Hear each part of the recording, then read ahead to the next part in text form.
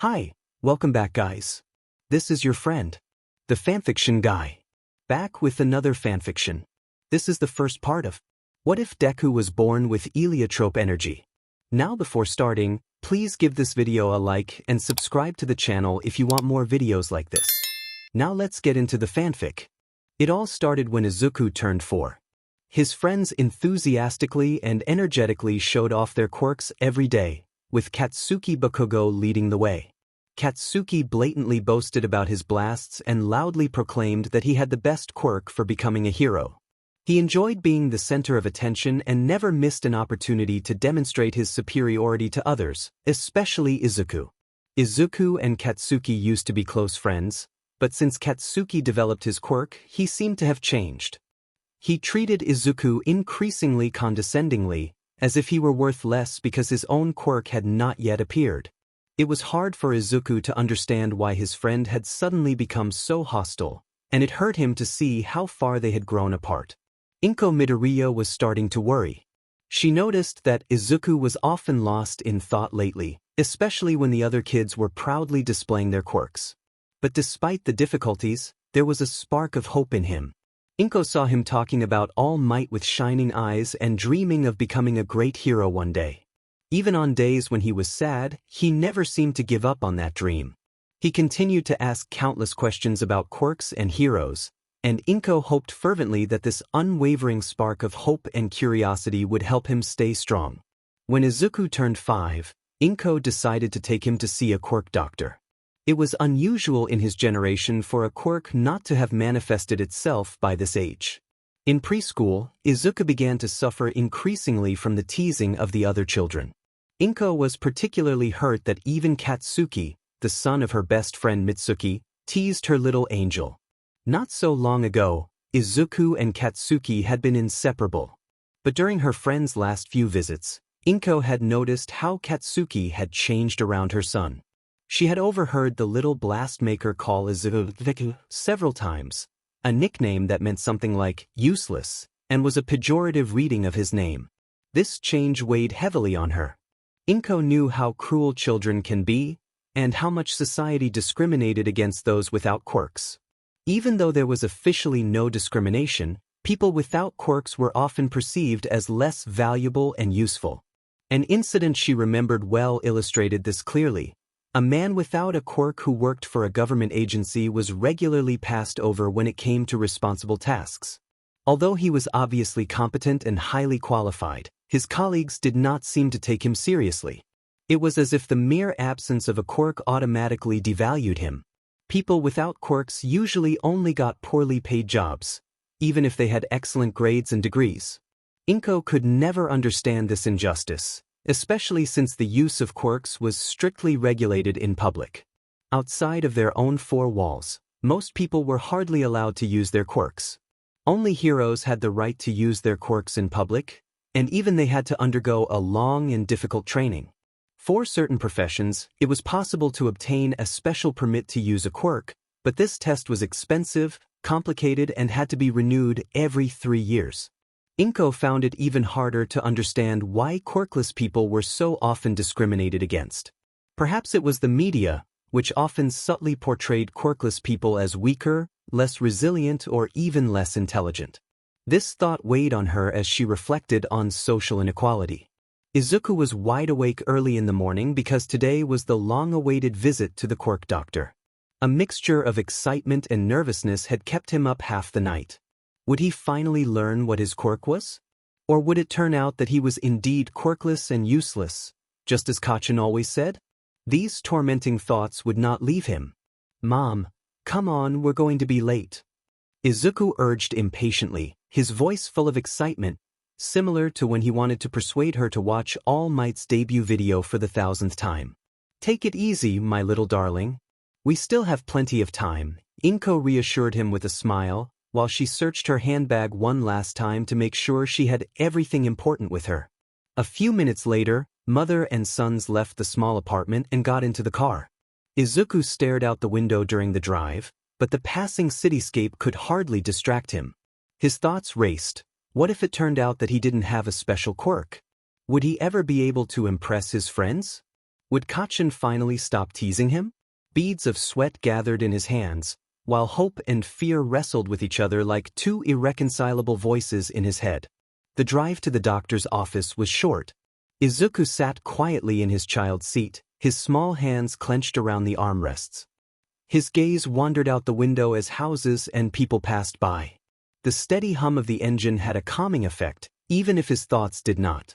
He noticed colorful cars passing by quickly and birds balancing on the power lines. But even these small observations could not quell the excitement within him. His thoughts revolved around a single question. Would he finally find out if he had a quirk? The doctor's waiting room was a welcoming space, brightly lit and decorated with pastel-colored walls that created a calming atmosphere.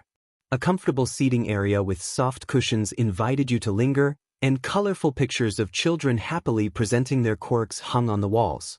In one corner of the room was a shelf filled with toys, building blocks, stuffed animals and small cars that suggested that young patients in particular visited this doctor.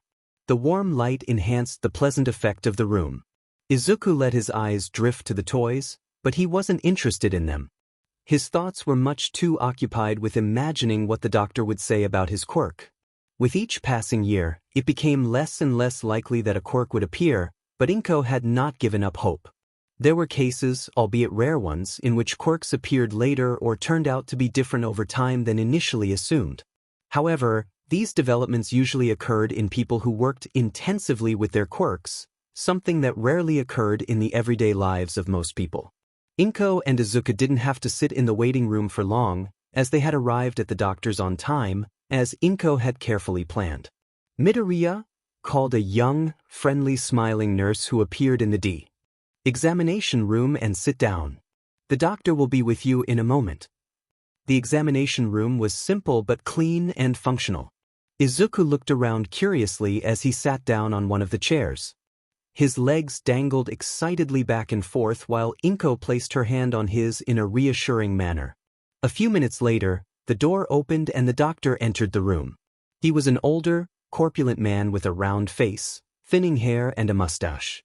His smile was warm and reassuring, and his gentle eyes radiated a patient kindness. He approached his desk with deliberate steps and nodded encouragingly to Inko and Izuku. "Good morning, Midoriya family." The doctor greeted them warmly as he closed the door behind him and sat down at his desk.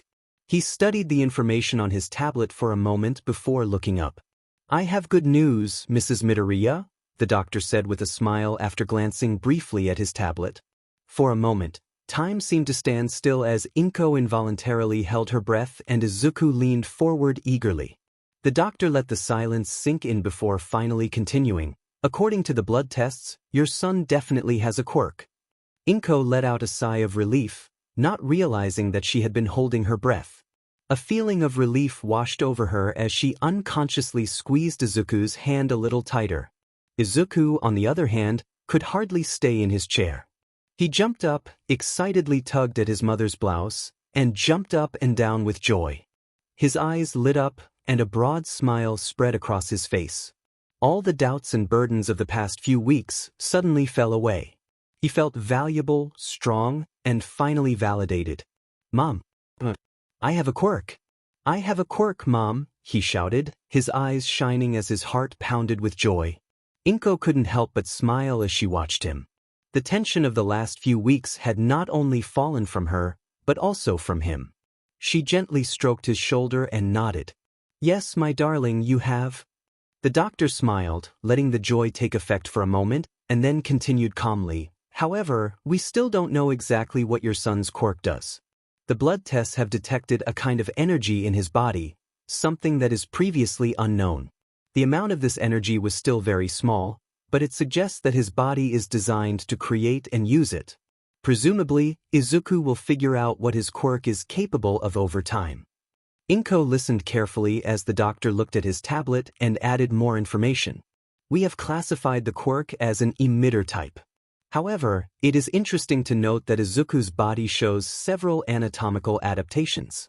Particularly striking is an additional circulatory system that resembles the bloodstream, but appears to be specifically responsible for this energy. It seems to be designed to conduct the energy through the body and use it." Inko's forehead furrowed as she tried to process the information. A separate circulatory system for this energy? Is that something we need to worry about? She asked cautiously. The doctor shook his head slightly. Not at this point. Such mutations are not uncommon in quirks that generate or convert energy. The system appears to be stable, and we have found no evidence that it could affect Izuku's health. Nevertheless, I recommend that we examine it again in a few years to make sure that everything remains in order. Izuku listened carefully to the doctor's explanations, even though he didn't fully understand much of it. His thoughts revolved around one thing: he had a quirk, and he couldn't wait to find out what it could do. Inko frowned slightly before asking the doctor, "I don't understand, doctor. Neither my husband's quirk nor my quirk resembles Izuku's quirk. My husband can breathe fire, and I can draw small objects toward me." The doctor nodded sympathetically. "Your son's quirk seems to have developed independently of yours or your husband's. This is no longer the norm these days, but it happens often enough not to be unusual. A well-known example would be a man who developed a completely new quirk that came from neither his mother nor his father. He can influence metal magnetically, although his parents have a quirk for water and a quirk for plants. Such spontaneous developments are still part of the incredible diversity of quirks." Izuku listened carefully to his mother's conversation with the doctor, even though he didn't fully understand everything. As the two talked for a while, countless questions swirled through his mind. What exactly did this energy mean? Was it useful or perhaps even dangerous?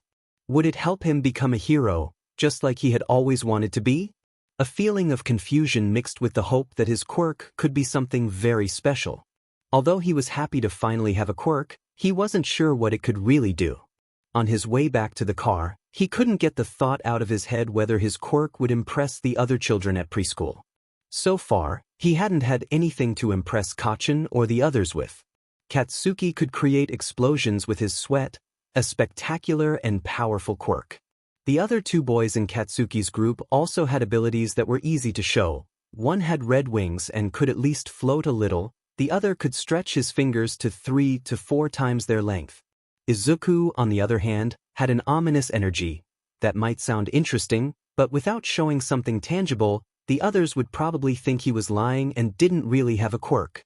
Before they even got home, Izuku was determined to figure out how his quirk worked. He wondered if he could concentrate the energy in his hands, or if it would show up spontaneously like it did with Kacchan. Maybe he could do little tests by trying to move or change something, anything that would prove that his quirk was real and useful. The weekend was ahead of him. It was Saturday morning, and preschool didn't start again until Monday.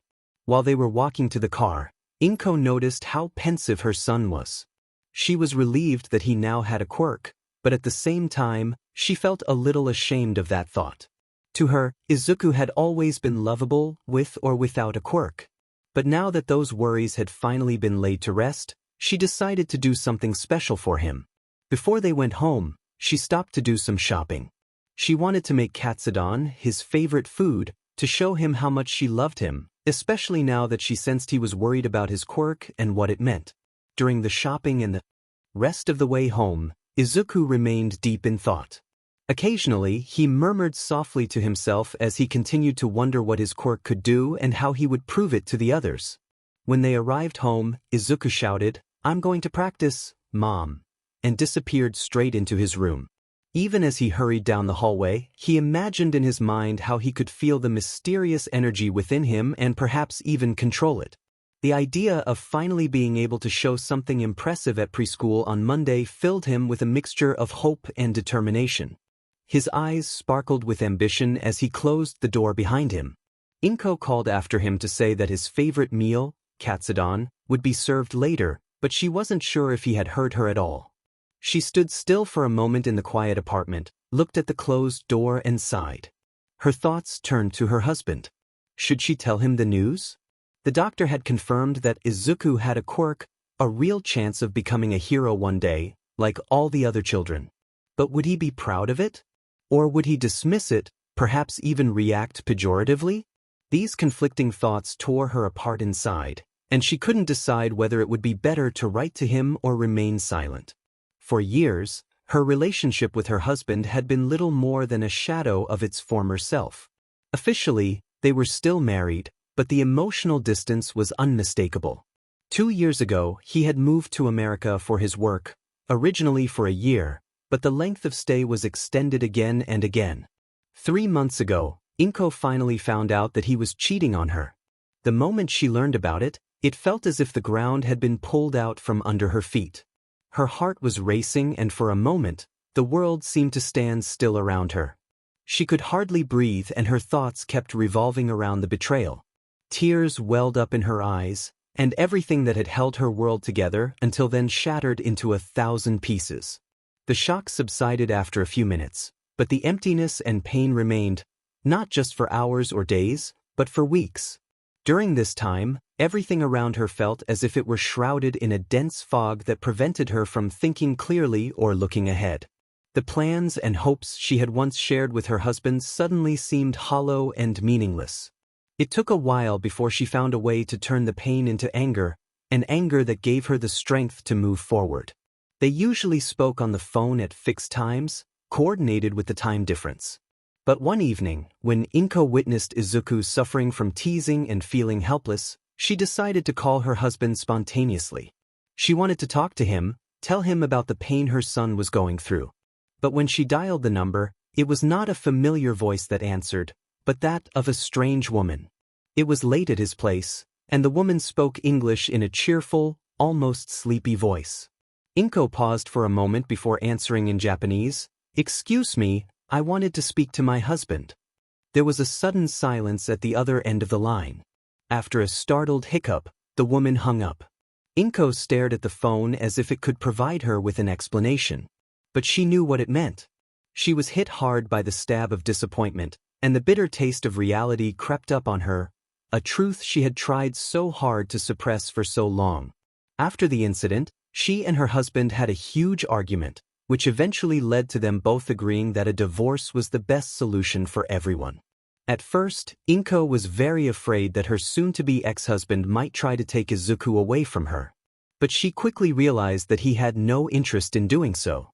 On the one hand, she was relieved, because she knew that she could keep Izuku with her. On the other hand, she felt a deep sense of disappointment. It hurt her that his father showed so little interest in the wonderful boy that Izuku was. This lack of commitment hurt her more than she wanted to admit to herself. She secretly wondered if it was because Izuku hadn't shown any quirk yet. Inko decided not to tell her estranged husband about her son's quirk, at least not until the divorce was finalized and custody was settled. That shouldn't take much longer. All the paperwork was already prepared and just needed to be signed. Her soon-to-be ex-husband would pay child support just enough to cover the rent. For the time being, she would have to find a small side job to make up the rest. As soon as Izuku started school, she planned to take a full-time job to better manage the financial burden. That evening, Izuku enjoyed his favorite meal, katsudon, and was full of joy and confidence for the coming week. Everything seemed possible all of a sudden. But with every hour that passed without him noticing the slightest reaction from his quirk, the initial euphoria faded. His forehead furrowed as he tried again and again. He wanted to feel the mysterious energy within him, control it, prove something, but nothing happened. Finally, exhausted and discouraged, he sank to the floor. Tears welled up in his eyes, and the overwhelming disappointment weighed heavily on him. At that moment, he felt just as useless as before. All his hopes of impressing the other children with his quirk seemed to be nothing but a distant, unattainable dream. With a heavy, queasy feeling, he went to bed on Sunday evening. The joy of Monday and preschool was as if extinguished. The next morning, Inko gently drew back the curtains and the soft light of the rising sun filled the room. "Izuku, wake up, my darling," she said gently, while she shook his shoulder lightly. But Izuku's concerns had hardly diminished overnight. He still wished he had had more time to practice before he had to face Kacchan and his friends. Unfortunately, Izuku had already told the others about his visit to the quirk doctor. The reactions to this had been unsurprising. Katsuki and the others had only laughed at him and made insulting comments. Now Izuku knew that he had to prepare himself for an unpleasant conversation. His mood worsened when he remembered what Bakugo had said to him the last time they met. Deku, what's the point? The doctor won't tell you anything different. We all already know that you're flawed and useless and always will be. With those words in his head, Izuku got up and shuffled into the bathroom, where he mechanically got ready while the queasy feeling in his stomach grew. After he had finished in the bathroom, he went to the kitchen. There, Inko was preparing a traditional Japanese breakfast for them, as she did every morning. She stirred the miso soup, laid out the nori, and prepared the steaming rice. The enticing aroma of freshly grilled salmon filled the room, creating a warm, homely atmosphere. Yet Inko couldn't ignore the slight shadows under Izuku's eyes, nor the silence that emanated from him. He sat silently at the table, gazing at the floor as his mind drifted. Inko watched him with growing concern. She wondered how she could help her son, who was struggling so much with himself, and desperately sought a way to put a smile on his face. But she knew she couldn't force him to talk about his worries. She could only be there for him and hope that he felt her support. Inko noticed the concern in her son's eyes. Even though Izuku tried to hide it, she could feel the burden he was carrying as a mother. She knew he wasn't telling her the whole truth, but she didn't want to press him. Instead, she decided to give him space. Izuku, in turn, saw the deep understanding and warmth in his mother's eyes. This silent support gave him the courage to push the sad thoughts aside for a moment. With a small, this time more sincere smile, he began to eat. The lovingly prepared breakfast distracted him and helped him to focus on something positive. As he took the first bite, Izuku felt a tiny flame of hope flare up inside him. Today might not be perfect, but somewhere deep inside him, he knew he would find the strength to carry on. He had a quirk, maybe it wasn't strong yet, not yet visible to the world. But he was determined to understand it and use it. Eventually, he hoped he would not only impress his friends but also change the world. After Inko dropped him off at preschool and gave him a firm, consoling hug goodbye, Izuku spotted Katsuki and his friends waiting for him. For a moment, he felt a wave of relief. As long as his mother was around, he knew that Kaken would hold back. Her presence was like an invisible shield that gave him security. Izuku clung to this feeling of security, as if it were a saving anchor. It was a strange phenomenon how Bakugo behaved around Izuku's mother. His usual aggressive demeanor gave way to an almost tense calm. He stood stiffly, his hands deep in his pockets, as if he was pulling himself together with all his might so as not to make a scene. His eyes wandered restlessly around, and every now and then he bit his lips briefly, as if he wanted to say something, but then controlled himself. For Izuku, it was fascinating to see how Inko's mere presence influenced Katsuki's behaviors so strongly. It was as if her presence drew an invisible line that Katsuki did not dare to cross. Izuku remembered how different it was when he visited Katsuki at home. With his own family, Katsuki was unabashedly loud and impulsive, and conversations with his mother often ended in heated arguments. The insults flew back and forth, and the tension in the room was palpable. Masaru Bakugo, Katsuki's father, usually sat quietly and reservedly next to him, hardly saying a word. Nevertheless, both Katsuki's mother and father had always been friendly to Izuku. It almost felt as if they had accepted him as a silent observer of their turbulent household, a part of their everyday life that brought brief moments of normality. Izuku waved goodbye to his mother as her car rounded the corner and finally disappeared from his field of vision. As soon as she was gone, Katsuki approached him, hands in his pockets, his usual arrogant grin on his lips. "Hey Dad. So, are you finally crazy?" he asked with his arms crossed, his eyes flashing with a mixture of curiosity and what Izuku thought was nervousness. For a brief moment, it almost seemed as if Kaken was actually unsure. But the expression disappeared as quickly as it had come, and Katsuki had put his smug mask back on. Izuku swallowed and felt his heart beat faster. "Yes, Kaken," he began cautiously, "the doctor said I have a screw loose." For a split second, he saw a tiny smile cross Katsuki's face, real and unfiltered. "That's great," Katsuki whispered so softly that Izuku almost thought he had imagined it. But immediately Katsuki cleared his throat and continued with a louder, demanding tone, "Then show us what you can do." The words made Izuku stop. Panic shot through his body like a wave. His heart pounded violently in his chest, his hands trembled slightly. Katsuki had really been happy, hadn't he? Had he perhaps hoped that Izuku really could do something? Or was it just a mask, another game? Izuku didn't know. The insecurity gnawed at him, and the fear of disappointing Katsuki lay like a heavy burden on his shoulders. The doctor said that my quirk is some kind of energy that's in my body. Izuku finally began to explain, his voice trembling. Why did he have to start stuttering now? He felt his words slipping away. But I haven't been able to produce anything yet. With every word, he watched Katsuki's expression change. The initial interest and hint of pride gave way to disappointment. Finally, only contempt remained. Katsuki snorted and spat out the words like poison. Just as I thought, Deku. The nickname Katsuki had given him sounded harsher and more hurtful than ever. We've all been using our quirks for a year now and they've been working. But you can't even do a little with yours. You really are useless. Izuku felt tears well up in his eyes as he tried to suppress the rising wave of shame and disappointment. But Katsuki's words had cut him deeply, and the weight of his insecurities suddenly felt crushing. Still, he raised his head, his voice quivering but full of determination. Kaken, I'll learn to use my quirk. I'll become a hero, I just know it. I can feel it. His words hung in the air, and although his heart was racing, Izuku stood firm. He would not give up, even though Kaken's contempt hit him harder than he wanted to admit.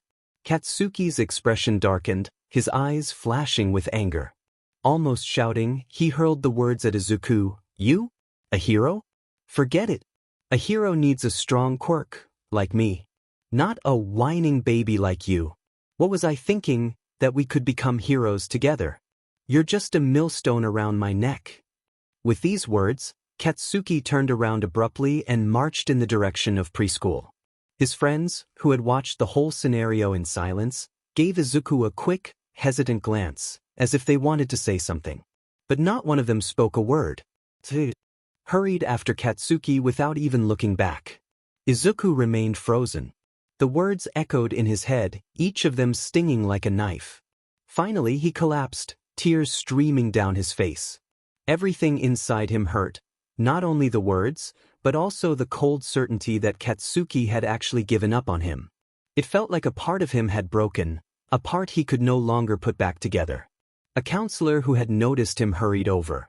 When she saw Izuku sitting in front of the school building, crying, she carefully knelt down next to him.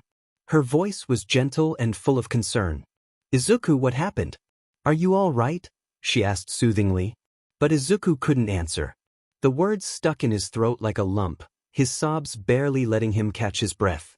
It took quite a while before he was even able to respond to her questions. Finally, with a slight sob, he shook his head. No, please don't call my mother, he murmured softly. His voice was shaky but firm. He didn't want to worry his mother. He didn't want her to worry about him anymore.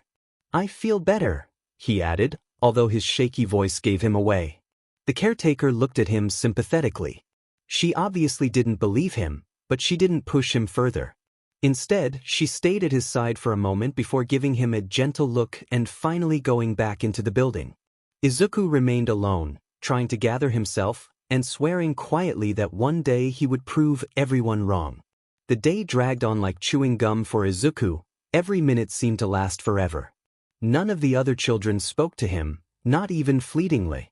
During the breaks, he sat alone on a bench and watched from afar as the other children laughed and played. The feeling of isolation gnawed at him, relentlessly and heavily. It was especially painful to see his former friends enjoying themselves together, as if he had never belonged. The counselor tried to start a conversation with him a few times, but Izuku barely responded. His gaze remained downcast, and he withdrew into his own silent world. That afternoon, when Inko picked up her son, she immediately sensed that something was wrong. His face was blank, his shoulders drooped, and he avoided looking her in the eye. She carefully put him in the car and said, Izuku, wait in the car for a moment. I want to talk to your teacher for a moment. However, the counselor was unable to tell the worried mother much about the background to the incident. She only knew that there had been an argument between Izuku and another child that morning. But since she hadn't witnessed the fight herself and none of the other children were willing to talk about it, much remained unclear. What she had observed, however, was the subdued mood that had accompanied Izuku throughout the day. She added that Izuku did not want to be picked up despite everything. Inko was surprised. Why didn't her son want her to call, even though he was obviously unwell? She worried that Izuku, even at just 5 years old, thought he shouldn't cause his mother any trouble, even when he was suffering. At home, Inko tried to talk to Izuku about the day, but she could hardly get anything out of him. With the information from the caregiver, she was able to piece together a rough picture of the situation, but many details remained unclear. She wondered if it would help to talk to Mitsuki, Katsuki's mother. But her hopes for a solution were slim. Inko knew from experience that Katsuki was hardly influenced by his mother. She had often noticed how stubborn and strong-willed the boy was. Nevertheless, Inko talked to Mitsuki about the incident. Mitsuki bluntly explained to her that Katsuki apparently no longer wanted to be friends with Izuku. But Inko sensed that this was only the watered-down version of the truth. Mitsuki, with her loose mouth and often rough manner, rarely let herself be seen. Her methods of education were loud and brusque, and it was easy to see where Katsuki got his spirited demeanor from. Nevertheless, Mitsuki assured Inko that she had spoken to her son and that he would be more restrained around Izuku in the future. In the following weeks, Inko watched her son closely. Izuku continued to go to preschool, despite what had happened. At least a few days after the incident, he didn't seem any worse. He began to smile a little more, even if these smiles often seemed weak and forced. Inko was not sure whether he was really over it or just trying to keep up appearances. But she respected his desire to continue going to preschool and stayed close to him to give him all the support she could.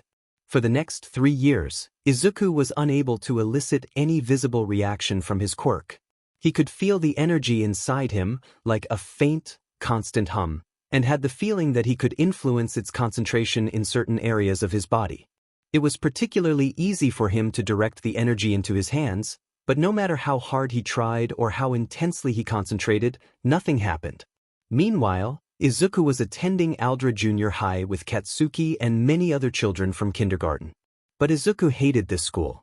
The teachers blatantly favored students with noticeable and strong quirks. On the other hand, anyone with a weak or inconspicuous quirk was at a disadvantage from the start. This unequal treatment was not a hidden system. It was actively supported by the teachers and obvious to everyone. Students with powerful quirks were downright spoiled. Their mistakes were generously overlooked, they received partial credit even if their answers were flawed, and were allowed to repeat tests without any problems, often without a valid reason. The message from the teachers was clear. If you had an impressive quirk, you were allowed to make mistakes. For the others, however, like Izuku, it was quite different. A small mistake, a poorly formulated sentence, meant immediate loss of points. And the possibility of retaking tests? For students like him, it was practically non-existent.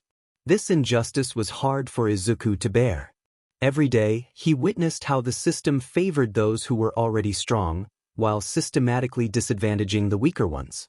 The teachers were clever, their favoritism was obvious enough to be frustrating, but never so clear that they could be held accountable for it.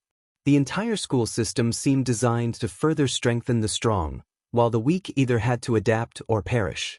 For Izuku, it was like running into an invisible wall, a wall that kept pushing him back no matter how hard he tried.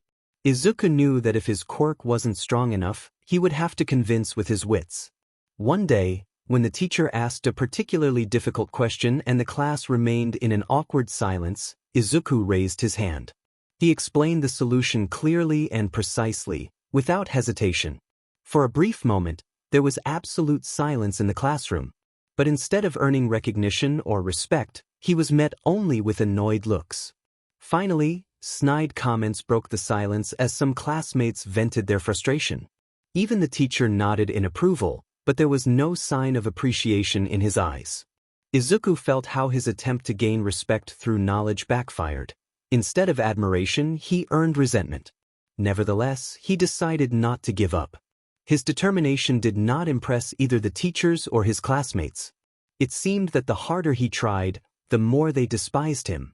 The fact that someone like Izuku, who they considered weak, excelled academically did not sit well with them. But Izuku's grades spoke for themselves. He outperformed most of his classmates, with only one exception, Bakugo. At first, the teachers tried to undermine Izuku's progress by deducting points for even the smallest details, often for ridiculous reasons. But then his mother got involved. Izuku was there when she went to the school board to complain. Usually the kindest person Izuku knew, his mother turned into a fierce fighter. She spoke with a determination and strength Izuku had never seen in her before. The school administration initially refused to take her complaint seriously, but when Inko threatened to involve the school board, they finally relented. It was a moving moment for Izuku. Seeing his mother fight for him gave him new courage and made him realize that he was not alone. But with the school's decision to stop sabotaging his grades, his real problems began. The teachers now left his grades alone, but Izuku became a target. The strong students, but also weaker ones who feared the wrath of the more powerful, made it a habit to bully him.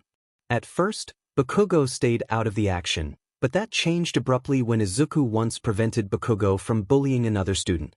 "Who the hell do you think you are?" Bakugo hissed at the time, while his explosions crackled dangerously close to Izuku's face. "If you interfere again, I'll get you." Izuku held Bakugo's gaze, even though his knees trembled with fear. But from that day on, he was the main target of Bakugo's anger and aggression. The situation at school, which had already been difficult, became a daily struggle for Izuku, which he only survived with an unwavering will. Bakugo's targeted attacks completely isolated Izuku. His refusal to intentionally perform worse, as was expected of him, drove even the few weaker students who had previously remained neutral to turn away from him. Friendships? For Izuku, this was a distant, unattainable dream. Instead, he regularly became the target of whispers and quiet laughter as he passed groups of students who followed him with mocking glances. The teachers, who were supposed to protect him, consistently ignored his suffering. Worse still, Izuku had to witness more than once how a teacher looked the other way with a satisfied smile on his face while Bakugo and his cronies harassed him. At first, Izuku tried to stand up for himself. But when Bakugo pushed him up against the wall during recess one day and came dangerously close, Izuku decided to seek help from a teacher. Hoping that his concerns would finally be heard, he explained to her what had happened. But instead of support, he only received an annoyed look. "Izuku," she began, folding her arms across her chest as she looked down at him, "you need to learn to get along better with your classmates. Maybe you're provoking them unconsciously. Have you ever thought about that?" Her words hit him like a blow. She shook her head as if he were a stubborn child and turned away without waiting for an answer.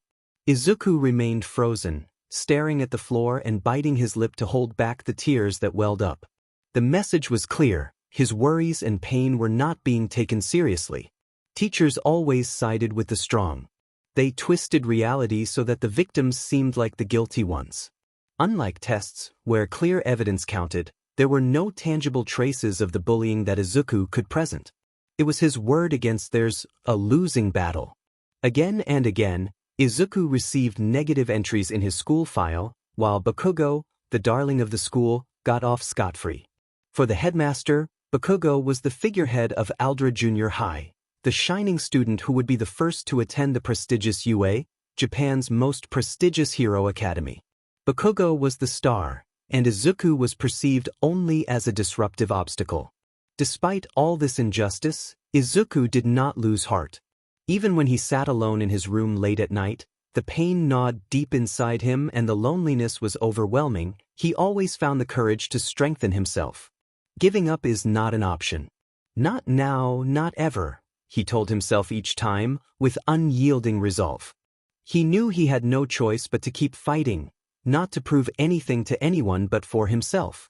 A few months after Izuku's 8th birthday, his quirk first manifested itself in a visible way. In the middle of the night, a strange pain woke him from his sleep. It wasn't an ordinary headache, it felt as if something inside his skull was growing, relentlessly trying to find a way out. The throbbing pressure made him gasp for air, made him dizzy, and finally forced him to get out of bed, staggering. In the bathroom, he splashed cold water on his face, But the relief he had hoped for did not come. The pain was relentless. With shaky hands, he ran a careful hand over his head and froze.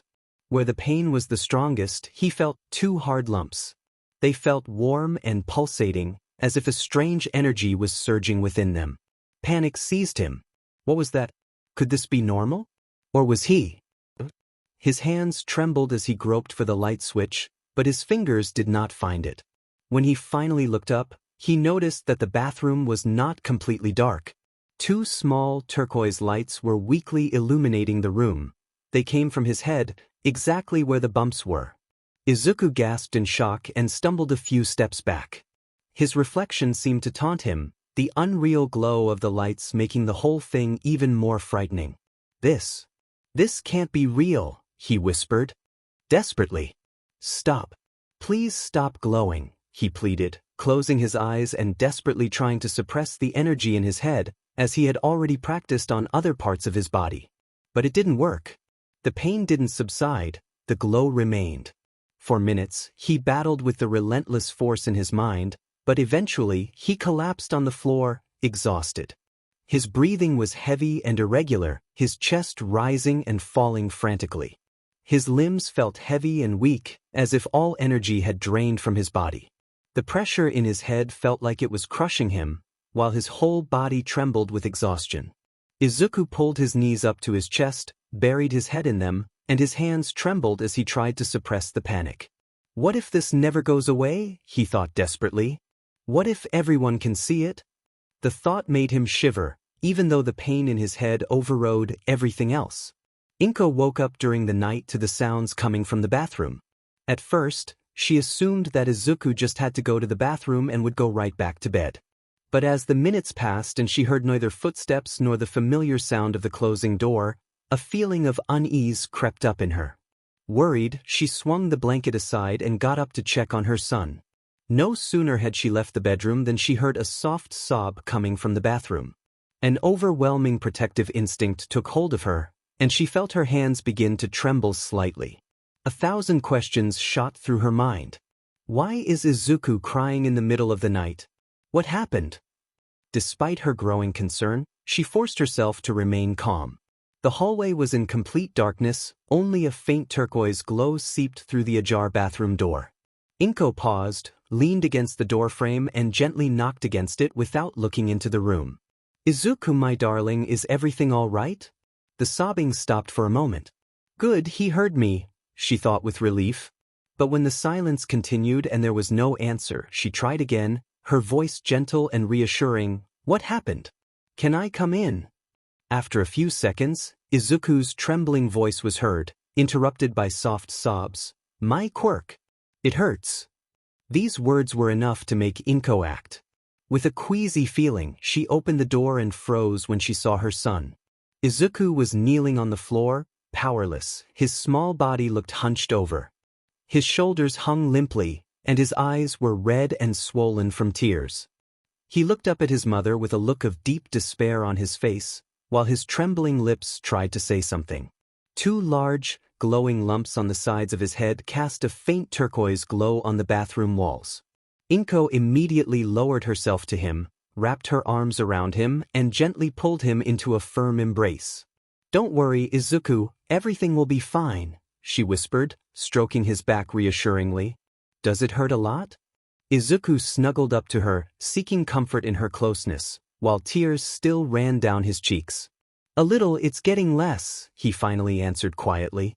Inko held him close, felt his little body tremble, and spoke in a gentle voice. Do you think you can hold out for a few more hours, my darling? I'll call the doctor right away, and I'm sure we can get an appointment quickly.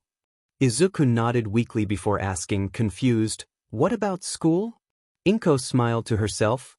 Her son was so dutiful, even in a situation like this. But at the same time, her concern grew. What if he was seriously ill? Gently, she put a hand on his shoulder. You're not going to school today, Izuku. I'll call them later and sort it out. Izuku took a deep breath, and a hint of relief crossed his face. Can you go back to sleep, or would you like to have tea with me and watch a little TV until the sun comes up? Inko asked with a loving smile. That sounds great. Izuku replied quietly, wiping away the last of his tears with his hand.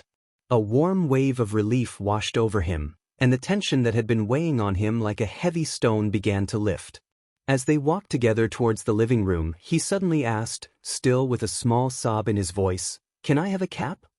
Inko paused and looked at him in surprise, confused for a moment. "A cap?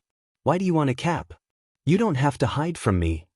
Izuku hesitated, searching for the right words.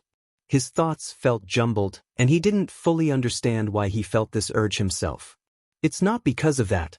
I don't know exactly," he finally stammered, unable to explain the feeling. Inko nodded sympathetically. "It's all right, my darling. I'll get you a cap." She lovingly covered Izuku on the sofa with a blanket and handed him the remote control. "Choose something, I'll bring you your tea in a moment." In the kitchen, she put on water for the tea and then began looking for a suitable cap in an old drawer in the hallway. The selection was meager. Neither she nor Izuku had been big cap wearers so far. Izuku did have some All Might fan caps, but they were bound to be too tight and would only press on the painful bumps. Finally, in the far corner of the drawer, she came across an old fishing hat belonging to her ex-husband. "That should do for a start," she murmured to herself, dusting the hat off. A soft click from the kettle reminded her to make the tea.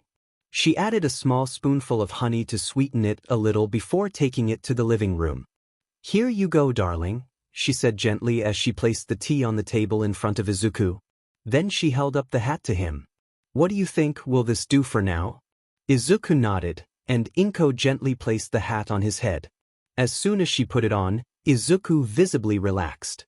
The tension left his face and he seemed much more relaxed. "He really seems to be feeling better," Inko thought with relief. Her gaze wandered to the TV to see which program Izuku had chosen. She smiled when she recognized a repeat of an interview with All Might. Izuku had this extraordinary talent of finding the only program in which All Might appeared, even in the middle of the night. When she looked at her son again, she noticed that he had already fallen asleep. "He must be completely exhausted," she thought gently, "especially if he falls asleep during a program with All Might. But he probably already knows this interview inside out." Inko rearranged the blanket and sat with him for a moment before getting up quietly to let him sleep in peace. As expected, they got an appointment with their usual quack doctor that same morning. After a thorough examination, the doctor quickly came to the conclusion that the bumps on Izuku's head were not dangerous. An X-ray showed that no bone tissue had formed under the bumps. Instead, the doctor suspected that they were filled with Izuku's energy, which also explained the glowing shimmer. As a precaution, he refrained from taking a direct sample. Since the bumps had formed symmetrically and simultaneously, the doctor ruled out an uncontrolled outbreak of madness. He was also unable to detect any other accumulations of energy. To relieve the pain, he prescribed mild painkillers. He assumed that the energy would penetrate the scalp in the next few days. For Izuku, the visit to the doctor went without a hitch at first. He even seemed to be in relatively good spirits, at least until the doctor asked him to take off his hat to examine the bumps more closely. His mood changed abruptly. It took a lot of coaxing from his mother before he reluctantly agreed and took off his hat. Inko was puzzled by her son's sudden change of mood. Later, she asked the doctor for his opinion and also mentioned Izuku's behavior that morning. The doctor explained that it could possibly be a kind of instinctive behavior. With mutation quirks, it was not uncommon for them to be accompanied by uncharacteristic instincts.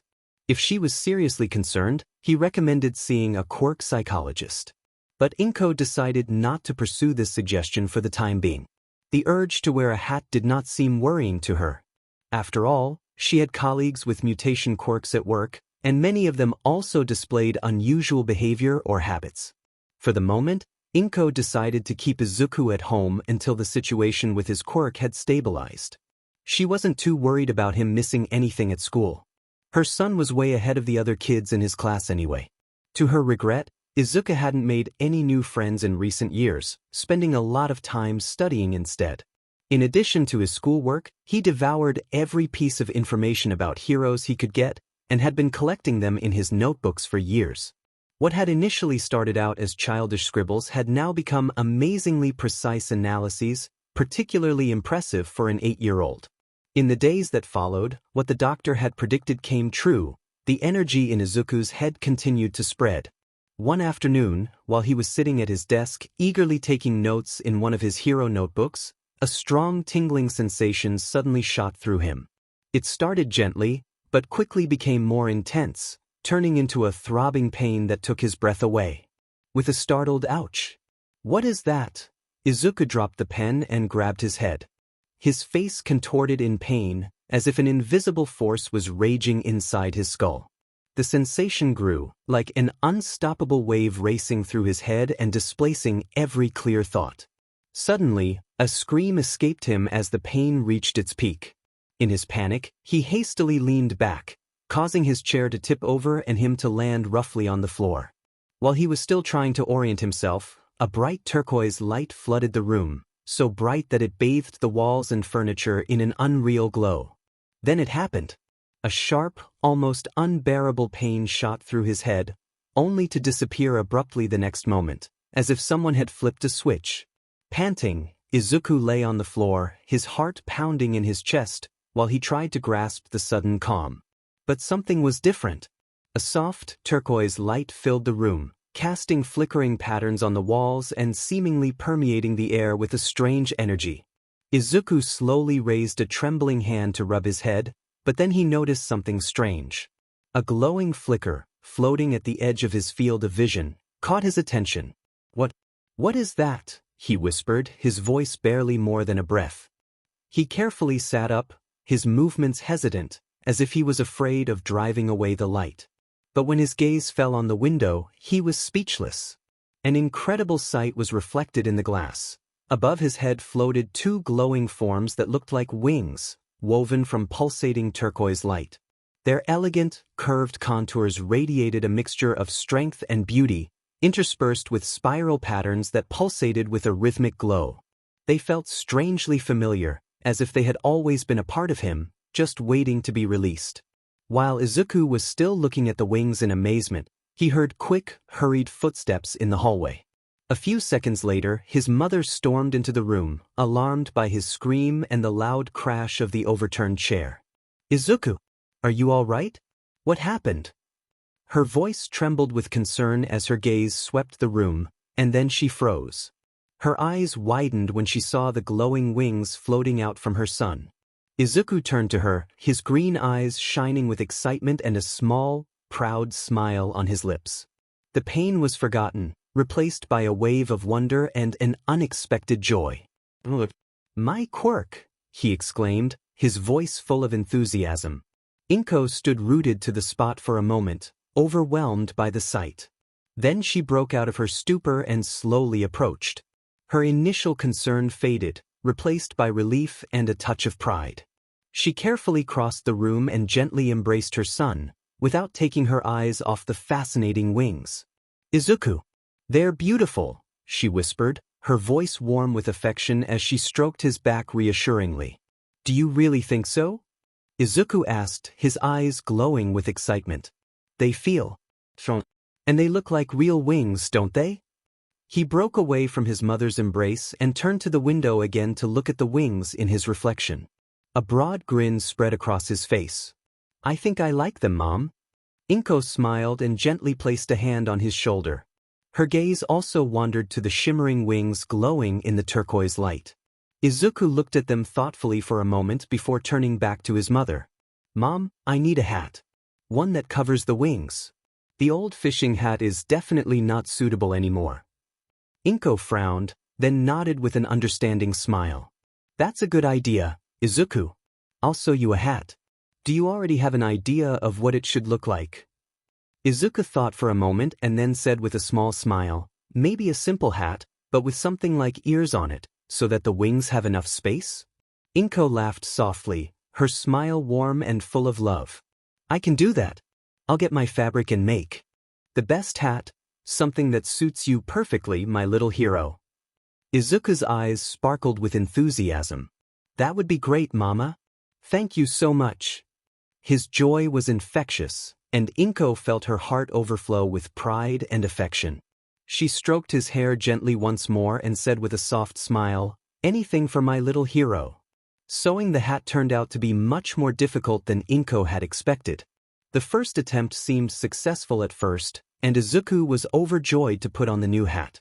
But the very next day, it became apparent that the construction was not holding up. The ears of the cap began to disintegrate. It was clear that the fabric Inko usually used was no match for the intense energy Izuku's wings radiated. Fortunately, she had decided to keep her son at home for the rest of the week, giving her more time to find a solution. The next day, Izuku and his mother went to the Quirk doctor again, since they needed to update Izuku's Quirk log anyway. But Inko was unsure how to broach the issue of the hat disintegrating.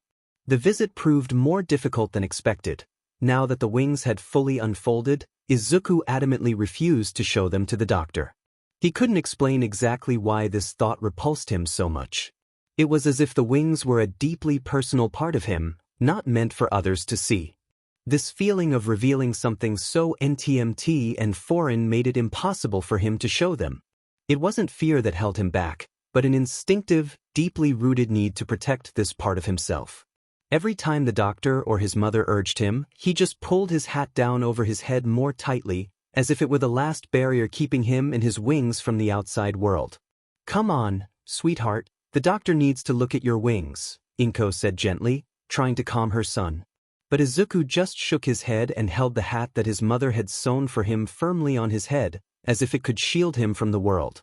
"I don't want to," he murmured softly, almost defiantly, while he lowered his gaze to the ground.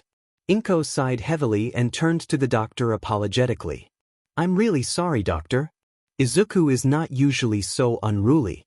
He's just been through so much lately, and I'm very worried about him." Her voice sounded soft, but her face reflected the exhaustion that had accumulated over the last few days. "It's all right, Ms. Midoriya, it's just another aspect of his quirk that I'll note," the doctor said in a placating tone, but his smile didn't reach his eyes. He began to explain, thoughtfully stroking his beard.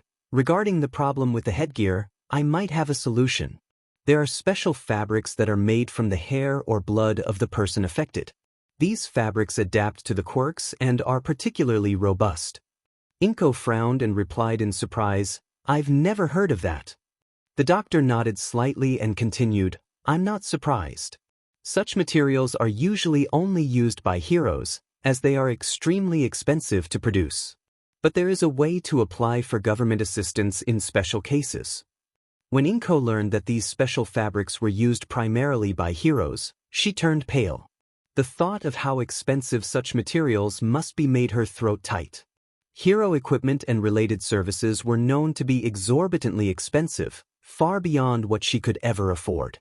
The mere idea of having to bear the costs made her hands tremble. "How am I going to pay for this?" she wondered to herself, as a wave of worry washed over her. Finally, she gathered herself and asked in a firm but concerned voice, "What do we have to do to get government assistance?" The doctor stroked his beard again and nodded slowly. "You showed me the damaged hat, and I was able to measure residues of the energy," he explained matter-of-factly. The measurements on Izuku's head also indicate that no ordinary fabric can withstand it in the long term, at least not if it is to remain flexible. "Of course, it would be easier if I could measure the wings directly, without Izuku wearing the hat," the doctor remarked with a slightly tense smile. "But with the available data and my report, you can still submit the application. You can find the appropriate form online." Inko noticed the slight frustration in his expression and sensed that the doctor would have liked more detailed examinations or even samples. "How long will it take for the application to be processed?" she finally asked. Her voice sounded uncertain but determined. The doctor took a deep breath, visibly trying to remain patient. "If the application is rejected, you will know within a few days. If it is approved, the entire procedure will take a few weeks. First, you will send blood and hair samples, which we will do here at the clinic. After that, you will receive an appointment with a specialized tailor in your area. I recommend bringing a sketch of the hat you want. The tailor will then take all the relevant measurements, and it will take another week or two for the hat to be completed." During the conversation, Izuku sat silently in his chair. He felt oppressed. He was uncomfortable about causing his mother trouble again, but the thought of showing his wings was unbearable for him. Even in front of his own mother, he found it difficult to reveal this part of himself. When Inko finally stood up, bowed slightly to the doctor and thanked him for his time and help, Izuku started. Hastily, he jumped up as well, imitating her bow and holding his hat tightly with one hand. It was as if the hat represented an invisible barrier that protected him, not only from prying eyes, but also from his own insecurity. Holding it gave him a sense of control in a situation that was increasingly beyond his control. It took 3 months before Izuku finally held the long-awaited hat in his hands. Although the government assistance was quickly granted, the company that produced the fabric from Izuku's DNA took longer than originally announced. There were apparently problems with production, and Izuku even had to provide blood and hair samples a second time. These months were a time full of contradictions for Izuku. On the one hand, the best he had experienced in years, but on the other hand, extremely nerve-wracking. He enjoyed not having to go to school. He was able to study undisturbed at home, without bullying during breaks, without Katsuki pressing him against the wall, and without the disparaging looks of the teachers. But at the same time, he felt severely restricted in his freedom. He could hardly leave the house because none of the caps his mother sewed lasted more than a day before they began to disintegrate. For this reason, he only wore them when absolutely necessary. However, his mother didn't want him to barricade himself completely in his room and occasionally urged him to go outside. These trips were always uncomfortable for Izuku, as he constantly feared that his hat might suddenly vanish into thin air. His biggest worry, however, was running into Katsuki and his friends. The idea that Katsuki might rip the hat off his head just to annoy him was a nightmare for Izuku. Fortunately, this never happened, even though there were 2 dicey situations in which he was able to hide in time before he was discovered. When the tailor finally called to say that the hat was ready, and his mother told him about it, Izuku was initially not very enthusiastic. He immediately realized that this meant he would have to return to school soon. His mother had emphasized from the start that studying from home permanently was out of the question. Although there were online school classes he could take, she didn't want him to isolate himself completely. But when Izuku put on the new hat for the first time at the tailor's, he was surprised by what he felt. He suddenly realized how much energy he had previously lost without noticing. It felt as if he had been standing in the freezing cold before, only in thin clothes, and would now suddenly be wrapped in a warm snowsuit with a hood and thick boots. In that moment, Izuku decided never to take the hat off again. The hat itself was unique. It completely enclosed his head and delicate wings without constricting them. The material was soft but incredibly sturdy, designed to isolate the energy of his wings. The ears, on the sides, were flexible and offered enough space for Izuku's wings. Their position changed depending on Izuku's state of mind.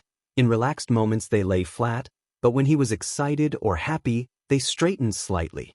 The dark turquoise surface of the hat harmonized perfectly with the shimmering light of his wings, while white accents at the tips of the ears provided a subtle contrast. This hat was more than just a head covering, it was a liberation. For the first time in a long time, Izuku felt safe. The headgear allowed him to move around freely without drawing attention to his wings and provided him with the protection he needed in his daily life. The sun was shining brightly in the sky, not a single cloud was to be seen. Izuku was walking along his old way to school again after a long time. "Why do I have to go back to this school of all places?" the green-haired boy muttered and sighed heavily. "I can study much better at home. There I don't have to worry about teachers or classmates who try to spoil every success for me." His steps slowed as he continued to talk to himself. Izuku was still a little angry with his mother. He understood that she didn't want him to be alone all the time, but she didn't realize that he felt just as alone at Aldra High. People who ignored or bullied you were no cure for loneliness. "I just don't know how to explain this to her without her worrying," he thought with a gloomy look. Another worry tormented him. What if Kacchan or the others tore the new hat off his head? His mother had explicitly told the school administration that wearing the hat was necessary because of its quirk.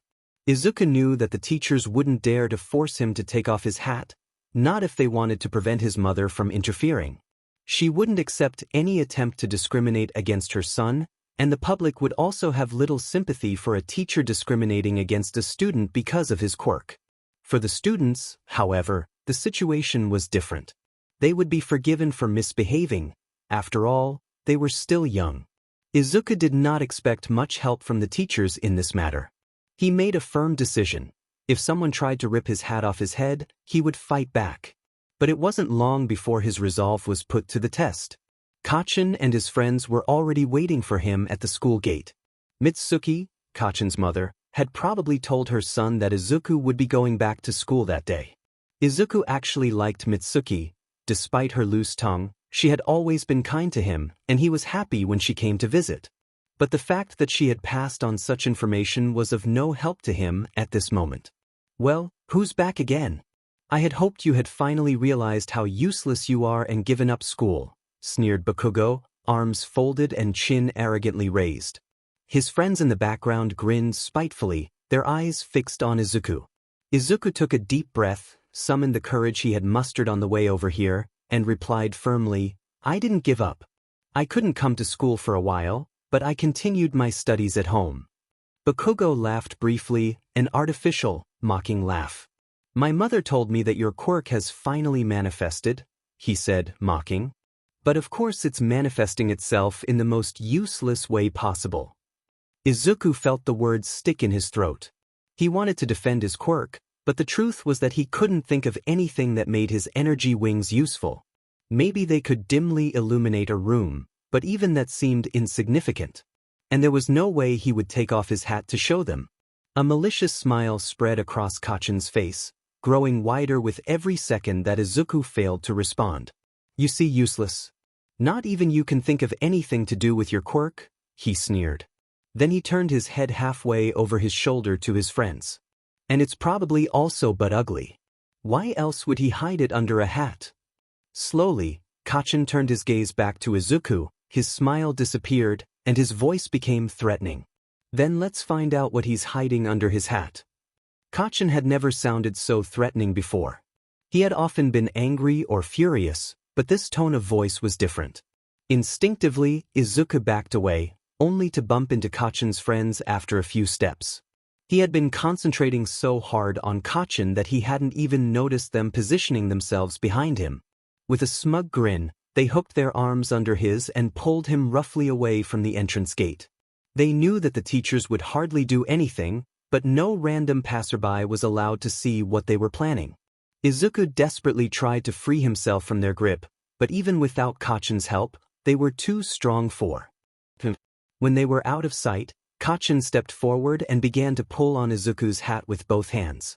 Izuku wanted to press his own hands on the hat to protect it, but the boys were holding on too tightly. He could feel the fabric barely giving way despite Kacchan's efforts. "Damn it! Why can't I get this thing off?" Kacchan hissed in frustration. His eyes sparkled with annoyance. "Deku, did you glue that hat on?" Izuku blinked in confusion. Of course he hadn't glued the hat on. But then he felt it. The energy of his wings seemed to have attached itself to the fabric like invisible threads, preventing Kacchan from taking it off. The next moment, Kacchan grabbed the cloth ears of Izuku's hat and pulled with all his might. A sharp pain shot through Izuku, but before he could react, the unexpected happened. Kacchan was hurled several meters backward with force. For a moment, there was complete silence. Izuku blinked in confusion before realizing what had happened. He had instinctively let himself fall back and then pushed Kacchan away from him with a powerful kick to the stomach. Kacchan's friends stared at him in disbelief. They had never seen anything like this before.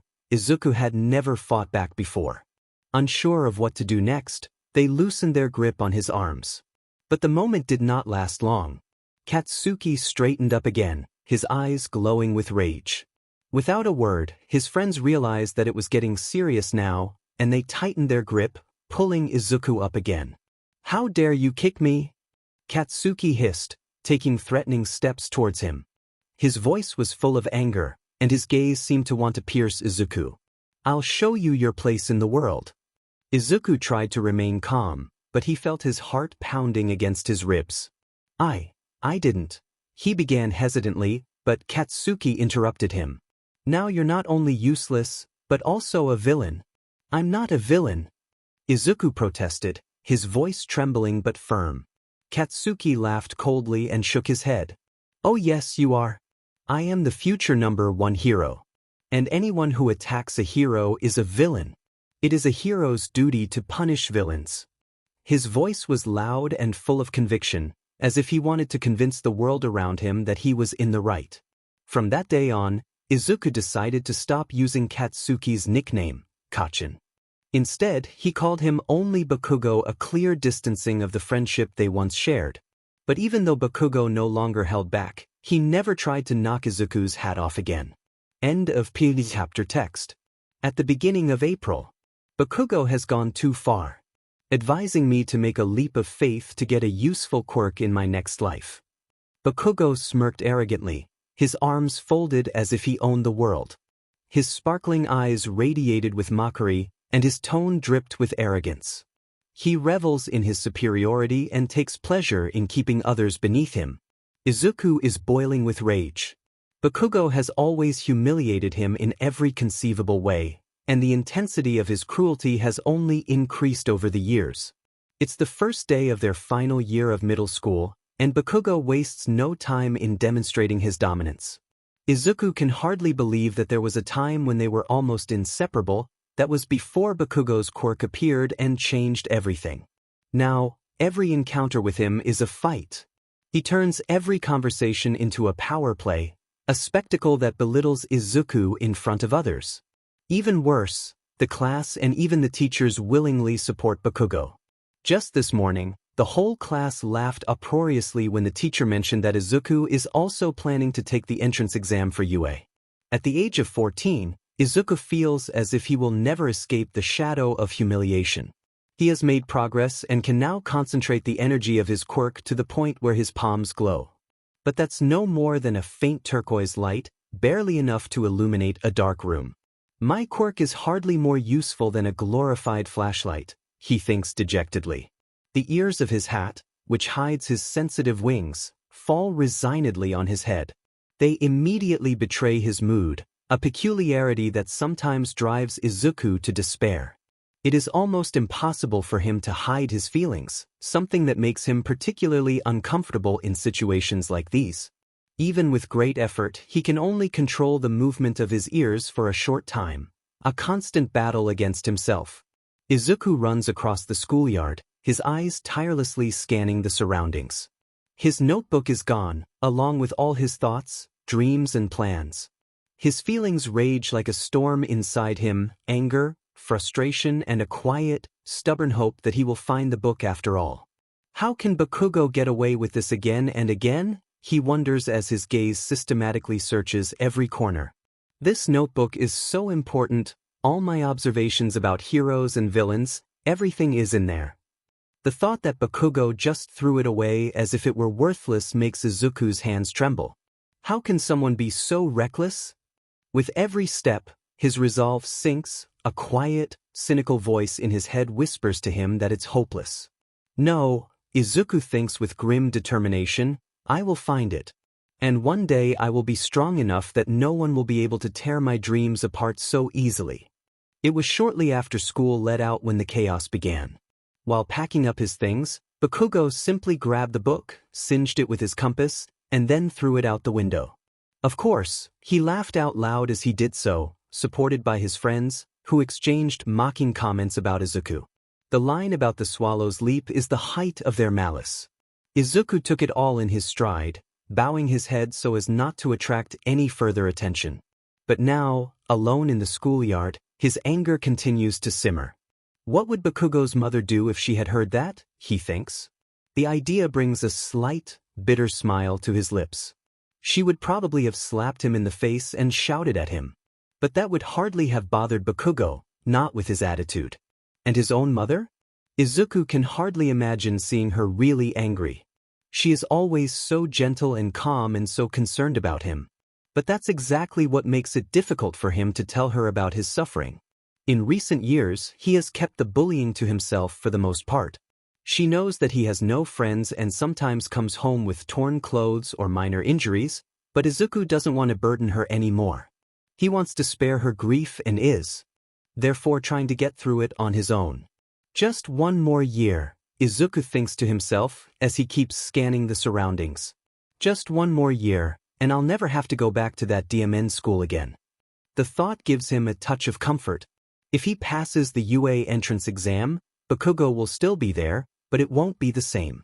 The UA is different. It is taught by professional heroes, people who have earned their position through hard work and impressive abilities.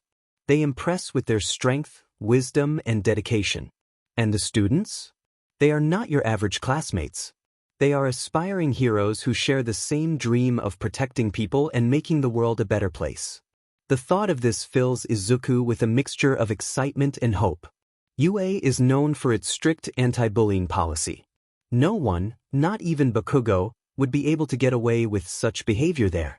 UA is also the alma mater of All Might, the symbol of peace. If Izuku makes it there, he will not only feel a little closer to his idol, he will finally be in an environment that allows him to reach his full potential. This prospect gives him new strength and makes him speed up his pace. However, if he doesn't make it to UA, he'll get rid of Bakugo for good. Izuku has no illusions. Bakugo will surely pass the entrance exam. His grades are excellent and unfortunately well-deserved, as Izuku reluctantly has to admit. His flawless school record, on the other hand, is not his merit, but the result of a school that has swept dozens, if not hundreds, of Bakugo's offenses under the rug. Finally, Izuku finds his notebook floating in the pond, with the koi nibbling away at it. "This isn't food, you stupid fish," he mutters, and carefully fishes the notebook out of the water. "If I dry it in the sun, I might be able to save it. Or at least transfer the contents to a new notebook later." After the notebook has dried halfway, Izuku sets off for home. He wants to continue practicing. The fact that he has managed to make his hands glow motivates him. Somewhere deep inside, he senses that his energy can do more than just replace a flashlight. He just doesn't know how to unlock that potential yet. On his way home, Izuku passes through a busy shopping street. The voices of the merchants and passers-by merge into a lively soundscape, interspersed with the scent of freshly baked taiyaki and grilled yakitori. The afternoon sun warms his face as its rays reflect off the shop windows. The muffled scraping of shoes and the occasional squeak of stroller wheels on the pavement create a soothing backdrop. Here, in this very place, a villain attack took place this morning. The villain was huge, but Kamui Woods and E-Lady easily overcame him. Izumo's thoughts drift away. With the appearance of the Quirks over 100 years ago, many people abused their powers to oppress or exploit others. The governments and law enforcement of the time were overwhelmed by the new reality. In the midst of the chaos, brave citizens decided to take the protection of the general public into their own hands, and the first heroes were born. But this era was characterized by instability. Wars, famines, and powerful supervillains brought countless countries to their knees. Some regions remain lawless areas to this day. Izuku often wonders how people could find hope when the world was so broken. Perhaps it was precisely these first heroes who brought light into the darkness. People who used their quirks not for themselves but for others. The thought fills him with awe and a slight doubt. Will I ever be that strong? Can I do that too? Only the wealthy and powerful countries have survived the turmoil in any way. Smaller and poorer countries had hardly a chance, especially when climate change hit with full force. Since the first quirks appeared, the world population has almost halved. Japan is now considered one of the safest countries in the world, a feat attributed above all to All Might. But even with one of the lowest crime rates in the world, Japan still needs many heroes. Rising temperatures are leading to more frequent natural disasters such as storms, floods, and heat waves, which affect the population, put countless people in danger, and cause immense costs for reconstruction. Resources for progress or innovation are scarce, and the economy has been stagnating for decades. For most people, this is the normal state of affairs. These topics are rarely discussed at school, but Izuku knows an astonishing amount about them. He spends hours scouring the internet, absorbing every piece of information and storing it in his memory. For him, knowledge is not just a distraction, it is his tool, his hope of surviving in a world full of challenges. After Izuku has finished his inner monologue, he continues on his way home. The streets are getting quieter, and the bustling crowds are gradually fading behind him. But as he walks through an underpass, the cloth ears of his hat straighten up. An inexplicable feeling of threat overcomes him, more intense than anything he has ever felt. His senses are on high alert, and then he hears a slimy, unpleasant sound behind him. Izuku whirls around and just barely sees a green, slimy mass shooting towards him in a high arc. He reflexively throws up his hands, closes his eyes and braces himself for the impact. But instead, he hears a choking rattle behind him. Hesitantly, Izuku opens his eyes. The slimy mass that almost caught him has disappeared. With his heart pounding, he slowly turns around and sees a repulsive pile of mucus forming piece by piece. "What were you doing, boy?" the green mass growls, while a grotesque mouth and two eerie eyes emerge on its misshapen body. Izuku stares at the creature, unable to move. His lips instinctively form the words that are circling in his head, "A villain." The villain laughs mockingly, in almost cheerful yet simultaneously derogatory voice. "You're one of the very clever ones," he scoffs. "I don't know how you escaped me, but you won't succeed again." The slimy figure suddenly shoots into the air, ready to pounce on Izuku again. But it splats on the ground a few meters away from him. Izuku's mind begins to race. The villain seems not only confused but weakened as well. The choking and gagging from before suggests that something is wrong. His entire body is made of slime, but his eyes seem firm. Maybe that's his weak point. Izuku thinks. An angry growl pulls Izuku back to the present. The villain trembles with rage as he rears up again. "What did you do to me, brat?" His voice is now deep and menacing, filled with pure rage.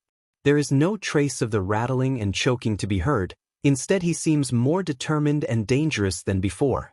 Izuku instinctively steps back, his eyes darting hectically from side to side, looking for a way out. But the underpass is long, and the exits are far away. He feels the confinement of the tunnel like a prison, while he slowly retreats towards the entrance he came through. Just as the villain prepares to launch his next attack, a loud crashing sound breaks the tense silence. A manhole cover shoots up towards the tunnel ceiling with incredible force. The thunderous words that follow make both Izuku and the villain stop in their tracks. "It's all right now, my boy, because I'm here." The words echo through the tunnel, and then All Might steps into the light. Dressed in a simple white t-shirt and olive green 3/4 length trousers, he appears almost ordinary if it were not for his powerful charisma. His upright posture, confident grin and aura of unwavering strength seem to fill the room with confidence.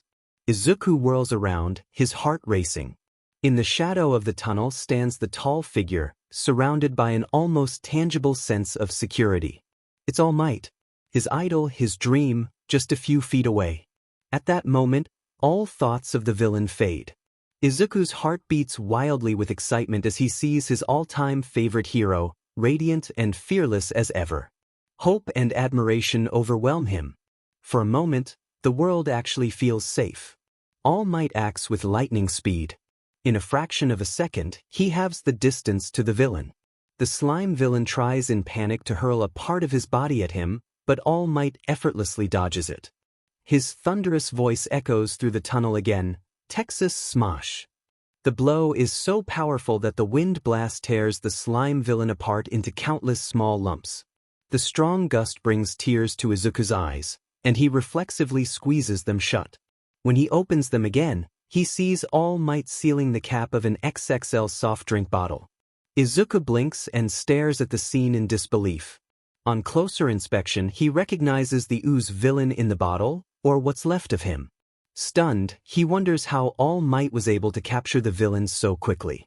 Even more confusing is the thought of how it even fits in the bottle. "Are you all right, young man?" All Might's warm, friendly voice pulls Izuku out of his thoughts. The hero looks at him with concern before continuing. "I'm sorry you got caught up in my villain pursuit. I'm usually not the type to get into these kinds of situations.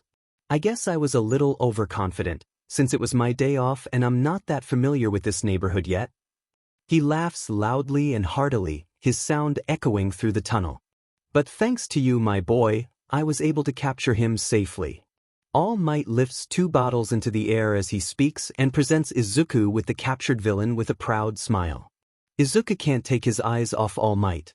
He stands frozen, unable to move, as his heart pounds wildly. A wave of awe and overwhelming joy washes over him as he sees the radiant hero before him. His legs feel like jelly, and for a moment, the world around him seems to stand still. The tunnel, the villain, even his own name fade away. The #1 hero of all. All Might. The real All Might. His mind races, and his heart pounds as he takes in the scene. But then a sudden thought hits him. This is the perfect opportunity to get his autograph. Hastily, Izuku scans the tunnel, looking for his notebook, which must have fallen out of his hands during the attack. He spots it a few meters away, runs over and hastily flips it open.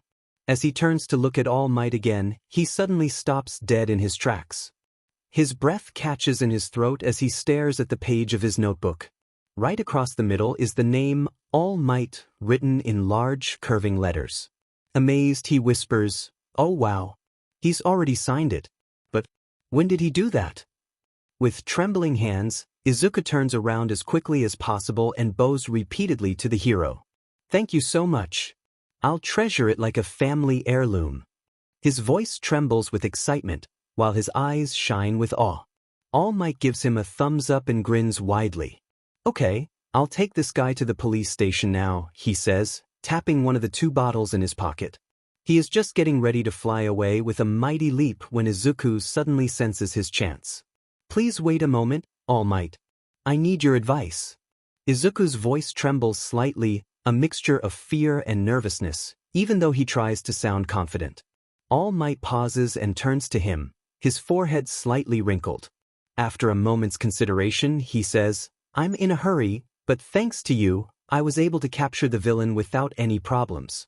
I can give you a few minutes, but then I have to go." Izuku blinks in surprise. Although he asked, he didn't really expect the great All Might to stop and listen to him. Hastily, he collects his thoughts, gathers all his courage and manages to speak with a clear voice this time. "I want to become a hero. That has always been my dream, to be a hero like you. I plan to apply to UA next year, but..." His words falter and he swallows hard. "My quirk is useless," he finally manages to say. His voice is quiet and he takes a step back, his hands nervously grasping the fabric ears of his hat. Sweat collects in the palms of his hands, and for a moment he dare not look All Might directly in the eye. But then he raises his head and his eyes hopefully seek out those of the hero. Taking a deep breath, he adds, "Can I still become a hero?" All Might looks at him silently for a moment. His eyes seem pensive. Finally, he says, "Oh, I thought you had used your quirk against the villain to keep him in check. I didn't say anything because I didn't want to get you in trouble. The authorities are very strict when it comes to the use of quirks by civilians. Such uses are strictly regulated." He glances over his shoulder as if he has lost track of time, and then continues a little more hastily. "Maybe you used it unconsciously.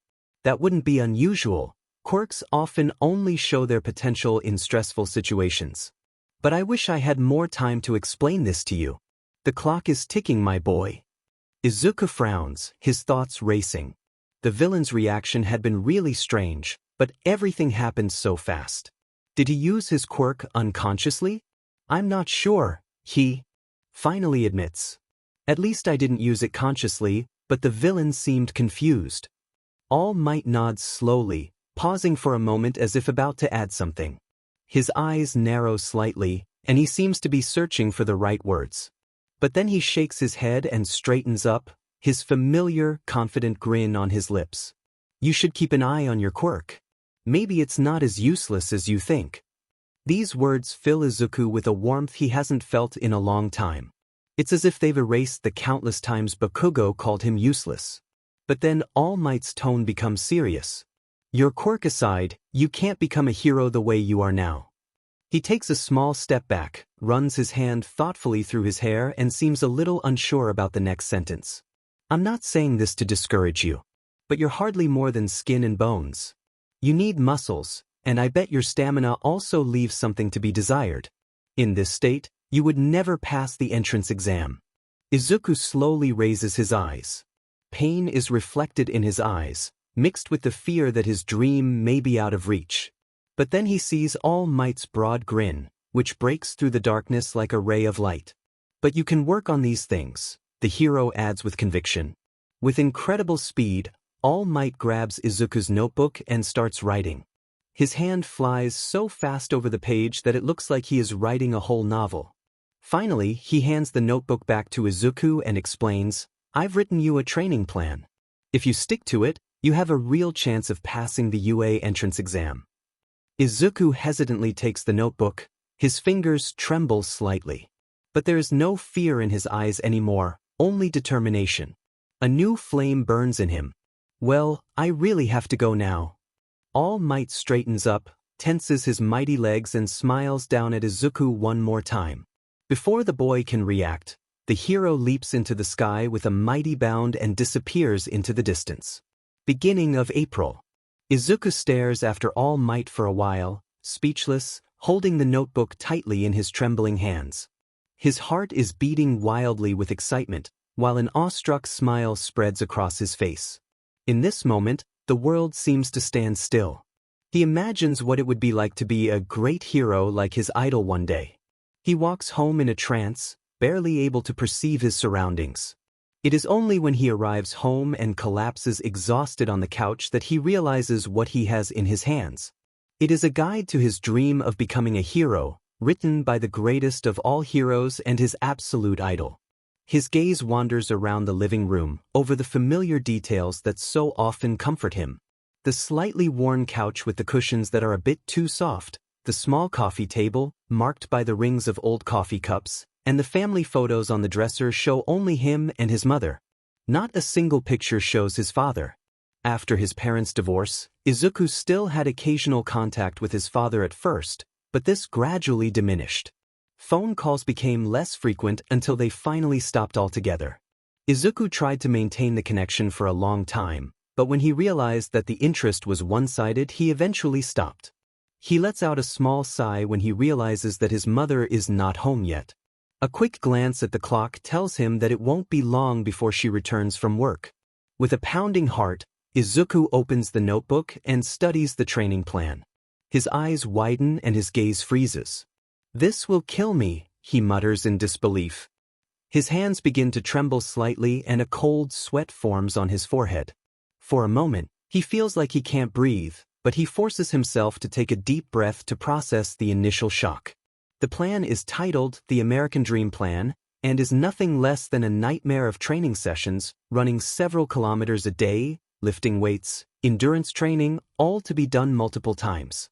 On top of that, there is a meticulously timed nutrition and sleep plan that even takes into account time for school and studying. Izuku will do nothing but eat, sleep, study, and train for the next 10 months. "This is going to be demon hard," he whispers to himself. But deep down, he knows that All Might is right. He is unusually weak for his age, and if he wants even the slightest chance of passing the UA entrance exam, he has to push himself to his limits and beyond. "Should I tell Mom about this?" he wonders aloud when a familiar voice suddenly pulls him out of his thoughts. "What are you telling me?" Izuku jumps in fright and lets out an embarrassingly small scream when he suddenly sees his mother standing behind him. "Oh, Mom, I didn't realize you'd come home. How was work?" Inko puts her hands on her hips and gives him a searching look. "Don't try to distract me now.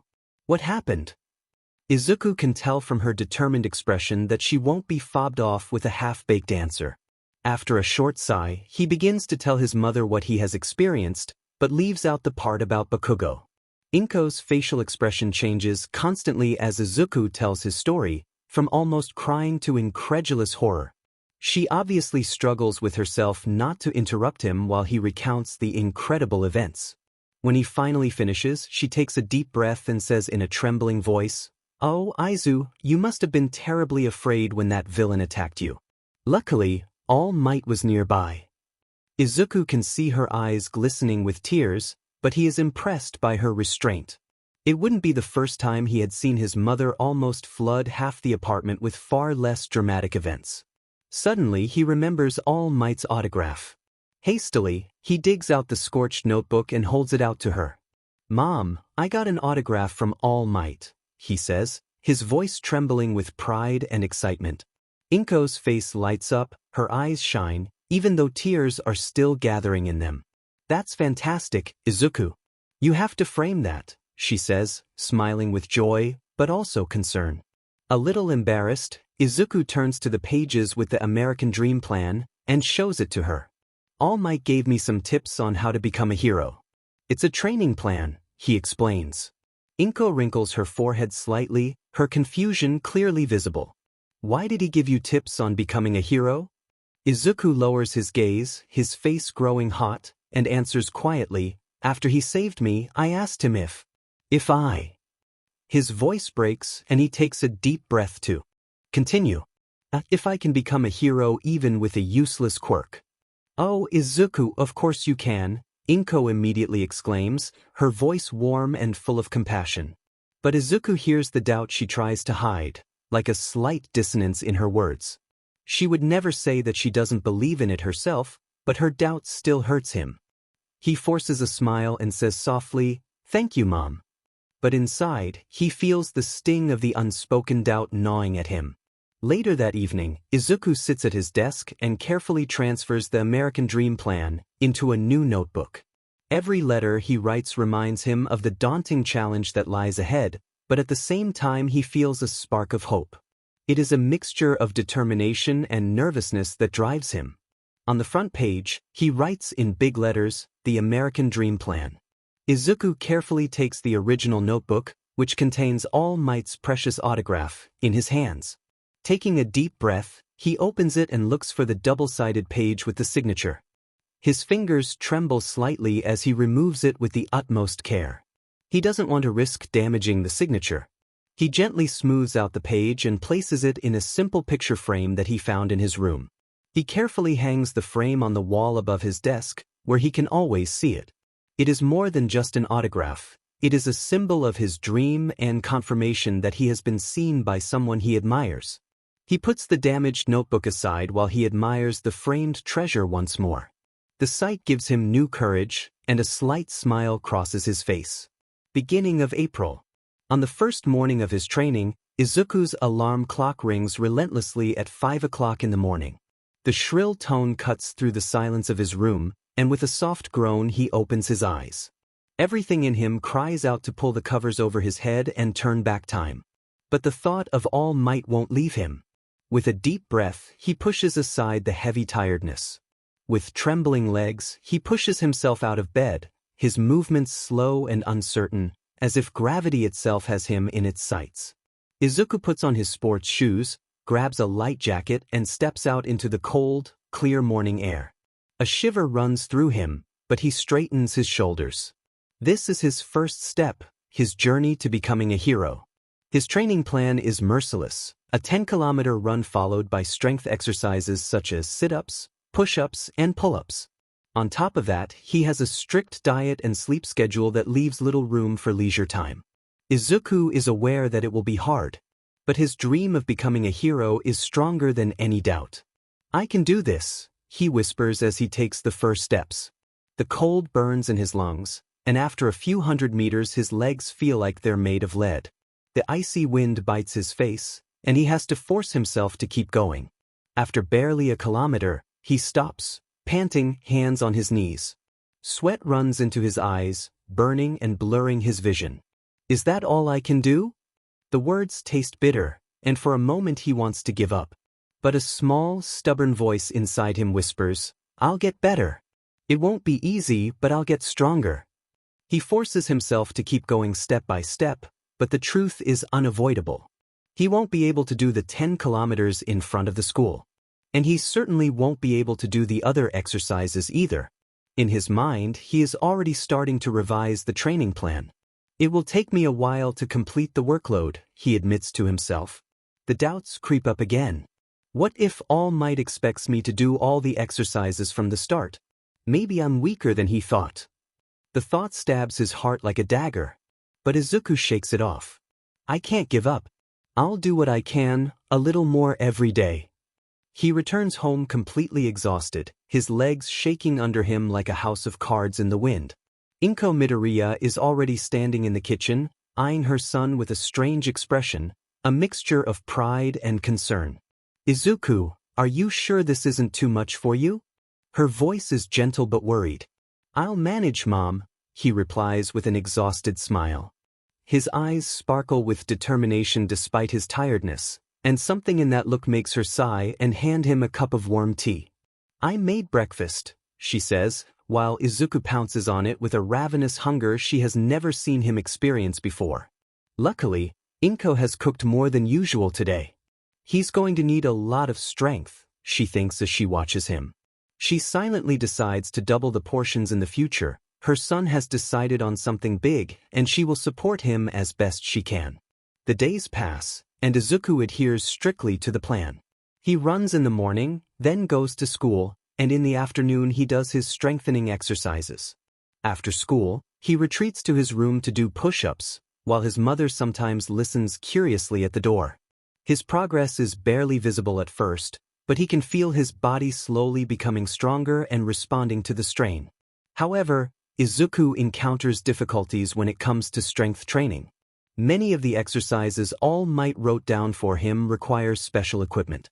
Presumably, All Might assumed that Izuku could go to the gym, but this is an option that is unthinkable for Izuku. The risk of running into Bakugo or his friends there is far too great.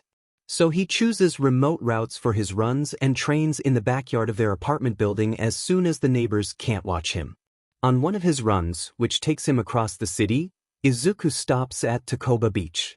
Breathing heavily, he looks at the neglected beach that spreads out before him. Wow, what a dump! I haven't been here in years, but it looks even worse than before. His eyes wander over the mountains of rubbish, old tires, rusted metal parts, scrap of all kinds. Is that a refrigerator back there? For a moment, Izuku stops as if rooted to the spot. Then an idea occurs to him. For some of the exercises in All Might's plan, I need tires, and there are more than enough of them lying around here. Maybe I could do some of the exercises here? He lets his eyes wander over the mountains of rubbish again. Away from the main paths, there are secret paths and clearings where he could be undisturbed. No one would notice me behind the rubbish. And the heavy parts and the uneven sand are perfect for training strength and endurance. Determined, Izuku begins to incorporate the beach into his training plan. He drags old tires over and uses them to build an obstacle course. He pulls rusted metal parts through the sand and stacks them. The weight of the debris challenges his strength, and the uneven ground challenges his balance. At first, Izuku is pleased that his new environment is giving his training a fresh boost. The tire obstacle course improves his agility, and the heavy parts are effective strength training. But after a few days, when he sits exhausted on a pile of garbage, Izuku stares thoughtfully at the chaos around him. "It would be great if I could also clean up the beach while training," he mutters to himself. The thought won't leave him. The garbage is not only a challenge for his strength, it is also an opportunity to make a difference. At dinner, Izuku tells his mother about his newfound training ground. "I'm training at Takoba Beach now," he says between bites, his eyes glowing with excitement. "There's so much heavy stuff to lug there, it's perfect for my training." Inko stops what she is doing, carefully puts down the chopsticks and looks at him with a mixture of concern and thoughtfulness. "Oh, Izuku, please be careful when you train there," she finally says, her voice gentle but worried. A beach full of garbage can be dangerous, sharp edges, unstable piles. "I'm worried." "I'll be careful, Mom. But you know, it's really a shame that the beach looks like this. I'm always lugging tires and scrap parts around, so it would make sense to clean up the beach a little at the same time." Inko wrinkles her forehead slightly as she thoughtfully lifts her teacup. She doesn't answer right away, but seems to be pondering something. Izuku notices this, but decides not to pursue the topic further, and the conversation soon turns back to his training. A few days later, at dinner, Inko brings up the subject again on her own initiative. "You know, Izuku," she begins, looking at him with a slight smile, "we had a meeting at work this week. The city government asked us if we had any suggestions for improving the city a bit." Izuku looks up, His interest piqued. And did you suggest anything? Well, she continues, her voice a bit more lively, I mentioned Takoba Beach. It's really in a terrible state and has been for years. I suggested putting up a few large containers there. Maybe that would help to keep people from dumping even more trash, and local residents could dispose of their own waste there. Izuku blinks in surprise. That's a great idea, Mama. What did they say? Inko smiles slightly and shrugs, but her eyes sparkle with a mixture of pride and caution. They like the idea and want to try it. I heard that the containers are supposed to be delivered in the next few days. Izuku beams at her, barely able to contain his excitement. That's great, Mom. This will help me clean up the beach while I train. Inko smiles and puts a hand on his. I'm glad you like the idea. But still, take care of yourself, okay? And don't overexert yourself. I promise. Izuku grins, his eyes glowing with energy. While he picks up his chopsticks again, Inko lets her gaze drift into the distance for a moment, a slight expression of contentment on her face. A few days later, the containers are actually set up. When Izuku sees them for the first time, he can hardly believe it.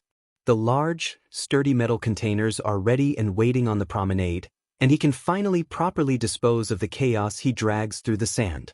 His gaze wanders to the steps leading down from the promenade to the beach. Up and down the steps every time. That's perfect training for my legs. A determined look comes over his face. Now I can not only move the trash, but also get rid of it, and challenge myself even more while doing so. With renewed motivation, he throws himself into the work. He drags old tires through the sand, lifts rusty metal parts, and even moves heavy chunks of concrete that are stuck deep in the sand. While he is dragging a particularly large and heavy piece of metal, he suddenly curses, "People really do dispose of every demon thing here." At that moment, the piece of metal slips out of his hands and falls with a dull thud into the sand. Izuku freezes, quickly puts his hands over his mouth and looks around frantically. His heart is pounding faster. Oh no, if Mama had heard that. The thought of her stern look and her admonishing words brings a blush to his face. He pauses for a moment, takes a deep breath, and then picks up the piece of metal again. Focus, Izuku, he mutters, getting back to work. With each day he spends here, the clearings in the garbage get a little bigger. Some open spaces were there before, but Izuku expands them, taking great care to keep his training ground hidden behind the largest piles of garbage. The promenade must not see what he is doing here. He does not want to have to explain himself. The work is hard. His hands get sore and his arms hurt more and more each day. But with every step, every ascent and descent to the containers, he feels a little stronger. It is as if the beach is shaping him as well as changing him. With every load he disposes of, the beach gets a little cleaner, and Izuku feels his body becoming more resilient. After a few weeks, he notices the first changes. His arms look more defined, his shoulders broader.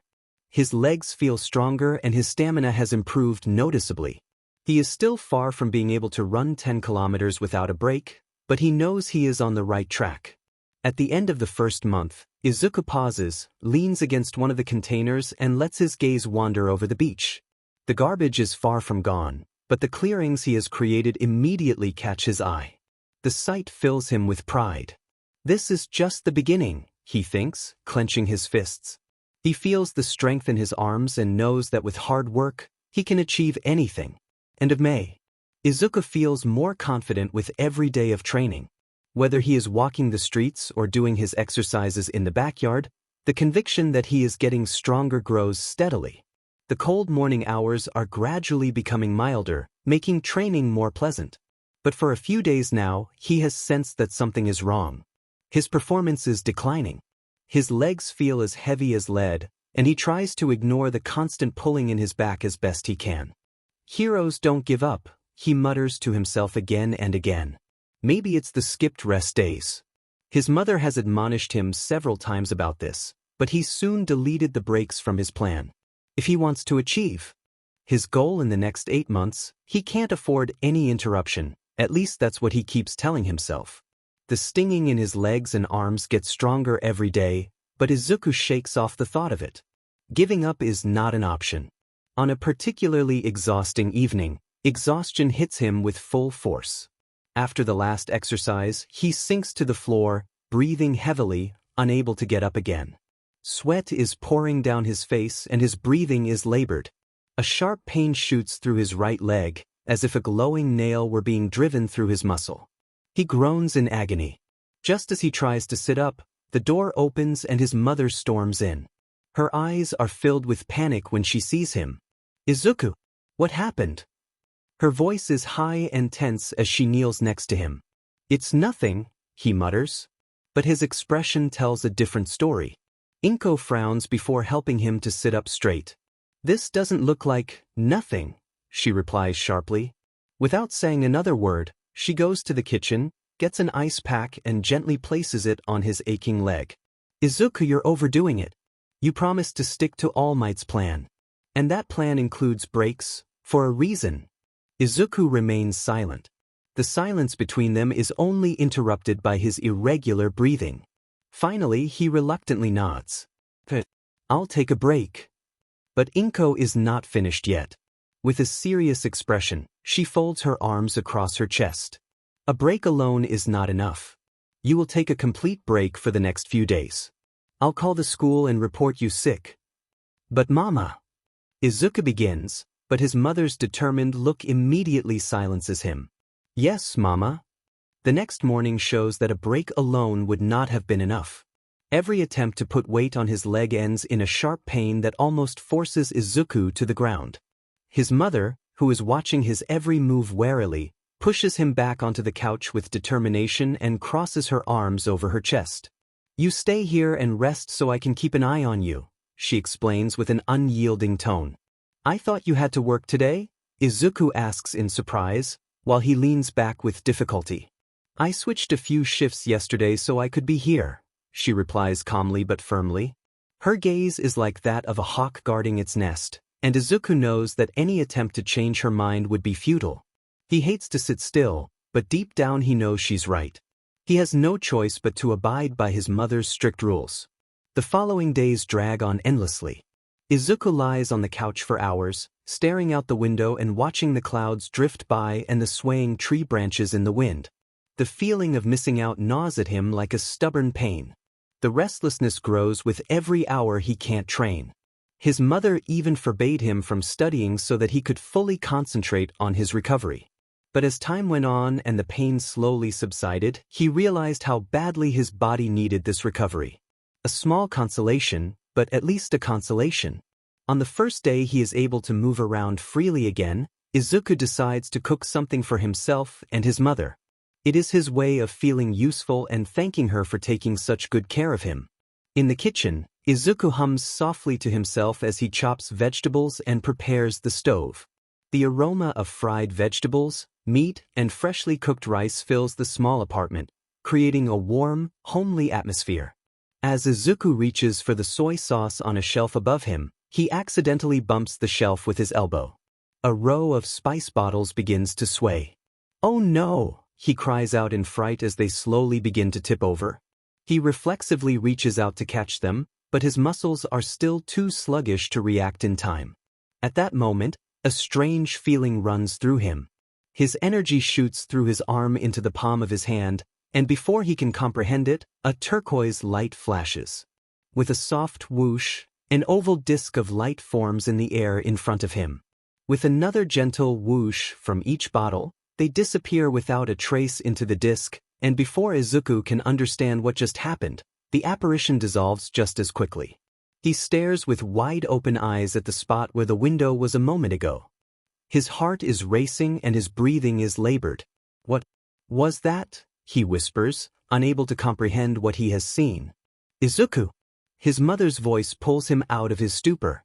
Inko has rushed into the kitchen, her eyes searching the room with concern. "Are you all right?" Slowly, he turns to her, his hands still outstretched as if he wants to grasp what just happened. "I think I just had a breakthrough with my weirdness." "What exactly happened?" Her voice is a mixture of concern and impatient curiosity as she steps closer. I'm not sure exactly. I'll try again." With a mixture of uncertainty and determination, Izuku raises his hand again. At first, nothing happens. On the second attempt, turquoise sparks flash, but it is only on the third attempt that another disc appears with a gentle whoosh. This time Izuku can take a closer look at it. An oval, turquoise ring of energy that rotates slowly in a clockwise direction. The inner surface glows like mirror-smooth light, a fascinating mixture of turquoise and white. There it is! Izuku exclaims enthusiastically. But his joy is short-lived, because with a loud clanking sound, the bottles that had previously disappeared into the pane shoot back uncontrollably and smash on the kitchen floor. Shortly thereafter, the pane dissolves again with a soft whoosh, and an oppressive silence settles over the small kitchen. Izuku stares at the shards on the floor before slowly raising his eyes to look at his mother. Her eyes are wide open in amazement, but then a gentle smile crosses her face. Izuku, that's incredible. It felt like, he whispers, unsure how to describe what he has experienced. Finally, he begins to pick up the shards. A little louder and with an apologetic look in the direction of his mother, he says, "I'm sorry the bottles broke. I didn't mean to." Inko kneels down next to him and starts to help him. "It's not a problem, Izuku. It was the first time you've used your quirk in this way. You know, as a child, I almost put out an eye when I tried to pull scissors towards me with my quirk." She smiles encouragingly at him. "You'll learn to control it. But maybe you shouldn't practice with fragile things." Izuku nods, and a small smile crosses his face. "Yes, you're right. I have to practice. But first I'll finish dinner." Dinner has been prepared and enjoyed together. Izuku breaks the pleasant silence at the table. "While cooking, I had a few ideas that I want to try out. I think a paper towel roll would be good. It can't do any harm." Inko frowns. "Don't you want to do that tomorrow, Izuku? You're still exhausted from your excessive training," she says with a concerned undertone. "I don't feel exhausted at all." Izuku begins, but he immediately realizes that this is the wrong answer. His mother's serious look returns immediately. Still, his curiosity prevents him from just giving up. "I know you're worried I'll overdo it, but please, Mom, just one more try today, okay?" He gives her his best puppy dog eyes, and Inko finally gives in with a sigh. "All right, Izuku. But just one more try, and then you're resting until tomorrow, no matter what." Izuku beams with joy. "Thanks, Mom." Izuku holds the kitchen roll in one hand while concentrating his energy in the other. This time, he wants to open the second slice further away, exactly at the couch, which is a few meters away from him. He fixes his gaze on the desired point and recalls the feeling that flowed through him the first time. Slowly, he reaches out his hand. It happens immediately. With a soft whoosh, the turquoise disc appears in front of him, and to his surprise, a second one opens at the same moment, right next to the couch, exactly where he is aiming. Izuku stares in amazement for a brief moment, then he doesn't hesitate any longer. He throws the kitchen roll into the first disc in a gentle arc. A soft, whispering sound accompanies the moment the paper roll disappears through the first pane. Without any visible delay, it shoots out of the second pane with a soft whoosh and lands gently on the couch. It's perfect. This time, Izuku can feel his energy decreasing noticeably. He immediately cuts off the energy flow, and just as he had hoped, both panes instantly disappear. "Mom," he begins, staring in fascination at the palm of his outstretched hand, which is still surrounded by a faint turquoise glow. His voice is little more than a whisper, imbued with a mixture of awe and nervousness. "I think I can create portals with my quirk." His heart beats like a drum roll, and his thoughts race. Dozens of scenarios flash through his mind, countless possibilities for how he could use this ability. The moment feels like he's been torn out of a dream, surreal, but so incredibly real. The soft glow on his hand makes him believe that anything is possible. "Oh, Izuku, that's fantastic." Inko exclaims with radiant joy and claps her hands enthusiastically. She quickly bridges the distance to her son and pulls him into a tight embrace. "Izuku, I'm so happy for you. You've been waiting for this for so long and—" Her voice breaks and tears run down her face as she hugs him even tighter. Izuku thinks once again that his mother must have two quirks. The amount of tears she can produce is just not normal. Maybe she unconsciously uses her ability to draw moisture out of the air. Mom, it's all right, he tries to calm her down, while gently patting her on the back. It takes a full 5 minutes before Inko finally pulls herself together. With a slight sob, she finally says, maybe your classmates and teachers will leave you alone now that you have such a special quirk. Izumo's face becomes serious. I think it would be better if I didn't tell anyone at school about it. It's probably best to keep my quirk a secret for now. Inko frowns. What do you mean, Izuku? Why don't you want to tell anyone? We also need to see the quirk doctor to update your quirk registry. I don't know the limits of my portals yet, Izuku explains calmly. But quirks that can transport things or maybe even people are extremely rare. Even internationally. I wouldn't be surprised if the government suddenly showed up on our doorstep as soon as we report this to the doctor and wanted to put me in some kind of secret program. Izuku, don't exaggerate. Inko protests in dismay. The government would never do such a thing. That only happens in the movies. Besides, it's against the law not to register a quirk. Izuku grins crookedly and replies with a hint of impudence, my quirk is registered. The portals are just a side effect of my power. And as for the government, well, there's some rumors about that on the internet. It doesn't hurt to play it safe. Inko sighs deeply and puts a hand to her cheek. Before she can say anything, Izuku continues, Mom, it's going to be okay. I don't know exactly what I can do with the portals myself yet. You don't have to run immediately and adjust the registration for every new aspect. They'll update my file after the entrance exam for the UA at the latest anyway. And once I start attending the UA, I won't have to worry about the government anymore. He mutters softly, barely audible, assuming I pass the exam. Inko looks at her son thoughtfully and sighs again. After a moment's consideration, she finally nods hesitantly. All right, Izuku. Let's keep it to ourselves for now, but please be careful. Due to his impulsive behavior, Izuku has lost several weeks of training. It took 2 weeks for him to recover enough to even start training again. That morning, he went for his usual jog and clearly felt how much his stamina had decreased. The level he had before his breakdown now seems unattainable to him. His mother has forbidden him from using his new ability as a precaution while he is still recovering. The ban annoyed him, but he knew that protests would have been futile.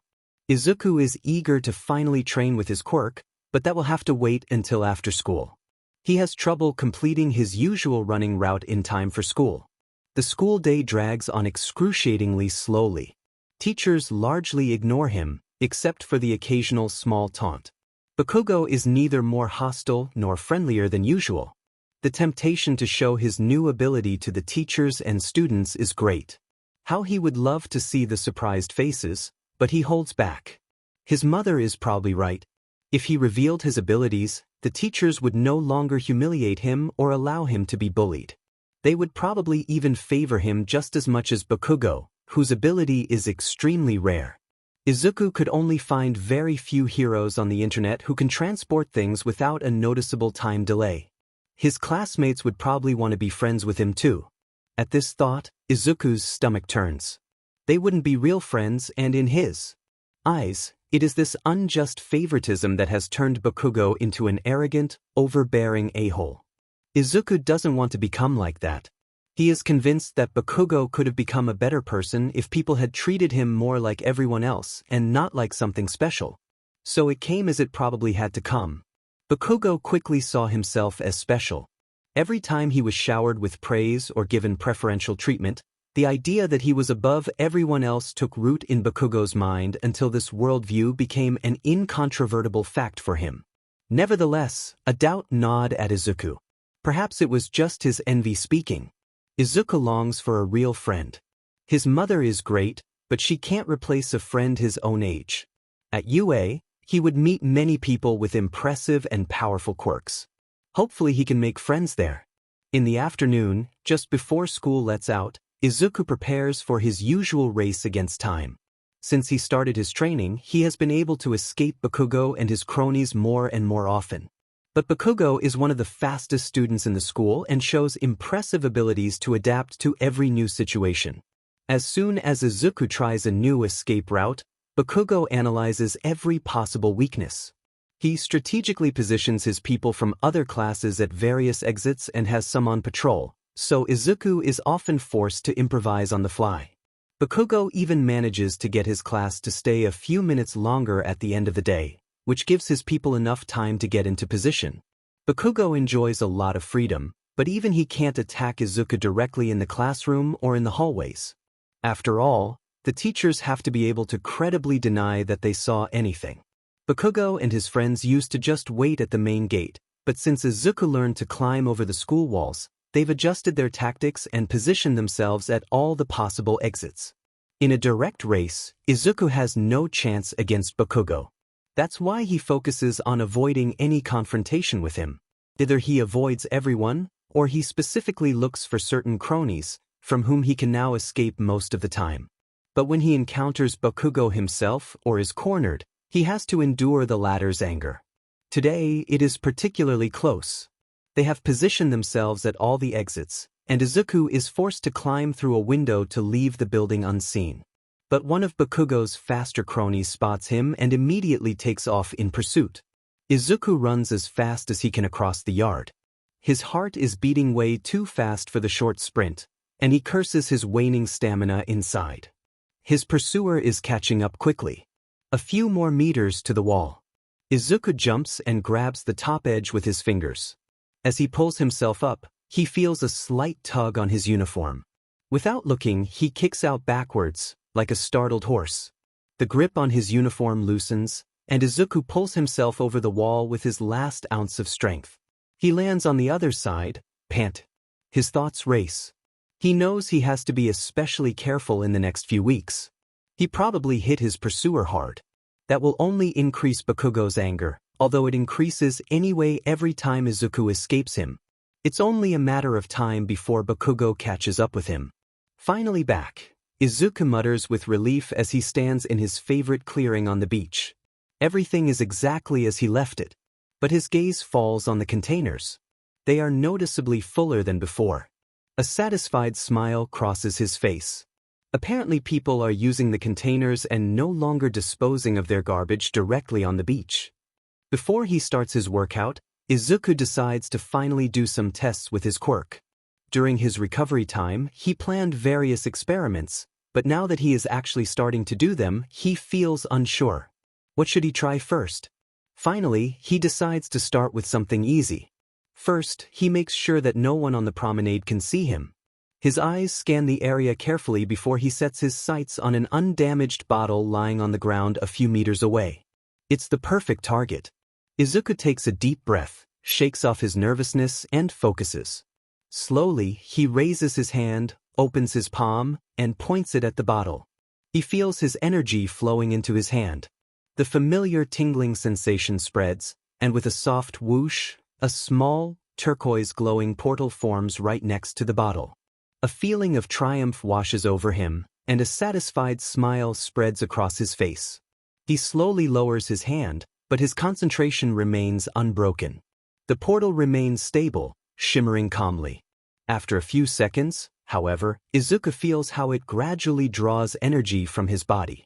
The effect is not overwhelming, but it is clearly noticeable. In order not to exhaust himself, he decides to quickly complete the experiment. Taking a deep breath, he raises his other hand and concentrates on creating a second portal directly in front of him. With another quiet whisper, the second portal opens exactly where Izuku aimed it. To his amazement, he notices that two connected portals consume less energy together than if they were opened independently. Izuku frowns, fascinated by this unexpected behavior of his quirk, but he shakes himself briefly when he realizes that he is daydreaming. With a curious sparkle in his eyes, he turns his attention back to the bottle. He slowly extends his hand through the second portal and watches with fascination as it seamlessly emerges from the first portal next to the bottle. It feels completely normal, as if his hand is simply making a normal movement. No tingling, no pressure, nothing to indicate that it is being guided through a portal. He is thrilled by the precision and simplicity of this ability. With a broad grin, he clasps the bottle, carefully pulling it back through the portal and making both portals disappear. The portals dissolve simultaneously with a gentle whoosh. Izuku holds the bottle triumphantly in his hand and looks at it as if it were a small, well-deserved trophy. "It works," he murmurs contentedly. It's only a first step, but this success gives him the feeling that he is on the right track. His portals prove to be precise tools that he is slowly but surely beginning to control. A spark of anticipation arises in him. How far can he develop this ability? Izuku is thrilled with his experiment, not only because it was successful, but also because of the insights he was able to gain from it. With just one experiment, he has learned several important things about his quirk. He now knows that his portals can also transport living things. He has also discovered that objects can pass through a portal even partially without being damaged or losing their functionality. His arm feels completely normal after the experiment. He is particularly fascinated by the discovery that two connected portals consume less energy together than he had expected. Izuku's mind is full of ideas for further testing his quirk. Perhaps he could study the stability of portals over longer periods of time. Expanding the size of his portals is particularly appealing. Could he make them large enough to fit through himself? Just thinking about it makes his whole body tingle with excitement. If he can do it, his quirk would give him impressive mobility. Determined to test just that next, Izuku focuses on creating a larger portal, just large enough for himself to pass through. With growing effort, he channels his energy, feeling it pulsing through his body, and he does indeed manage to open a larger portal. But no sooner has it been created than he is overcome by a strong dizziness. His vision blurs and a sharp pain shoots through his temples. The world around him tilts and he falls powerlessly into the sand. The outlines of the beach become more and more diffuse until they finally disappear completely into nothingness. The incessant vibrating of his cell phone pulls Izuku out of unconsciousness. He struggles to sit up, and a throbbing pain runs through his temples. His head feels heavy, as if crushed by an invisible weight, and a dull weakness paralyzes his body. Blinking, he realizes that it is already dawn. The setting sun bathes the beach in a warm, orange glow. The peaceful scene contrasts sharply with his inner state. With shaky hands, he digs the cell phone out of his pocket, which is still vibrating insistently. When he sees the caller's name on the display, adrenaline shoots through his body. It's his mother. Right above it, the time shows the obvious reason for her call. He is over half an hour late. Izuku takes a deep breath, forces himself to remain calm, and answers the call. "Izuku, where are you?" "I'm very worried." Inko's voice echoes tensely and tinnily from the loudspeaker. "I'm sorry, Mom. I lost track of time." Izuku quickly lies, while pressing a hand to his throbbing forehead. There's no way he can tell her that he passed out because he overused his quirk. She would confine him to bed for weeks and forbid him from training. "I'm on my way." "I'll be right there," he hastily adds, glancing across the beach to make sure he hasn't forgotten anything. "I hope so for your sake. If you're not home in 10 minutes, you're grounded," his mother declares sharply before hanging up. Izuku groans softly and gets moving. 10 minutes would be more than just cutting it. His legs feel like they're made of lead, and every step makes the throbbing pain in his head worse. But he ignores the exhaustion and forces himself to run faster. With his last ounce of strength, Izuku makes it home just in time. Breathing heavily, he closes the door behind him. His mother is already standing in the hallway, hands on her hips, her eyes full of concern and quiet anger. "I'm sorry, Mom. It won't happen again," Izuku mutters, looking at the floor. His voice is weak and he has to lean against the wall to keep from falling over. Inko's facial features relax slightly as she takes a closer look at him. "Izuku, you look terrible," she says, her anger slowly giving way to concern in her voice. She steps closer and puts a hand on his forehead. "You're completely pale. Did you overdo it again today?" Izuku hastily shakes his head, although it makes him dizzy. "No, Mom, I just practiced too long." He forces a weak smile. "I'm just tired." His mother sighs, and the tension on her face gradually disappears. "You're old enough to take care of yourself, Izuku." But I don't want you to overexert yourself again. Your health is important. Izuku nods guiltily. I promise, Mom. She watches him for a moment before shaking her head and putting on a small, exhausted smile. Go to your room and rest. I'll bring you some more dinner in a minute. It sounds more like an order than an offer, but the strictness in her tone has almost disappeared. Gratefully, Izuku nods and drags himself to his room. There he collapses on his bed. His head is throbbing and his muscles feel weak. As he stares at the ceiling, he resolves to take better care of his energy in the future. He needs to approach his experiments with more care and thought. It's a lesson he hopes he'll remember. At the beginning of July, Izuku's daily routine is characterized by DSPLN and constant repetition. It takes a week before he performs as well as he did before his breakdown. Day after day, he trains in his room, creating small portals and sending books through them.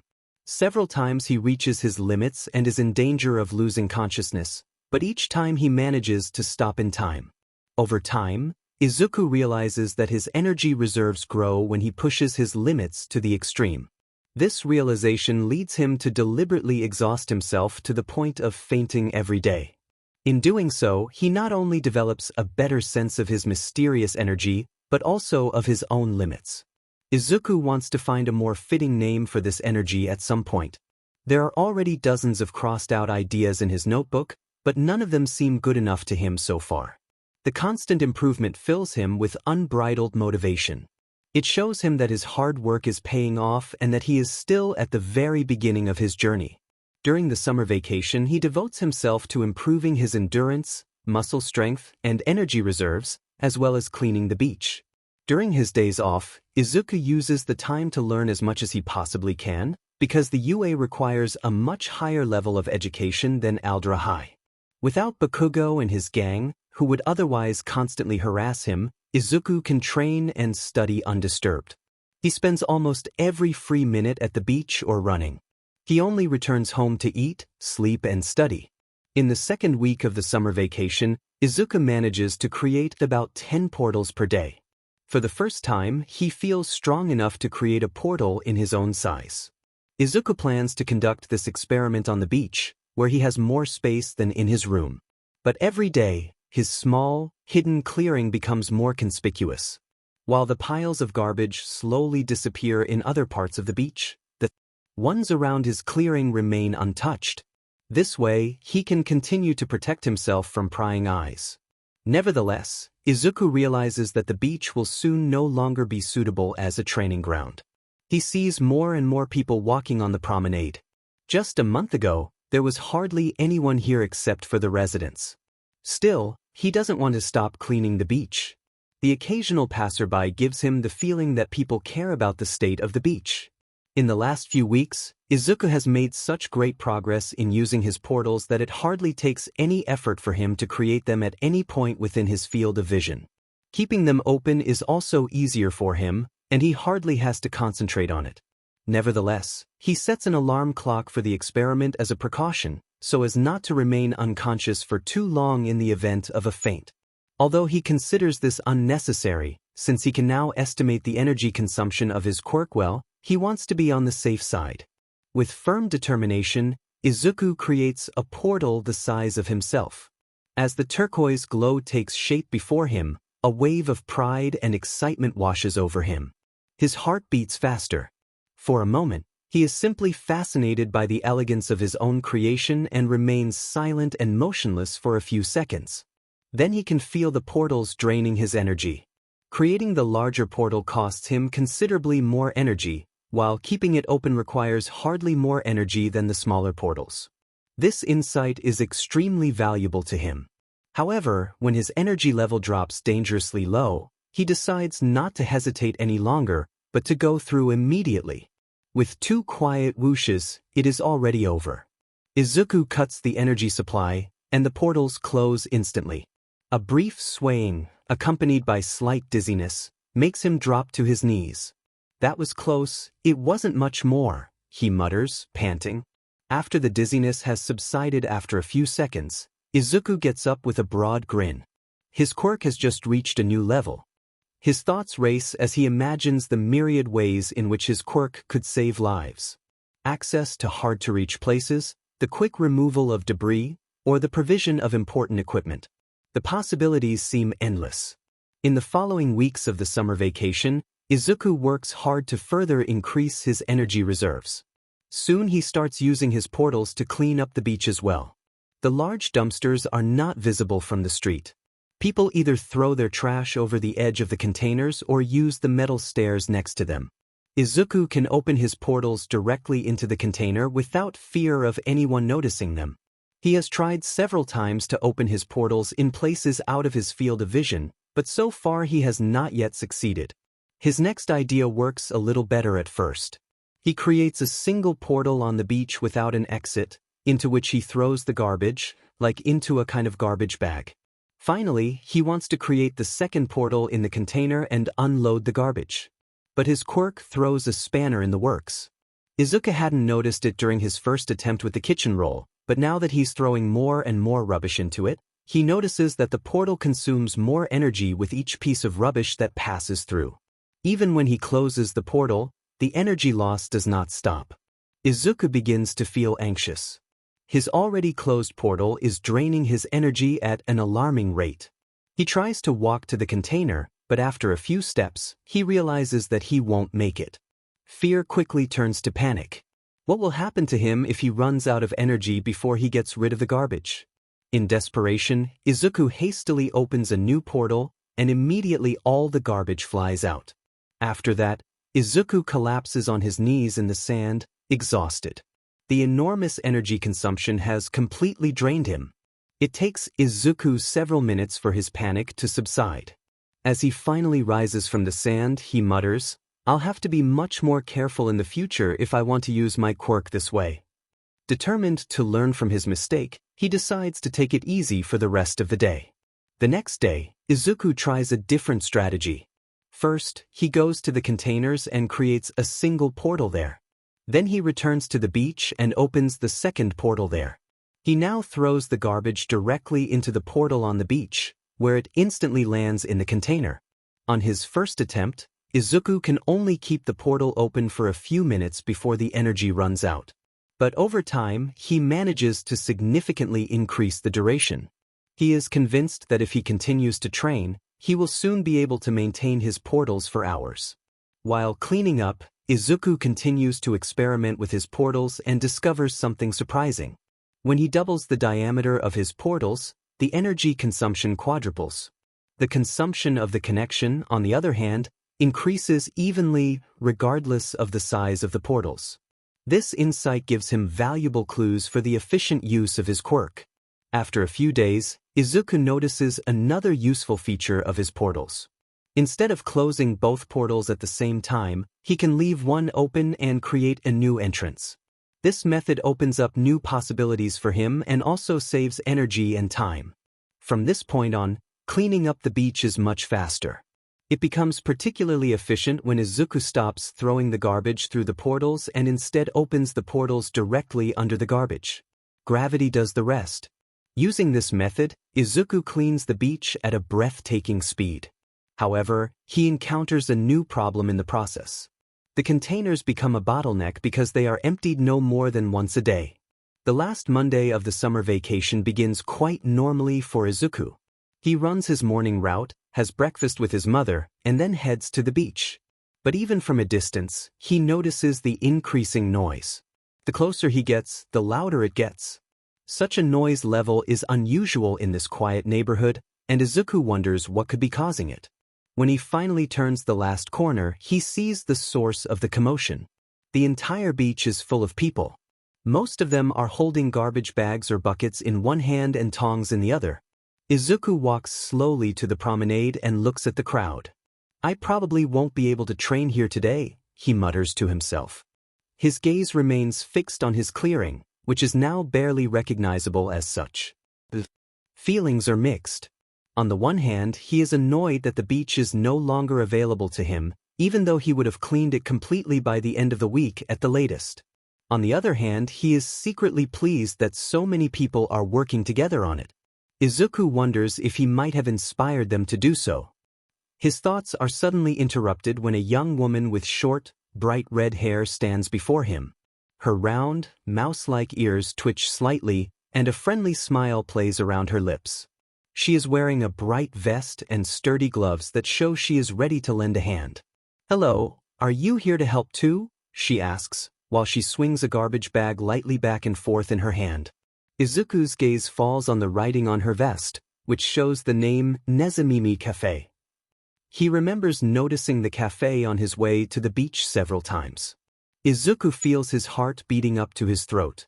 The young woman waits patiently for an answer, while his cloth ears nervously move to his head. He tugs restlessly at his hat. "Please, I thought I could help a little," he finally says, without looking her in the eye. "That's great. Every helping hand counts." She smiles warmly and doesn't seem to notice how much her friendly manner is unsettling Izuku. "By the way, I'm Akari Chika. I run the little cafe on the promenade over there. We organized the campaign after we noticed that someone had been cleaning the beach bit by bit." Izuku freezes for a moment, but forces himself to remain calm. "Oh, really? That's great," he mutters quietly, still avoiding looking directly at Akari.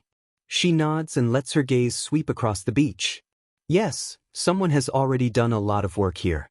An enormous amount of rubbish has been disposed of, especially in the last few days. It's impressive how much has already been cleaned up before we started. So much effort, and yet the person who did it never showed up." She smiles pensively, as if she is sharing this thought more with herself than with him. Izuku remains silent, but he can feel his cheeks growing hot. Instead of saying something, he focuses his attention on the sand in front of him and reaches for a piece of plastic waste. Akari watches him for a moment out of the corner of her eye before adding gently, "There are people who do good deeds without wanting to be seen. I think there's something special about that." Her voice is calm and full of warmth, without exerting any pressure. Izuku pauses briefly, unsure of how to react.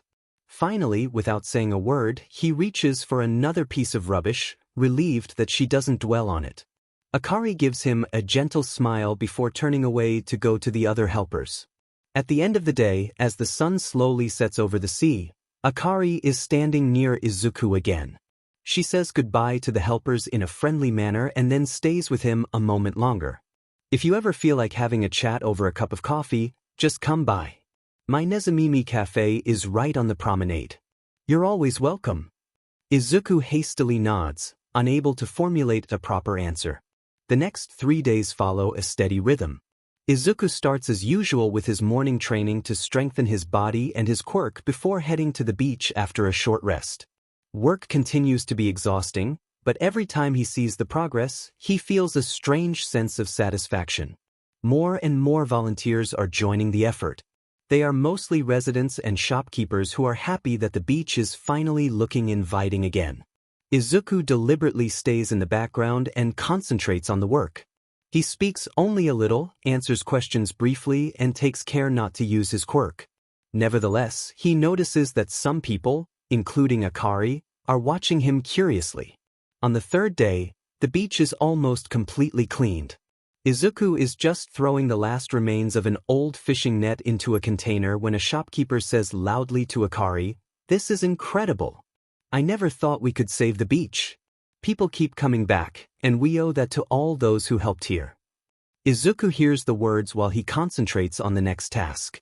A feeling of unease arises in him. He never sought recognition. For him, cleaning up was always just a practical addition to his training. As evening approaches and the last helpers say goodbye, Akari comes to him. Izuku pauses as he sees her approaching. She seems relaxed, but her gaze is firm and direct.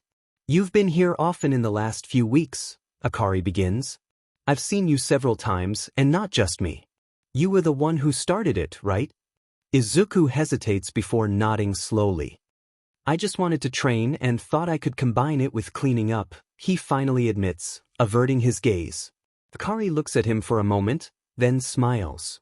"That doesn't change what you've done. You started something that many of us had long since given up on. For most of us here, the beach was lost.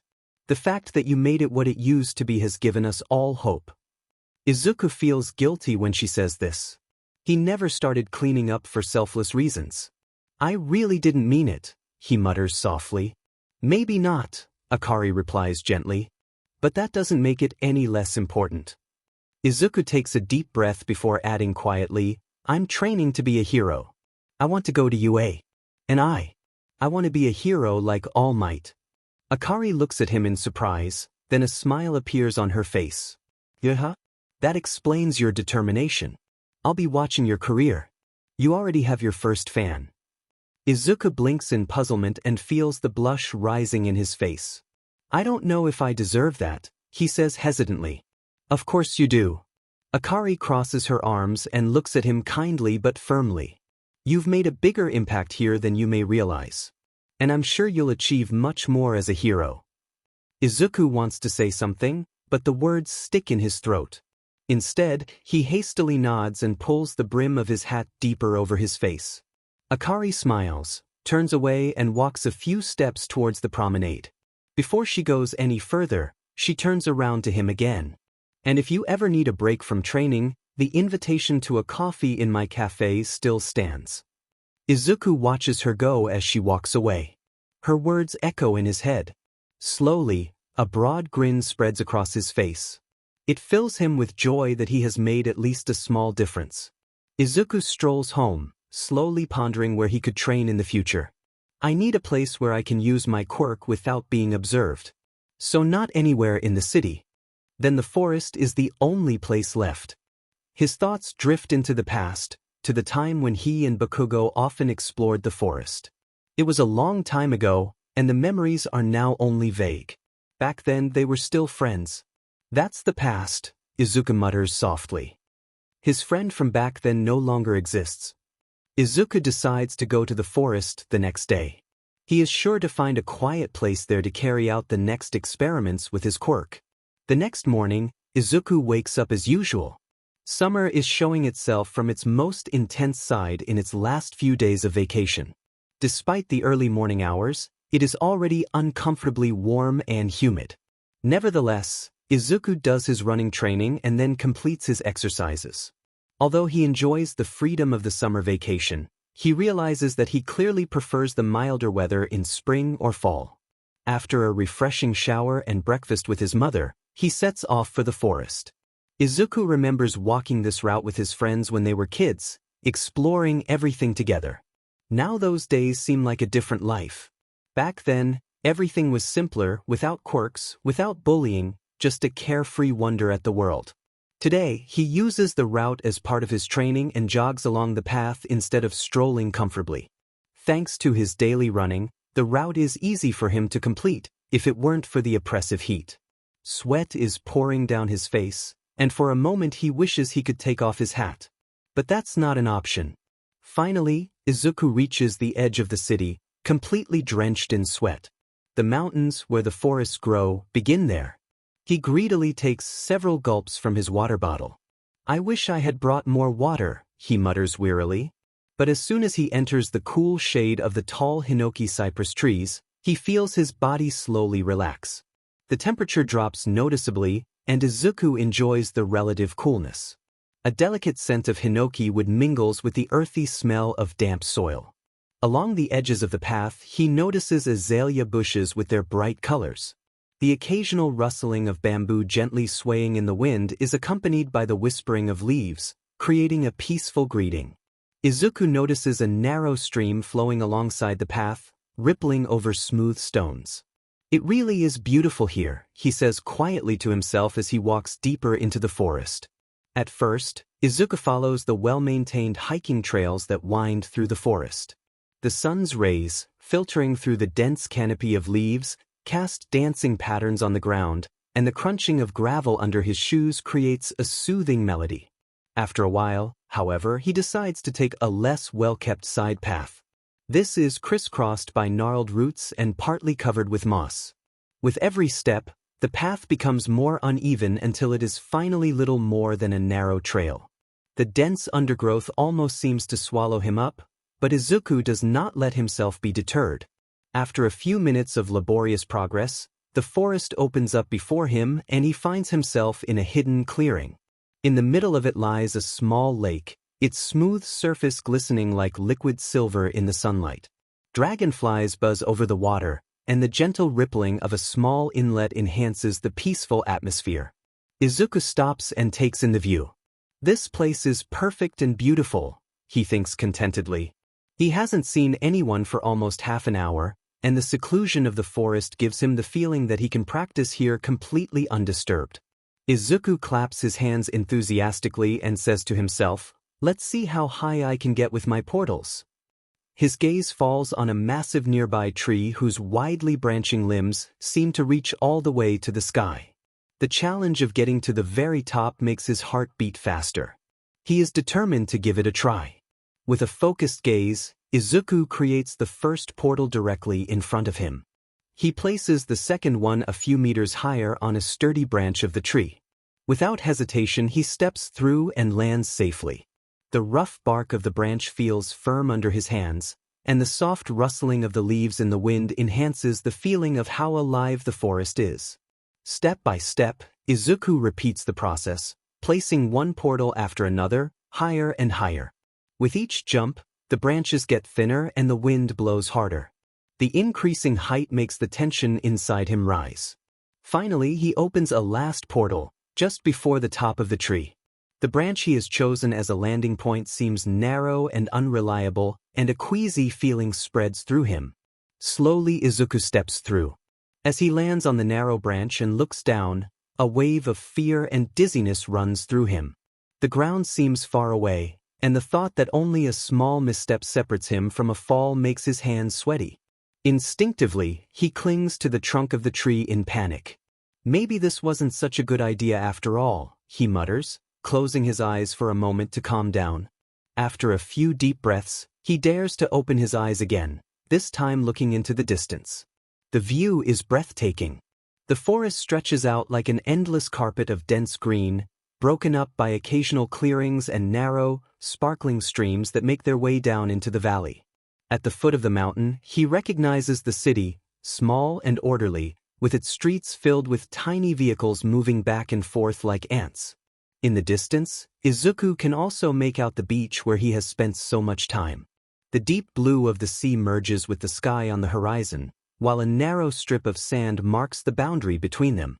Even from this distance, he can imagine the gentle waves lapping the shore. The contrast between the quiet expanse of the forest and the hustle and bustle of the city fascinates him. "This is incredible," Izuku whispers as he carefully sits down on a wider branch. It feels like he has caught a glimpse of a whole new world. He takes out his notebook. Although his hands are still shaking slightly, he begins to write, "It took me 7 portals to get up there. Aiming became more difficult the higher I got, especially because of the height. The energy consumption was acceptable, but I still have to practice landing more precisely."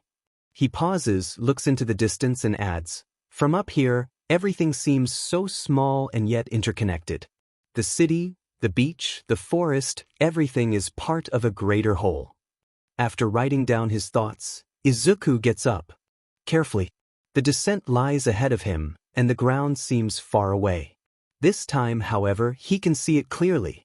Instead of using several portals as he did on the ascent, he decides to take the direct route.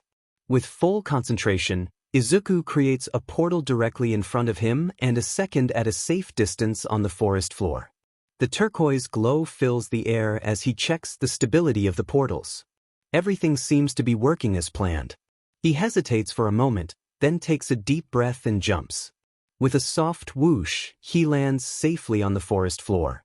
His knees are slightly bent to cushion the impact. He stops for a moment, feels the firmness of the ground under his feet, and looks up again. A broad smile spreads across his face. "That worked," he mutters with relief.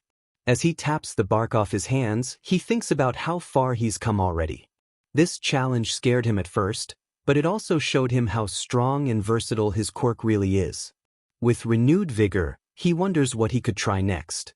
Izuku's gaze wanders over the clearing until it rests on the shimmering lake. The question arises in his mind as to whether he can also transport liquids through his portals. Determined, he focuses his concentration on the smooth surface of the water. But after just a few attempts, he realizes that it is significantly more difficult to open a portal underwater. He has not yet found a way to create portals in places he cannot see directly. Even blurry areas make it noticeably more difficult to do so. Patiently, he gathers his energy and focuses on the water again. After several attempts, he finally makes a breakthrough. The first portal appears, and shortly thereafter he adds the second. But nothing happens. Izuku scratches his head in confusion. The result is not what he expected. After some thought, he decides to try a different method. He fills one of his empty bottles with water from the lake and opens a new portal, but this time outside the water. With a slight swing, he throws the bottle through the portal and catches it as it flies towards him through the second portal. Like all objects before it, the bottle passes through the portal effortlessly and without any change. So it's not the water itself. That makes sense. After all, there's water in my body too, thinks Izuku, while already planning the next experiment. This time, he opens the bottle and pours the water directly through the portal. To his delight, the liquid emerges from the second portal as expected, but directly into his face. The unexpected splash takes him by surprise, and he gasps briefly. With a broad grin, he wipes the water from his face and begins to summarize his observations, muttering aloud as he hastily writes them down in his notebook. It seems that pressure differences between two portals do not generate any force, Izuku notes. That's why the water doesn't flow through the portal by itself when it's standing vertically in the water. However, if I set the water in motion, it exits the second portal at the same speed. This means that I can't create a strong jet of water by simply opening a portal deep underwater. It's a shame, because that would have been a great way to fight villains. But I could use the portals to drain water in the event of flooding. To do that, I would either have to significantly increase the duration of the portals or further increase their size. The many experiments, coupled with the burning sun, have exhausted Izuku. He decides to take a break and lies down on the grass to rest. The calm of the surroundings has a soothing effect, and Izuku closes his eyes to let the moment sink in. But it is not really quiet. When he listens more closely, he notices the many sounds around him. The gentle wind that caresses the leaves, the chirping of crickets, and the soft lapping of water that makes its way somewhere nearby. For Izuku, this is the essence of summer, a harmonious interplay of warmth and life. The more he concentrates on the sounds, the more intense his perception becomes.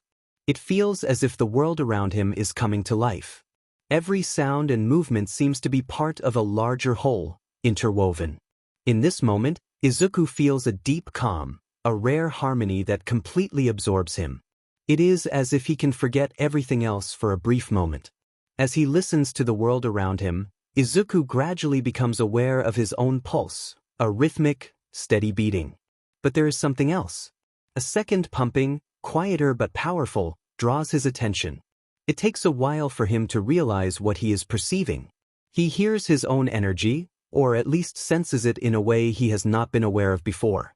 Izuku has often tried to feel the energy in his body and direct it to different areas. Even as a child, he found it easy to channel it into his hands. But with the appearance of his first portal, he stopped developing this ability. Now, as he lies quietly on the grass, he begins to consciously direct the energy into different parts of his body again. After several minutes, Izuku feels his energy gathering in his muscles. The muscles feel stronger and fresher, but the high energy consumption is unmistakable. Especially today, after the many experiments, he feels a distinct sense of exhaustion. Nevertheless, this discovery gives him the feeling of being a key to something bigger. Izuku resists the urge to jump up immediately and write down his findings in his notebook. But the tension and excitement he feels are slowly causing his concentration to slip away. Confused, he rubs his eyes and tries to relax again. But no matter how hard he tries, the many thoughts in his mind make it impossible for him to calm down. After a few minutes, he gives up. His heart continues to beat fast and his thoughts are racing. A glance at his cell phone tells him that he has been meditating for much longer than he thought. With a deep breath, Izuku finally reaches for his notebook and begins to carefully write down his remaining insights.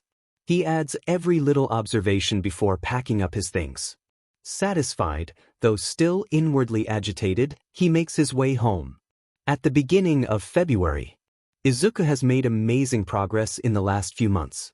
At the beginning of his training, he would never have dreamed of how far he would come. The exercises from All Might's plan, which initially pushed him to his limits, are no longer a challenge. At school, hardly anyone suspects his progress. He deliberately holds back in physical education and just about gets a passable grade. Physically, however, he is superior to most. His progress with his quirk is particularly impressive. Izuku can now create several dozen portals large enough for him to pass through. A trick he has developed helps him to reduce his energy consumption. He has found that his portals require less power when he creates them directly in front of him than when he opens them at a distance. It's faster too. Izuku suspects that this is because he can focus the energy more precisely when the destination is closer. The spatial distance, on the other hand, requires significantly more control and concentration, which noticeably increases the energy consumption. After some time, Izuku found out that he can throw and move his portals. He creates an unstable portal in his hand and throws it in the desired direction. As soon as the portal hits an object or Izuku concentrates on it, it stabilizes in that position. However, the precision depends heavily on his throwing accuracy. Izuku can only move stable portals slowly, and it requires a lot of concentration. Another discovery has significantly expanded his potential. He can also direct his energy to other parts of his body, for example to his muscles. This allows him to temporarily almost double his strength, but the price is high. This technique consumes enormous amounts of energy and requires much more effort than directing his energy to his hands. Izuku is proud of the fact that he can now double his strength for several minutes, significantly longer if he just increases his power a little. Nevertheless, he uses this ability sparingly and relies on his portals because they offer a better cost-benefit ratio. A painful experience has shown him that he can use his energy not only offensively but also defensively. When Bakugo and his gang caught him once, Izuku panicked and channeled energy into his body. Although the pain remained, the injuries afterwards were less severe than he had expected. The next day, he didn't even have any bruises. This discovery has strengthened his faith in his quirk. To his delight, the beach, which he cleaned for months, remains clean. Every time Izuku walks by, it fills him with pride and a sense of relief. The locals take care to maintain it in its new state. Izuku passes by almost every day, often pausing and occasionally visiting the Nezamimi Cafe. He enjoys tea and cake there, and the cheesecake is his favorite. Chika, the owner, insists that the tea and cake are on the house every time. At first, Izuku tried to refuse the offer, but Chika won't budge. Since the beach has been cleaned, her sales have tripled. The other shopkeepers also benefit enormously from it, and the whole area is experiencing an upswing. It is an open secret among the shopkeepers that Izuku started cleaning the beach. Each of them greets him happily when he walks past their shops. A few days ago, his mother threw herself into Izuku's arms, crying when she came home at night. Fortunately, they were tears of joy. The city council had promoted her for her great idea with the containers. Inko has been appointed deputy head of the Department of Environment and Urban Development. With her new position, she is taking on more responsibility and leading projects to improve the quality of life in her city. Her first big project is the expansion of Takoba Beach. She plans sustainable solutions for waste management and the development of the beach as a tourist and leisure hotspot. Izuku is happy to see his mother so happy and admires her for her determination in taking on this new role. A pleasant side effect is his mother's significantly increased salary. Physically, Izuku now feels well prepared for the UA entrance exam. Combined with his quirk, he believes he has a real chance. Only when it comes to studying for the written part of the exam, he is not sure if he has done enough so far.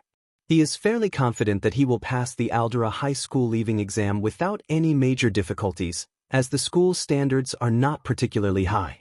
But the written exam for the UA will be more difficult. The UA is not only the best hero school in Japan, but its general department is also one of the most prestigious in the country. The demands in the normal school subjects are just as high in the hero department as they are in the general department, which means that Izuku must be among the best both physically and in writing. Izuku doesn't want his dream to ultimately fail because of his written performance. So he decides to use the last month to study as much as possible. He reduces his physical training to a morning run and one set of his standard exercises. He doesn't want to cut back on training for his quirk, but decides to push his quirk to the limit in the evening so that he can study at full strength during the day. The school is anything but helpful for Izuku's preparation for the UA, it just wastes his time. Today it feels particularly humiliating. So, some of you still want to become heroes, the class teacher begins, waving a stack of students' future plans. Most of you have now realized that not everyone can become a hero. You have set more realistic goals or decided to try a less demanding hero academy. The teacher's words cause the mood in the class to drop noticeably. Some students look down dejectedly, while others look angry. Then the teacher turns to Bakugo with a broad grin. And then, of course, we have Bakugo. I'm glad to see that you're still aiming for the UA. To be honest, I would have been surprised if you hadn't tried. You're perfectly suited, with your excellent grades and a quirk that's perfect for a hero. Bakugo grins smugly, leans back, puts his feet on the table and announces with an arrogant voice, I will be the first and only one from this school to make the leap to UA. The teacher smiles wryly and adds mockingly, while looking at Izuku, well, Izuku will continue to apply to you. The class falls silent.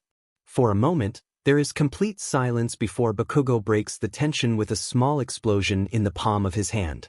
He turns to Izuku with a scowl, slaps his hand on the desk and causes a small explosion. Izuku falls off his chair in shock while the class breaks out in laughter. Deku, you demon nerd.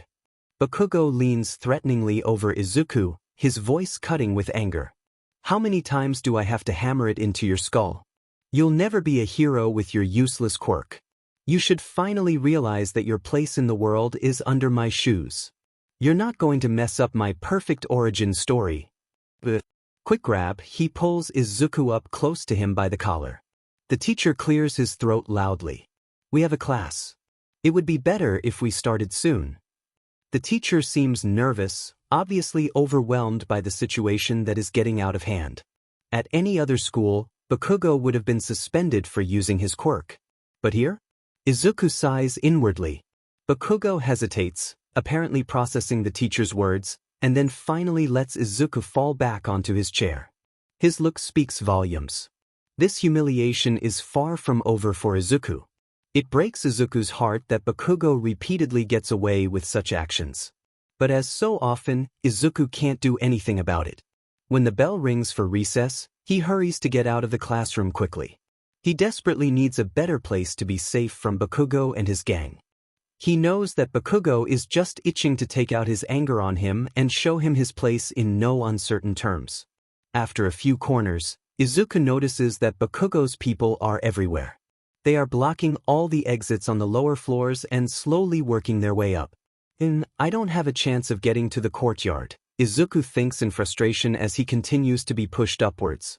It seems like they haven't spotted him yet, but it's only a matter of time.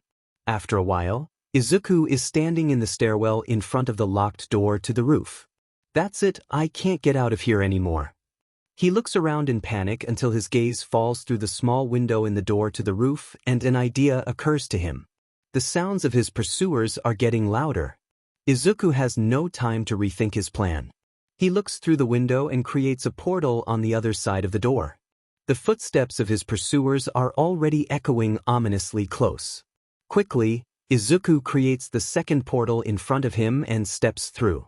As soon as he arrives on the roof, Izuku hides so that no one can see him through the window or from the ground.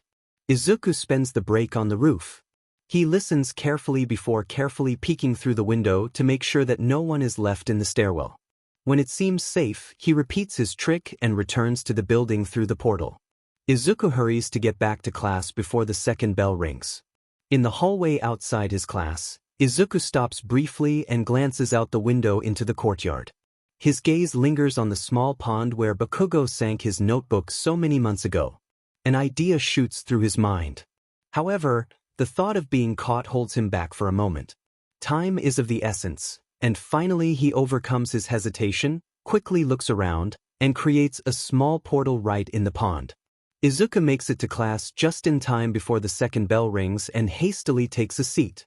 Bakugo glares at him, his face marked by discontent. It is obvious that the fact that Izuku escaped him during recess frustrates him. The last hour of the day drags on endlessly. The teacher, an elderly man with deep wrinkles and a monotone voice, talks about the importance of the economic miracle in post-war Japan before the quirks appeared. His explanation seems to take forever, while old slides flicker on the screen. Black and white images of factories, tables full of numbers, and a poorly drawn diagram alternate.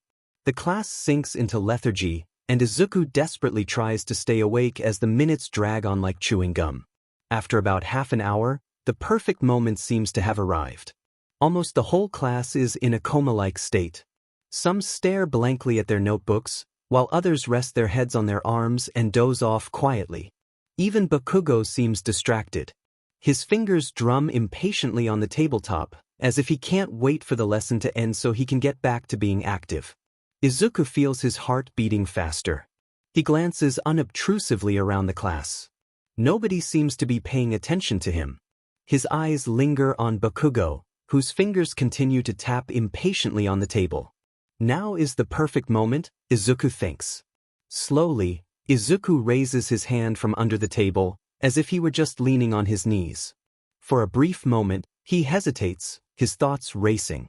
What if Bakugo finds out it was me? Or what if he blames someone else? But then all the constant humiliation flashes through his mind, all the times he had to endure the pain. A surge of determination washes over him. Just this once, he thinks and takes a deep breath. With extreme concentration, he opens a small portal just above Bakugo's head, just large enough for a single drop. The portal remains for a split second, then closes. The drop hits its target and splashes audibly on Bakugo's hair. Bakugo freezes. For a moment, the world seems to stand still. The water slowly runs down his forehead and drips from his nose onto the tabletop. His facial features darken and his skin turns a deep red color. With an angry roar, he jumps up, making the tabletop tremble in front of him. "Who did this?" he screams while the entire class winces. The class is startled, awakened from their trance-like state. Everyone stares at Bakugo as he looks around wildly, obviously looking for the culprit. Some students giggle softly, others whisper in confusion, but no one dares to look him directly in the eye. The teacher lazily lifts his head from his papers and shoots Bakugo an indifferent glance. "Sit down, Bakugo, and don't disrupt the lesson." His monotonous voice matches his disinterested expression. He is a veteran of the school and probably the only teacher that Bakugo does not court.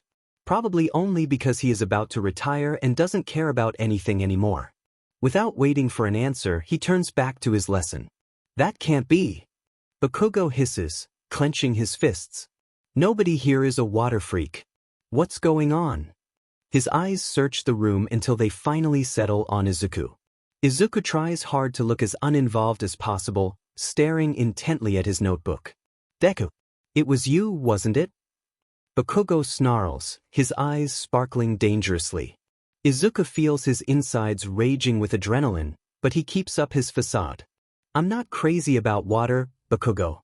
You know my quirk is useless. How could it have been me?" His voice remains calm, even though his heart is beating like crazy. Even he can hardly believe what he has just done.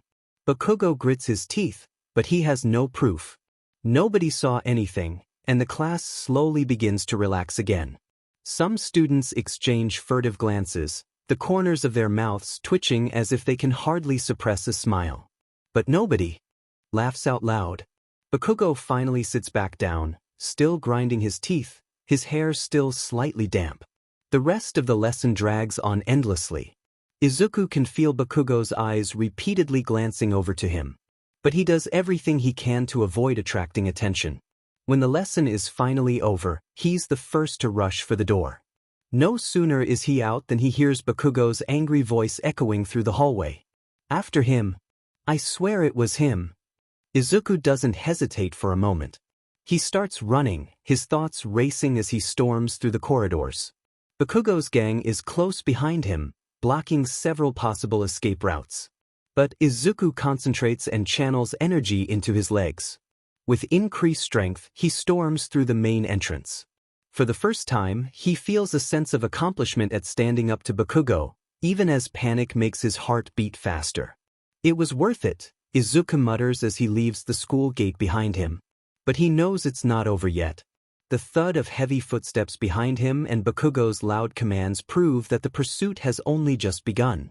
Izuku sprints on, his enhanced legs carrying him forward with the speed of an athlete. He can feel the energy flowing through his muscles, propelling him, but the consumption is high. He already realizes that he will need to stop the energy supply soon if he does not want to exhaust himself completely. When he stops the energy, his steps will become heavier, and his speed will decrease. But he knows he can't let his quirk be completely exhausted. In that state he would collapse, leaving his pursuers with free rein. Izuku turns into a narrow side street, and the sounds of his pursuers grow louder. A quick glance back shows that Bakugo is in the lead, followed by two of his more persistent followers. The rest of the pack is panting behind. The chase takes him through narrow streets lined with walls covered in graffiti, past steaming food stalls whose spicy aromas briefly tease his senses, and across empty squares where stray cats scurry between overturned garbage cans. He sprints through small markets where vendors loudly advertise their wares, and has to weave his way past narrow stalls, while the chaos around him adds to the hustle and bustle.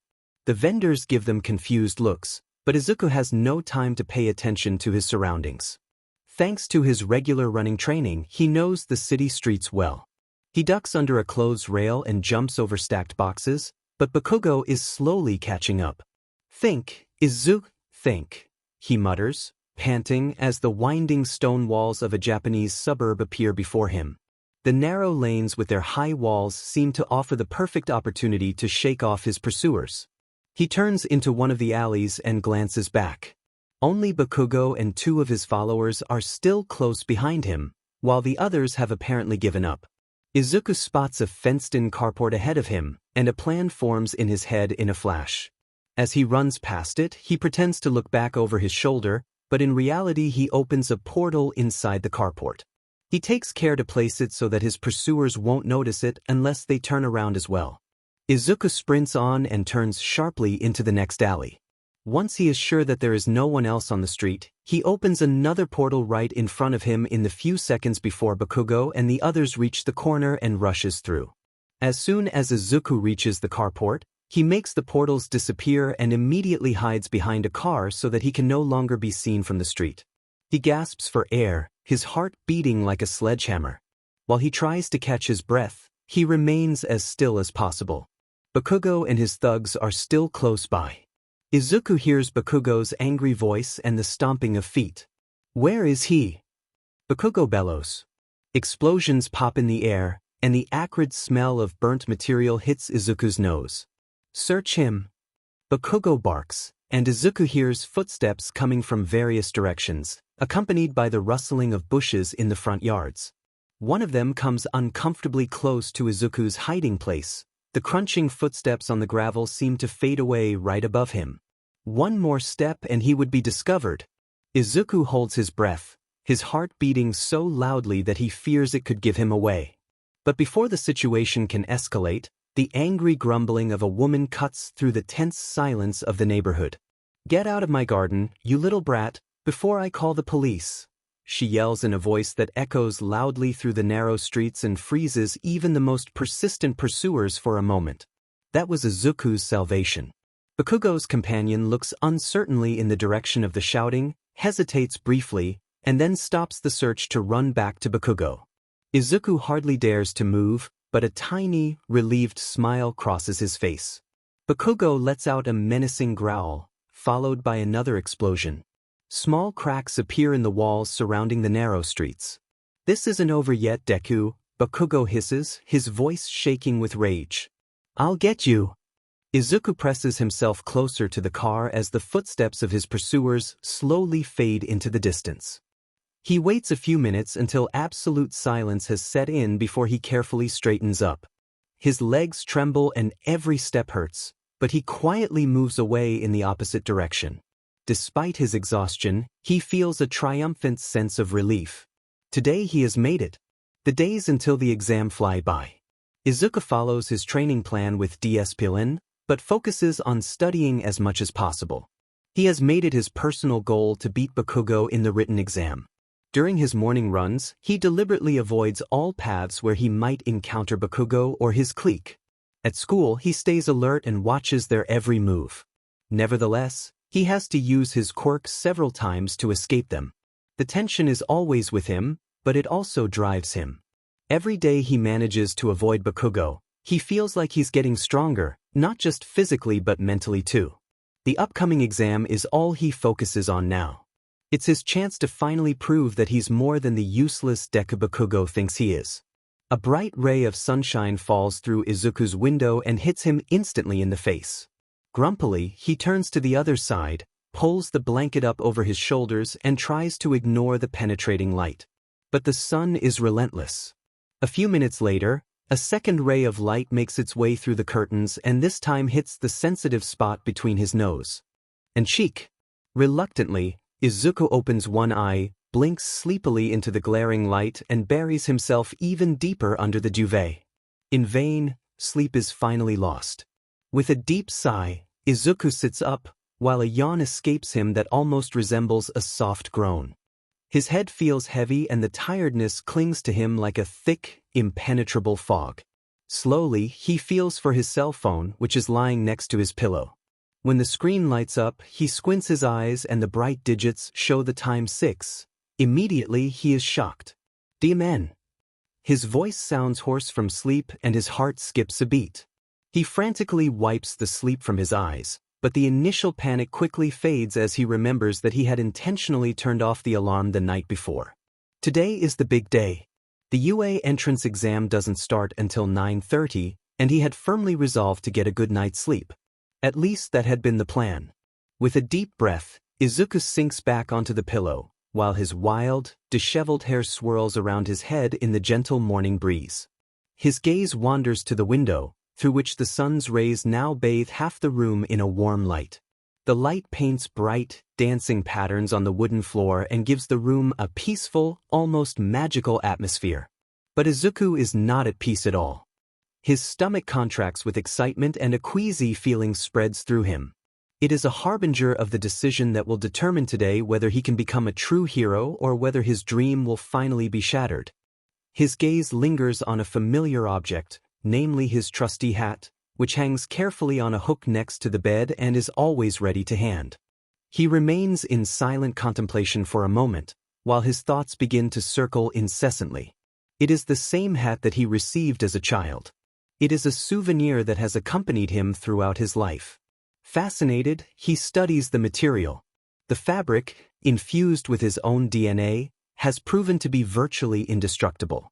He has never noticed any cracks or signs of wear and tear, and even stubborn dirt cannot stick to it. He remembers a particularly painful moment from his childhood when Bakugo and his friends pushed him into the mud, so he came home completely covered in dirt. His beloved hat, which normally shines in a clear turquoise, had turned completely brown that day. His mother had wanted to wash it with the other clothes, but Izuku had refused with all his might to take off his hat even for a moment. He still vividly remembers the image of his desperate mother looking at him with sad eyes while he cried softly. Looking back, he feels regret that he caused her such worry at the time. But it wasn't mere defiance.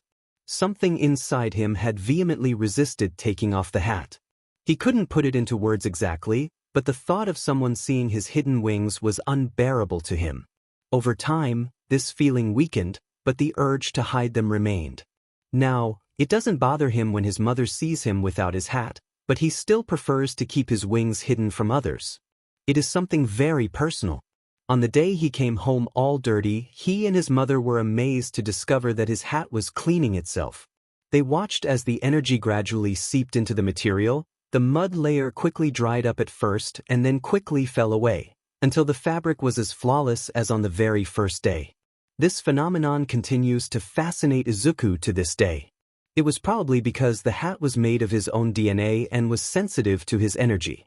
Izuku had done a lot of research on the subject and found out that many heroes, and also some ordinary citizens for whom this was necessary due to their special quirks, had their clothes made from their own DNA in order to achieve optimal harmony with their powers. If he made it to UA, he planned to have his entire costume made from this innovative material. He had read on the UA website that you could submit a request for special equipment if it was necessary to support your ability. No other hero school in Japan offered such an opportunity for first-year students, but Izuku suspected that few people knew about it. The information was well hidden and not easy to find.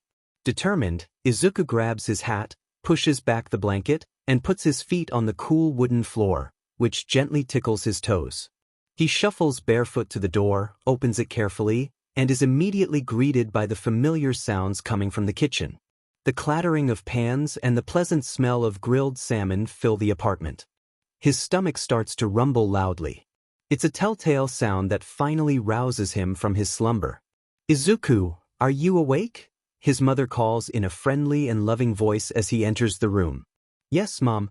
I'll get ready and be right there," he replies, his voice still slightly sleepy. He hurries and scurries into the bathroom. A quick glance in the mirror reveals his disheveled hair and sleepy countenance. With practiced, routine movements, he begins to get ready for the day. While he brushes his teeth, his thoughts already turn to the upcoming exam. The UA is considered the most prestigious hero academy in Japan. It is a dream he has been pursuing for so long, and yet everything seems almost unreal this morning.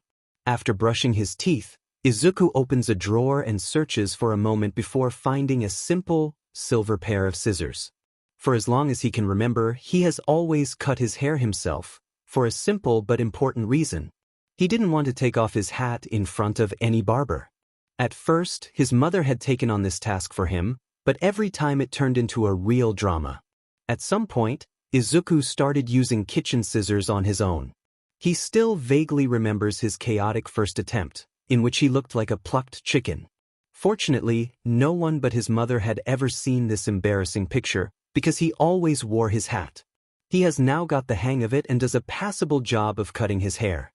After a short, refreshing shower, he dries himself off and puts on his clothes with renewed energy.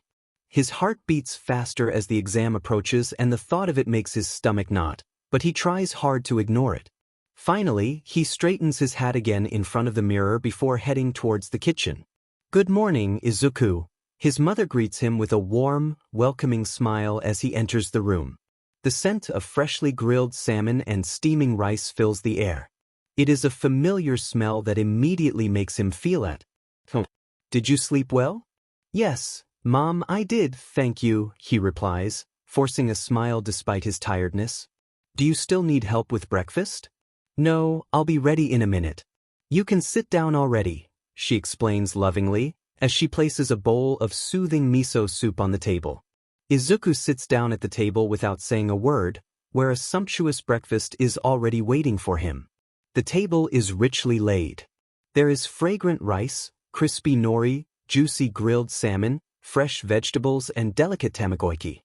It is obvious that his mother has gone to a lot of trouble, as she always does when an important day is coming up. She puts down the last bowl and sits down at the table. During breakfast, Izuku's thoughts keep returning to the upcoming exam. The pressure weighs heavily on him and the queasy feeling in his stomach gets more intense with every minute. He forces himself to keep eating. On the one hand, he needs the energy for the strenuous day ahead, but on the other hand, he doesn't want to disappoint his mother, who has put so much effort into this. But the further the time progresses, the harder it is for him to get even one bite down. Finally, his chopsticks begin to tremble slightly in his hands. "Don't worry so much," his mother says gently, her voice filled with warmth and confidence. "You've worked so hard in the last few months. You're ready for the exam." With a reassuring gesture, she places her hand on his to give him extra strength. Izuku smiles uncertainly and mutters, "Thanks, Mom. I'll do my best." Part of him wants to hold on to her words, but the nervousness remains. After a brief hesitation, he continues, "I think I'll run my usual route. That will help calm me down." "Are you sure, Izuku? Shouldn't you take it easier on the day of the exam?" his mother asks worriedly. Don't worry, Mom, Izuku replies with a wry but reassuring smile. I'll jog the route, relaxed, more of a walk than a workout. His mother looks at him thoughtfully for a moment and then nods in agreement. All right, but don't overdo it. You shouldn't go to the exam completely exhausted. After Izuku has eaten a few more laborious bites, he puts down his chopsticks and breathes a sigh of relief. Thank you for the wonderful breakfast, Mom. It tasted really fantastic. I'm glad, Izuku, she replies with a smile.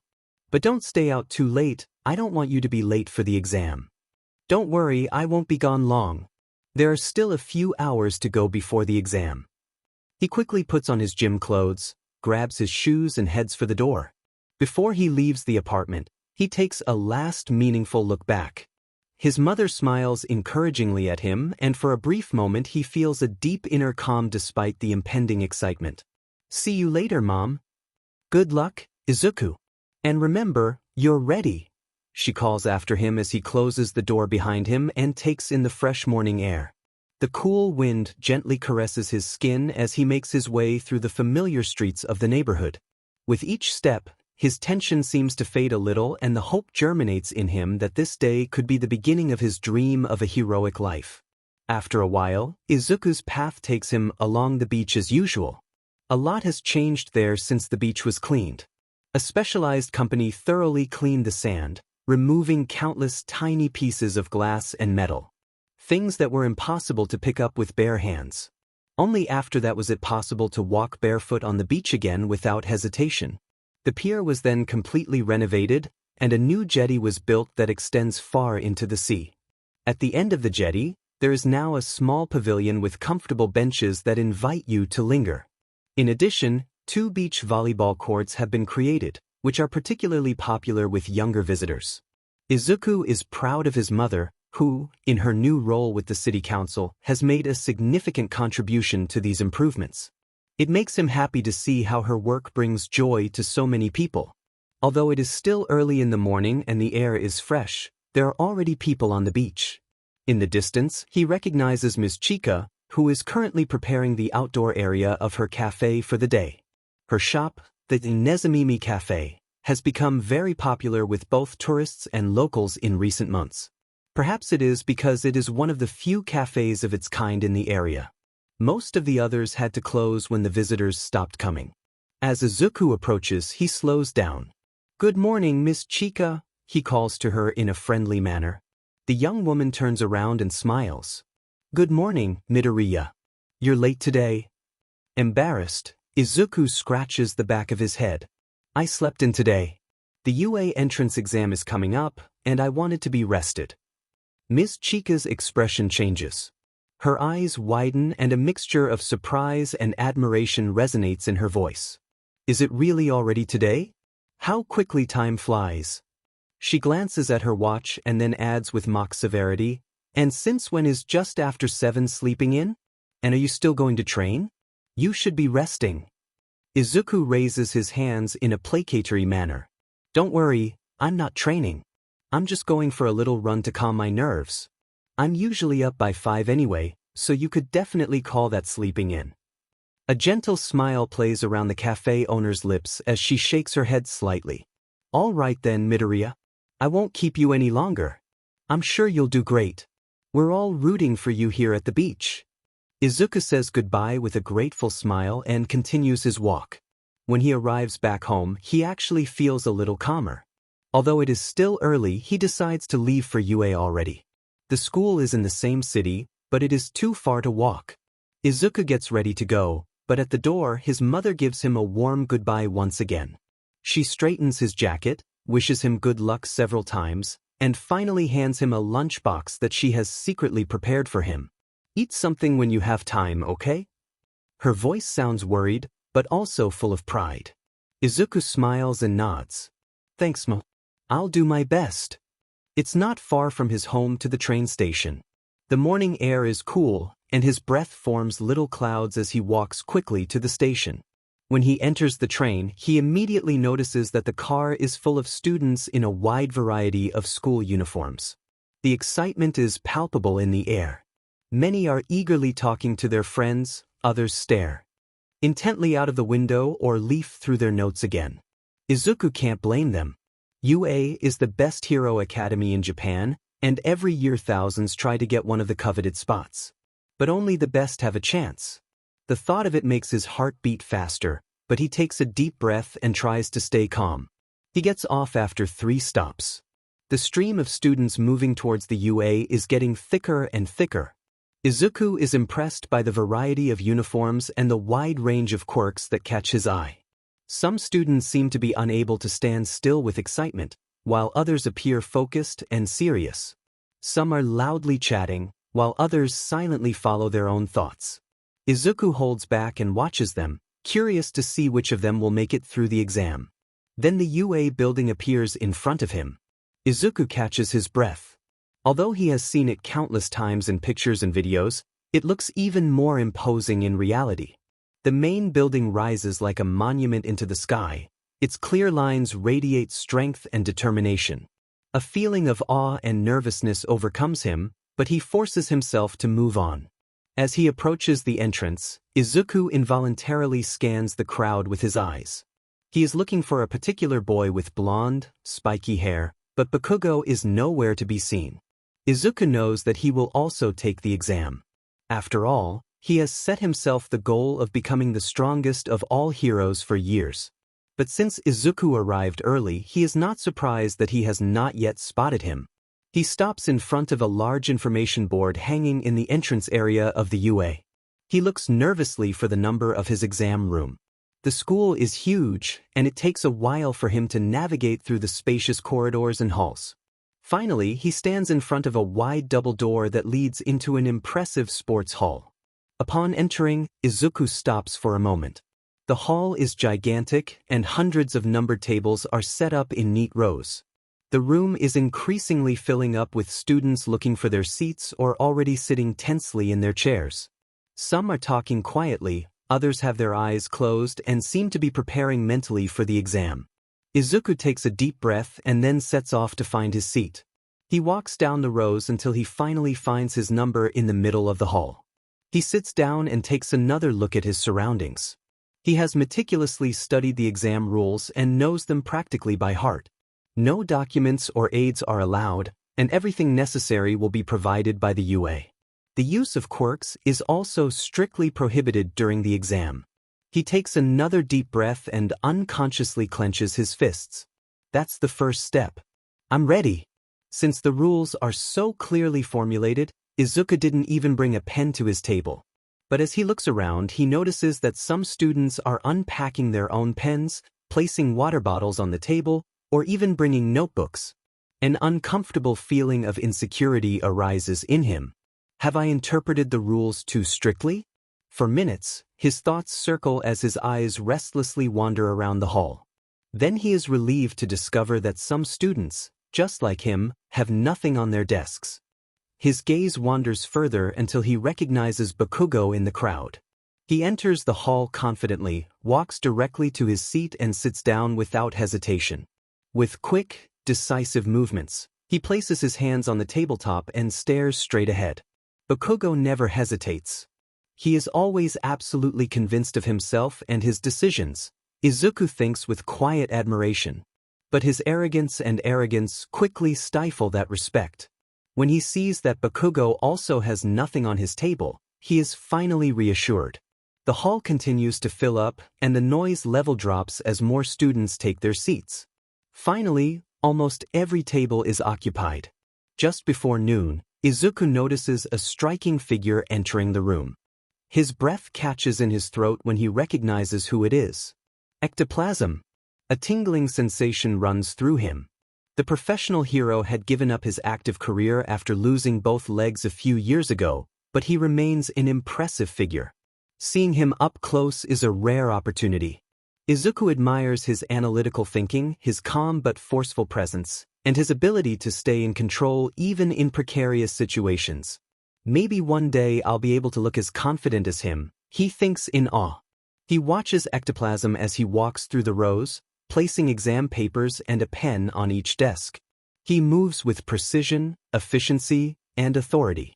The tension in the hall is almost tangible as he finally steps into the middle of the room and his powerful voice rings out.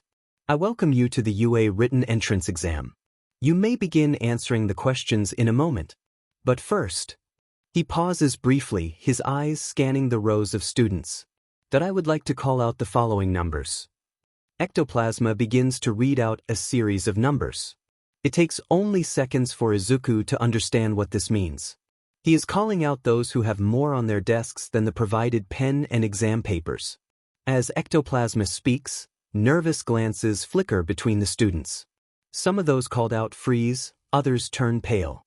You have all failed, Ectoplasm declares with an unyielding tone of voice. Please leave the hall quietly and immediately so as not to disturb the other examinees. A murmur goes through the ranks. Some of those affected begin to protest, their voices growing louder and louder. But Ectoplasm remains calm.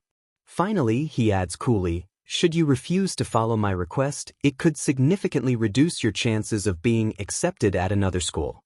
A sheepish silence descends on the hall. The remaining students resign themselves, pack up their things, and leave the room with their shoulders hanging down. Izuku feels a mixture of relief and confirmation. So I understood the rules correctly after all, he thinks and takes a deep breath. Ectoplasm waits until the last students have left, then he nods briefly. For everyone else, you can start now. Izuku opens his exam. The first question is already staring at him, and he feels his heart beat faster. This is it. Everything I've learned will determine my future, he thinks as he picks up the provided pen. With a calm and focused rhythm, Izuku begins the exam. He masters the first few dozen questions effortlessly. The answers almost flow from his mind, his hand flies over the paper. But the further he gets, the more demanding the tasks become. The level of the questions increases noticeably, and he notices how he slows down. At first, he can still hear the eager writing of the other students. The rhythmic scratching of the pens breaks the tense silence of the hall. But little by little it gets quieter. When he looks up briefly, he sees that many examinees have put their pens aside. Some have their heads in their hands and seem to be thinking frantically. Only a few are still writing continuously. His gaze wanders to Bakugo, who also occasionally pauses to think. But Izuku forces himself to ignore the distraction and concentrate on his own tasks again. He feels confident in his answers and is making good progress. But when he reaches the last 10 questions, his pace slows down drastically. The tasks are now so complex that he has to think hard about each one. He glances at the large clock on the wall and is relieved to see that there is still a good half of the exam time left. The next 7 questions cost him almost all of the second half of the time. Every answer feels less certain, and doubts begin to gnaw at him. Am I doing everything right? Do I even understand the tasks correctly? These thoughts keep coming to the fore, but he resolutely pushes them back. Finally, he reaches the last 3 questions and a feeling of insecurity overwhelms him. The tasks are so difficult that he can hardly understand what exactly is being asked. Izuku desperately tries to put at least something meaningful on paper in the last few minutes. Time slips through his fingers, his heart races as he feverishly jots down a few more lines. Then Ectoplasma's powerful voice echoes through the hall. The exam is over. Izuku jolts and puts his pen down with trembling fingers. He takes a deep breath, his shoulders drop, and a feeling of exhaustion washes over him. His gaze falls on the exam sheets in front of him as he sorts through his thoughts. I did my best. But will that be enough? Ectoplasm steps forward, his voice resonating with firm authority through the room. Remain seated until I have collected your exams. Those who are taking the hero course should please go to the large auditorium after the exams have been collected. The practical exam will be explained there. Izuku leans back and closes his eyes for a moment. He is exhausted but also relieved that this part of the test is over. But the words, practical test, make his heart beat faster again. The written test was perhaps still the easy part. No matter how well I do here, if I fail the practical test, then my dream of becoming a hero is over. Of course, he knows that there are other hero academies. If he fails, he could try elsewhere. But he doesn't want to think about that now. Not as long as there is a chance that he can make it here. Izuku enters the large auditorium of the UA with the other examinees. An excited murmur fills the room as the students look for their assigned seats. The tension is almost tangible. The practical exam will begin in a few minutes. Izuku's seat is in the back rows, and to his dismay, he finds that he has to sit right next to Bakugo.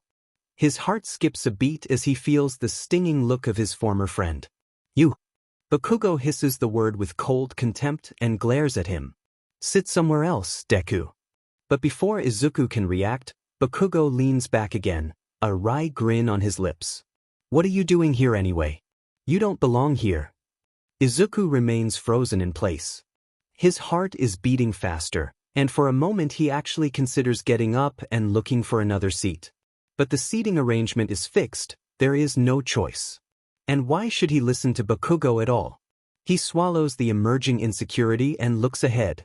Suddenly, the lights go out and a bright spotlight is directed at the stage. With a loud bang, an energetic voice shoots through the speakers. "Dear candidates, dear listeners. Welcome to my live show today. Everybody say, hey," shouts Present Mike with his unmistakable energy. But the hall remains deathly silent. "Oh, you're being cruel," he adds with a feigned pout, folding his arms demonstratively and continuing in his usual enthusiastic tone of voice. "All right, I'll give you an overview of the practical exam now. Are you ready?" With a loud, "yeah," Present Mike tries to heat up the atmosphere, but again there is no reaction. The hall is filled with a tense silence. Izuku's eyes widen. "That's Present Mike, the famous voice actor.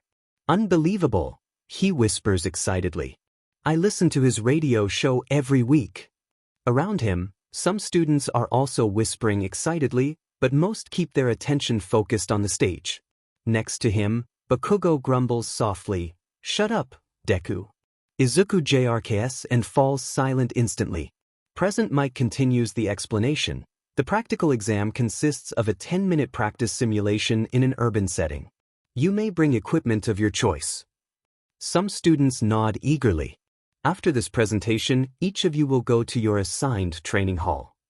Izuku hears Bakugo muttering under his breath. They want to prevent friends from supporting each other. Izuku glances at Bakugo's info card and notices that while the numbers are in ascending order, the practice rooms seem to have been randomly assigned. He looks at Bakugo's card for too long, and the latter glares at him angrily. "Look away or you're dead." Bakugo snarls threateningly. After a moment, he adds testily, "I can't beat you like that." Izuku suppresses a sigh and turns back to the stage. He wonders once again why someone with so much anger wants to become a hero at all. The training simulation will include villains, virtual villains to be precise. Present Mike continues with his usual enthusiasm. There are 3 different types of them, which are worth different amounts of points depending on the difficulty level. Your goal is to take out as many of these virtual villains as possible to earn points. Izuku absorbs every word. Virtual villains? That almost sounds like a real heroic mission. He mutters quietly to himself. His heart beats faster as he feverishly mumbles how he could use his portals to efficiently destroy the robots. Present Mike raises a warning finger and shouts in a more serious voice. Anti-heroic acts such as attacking other candidates are of course taboo.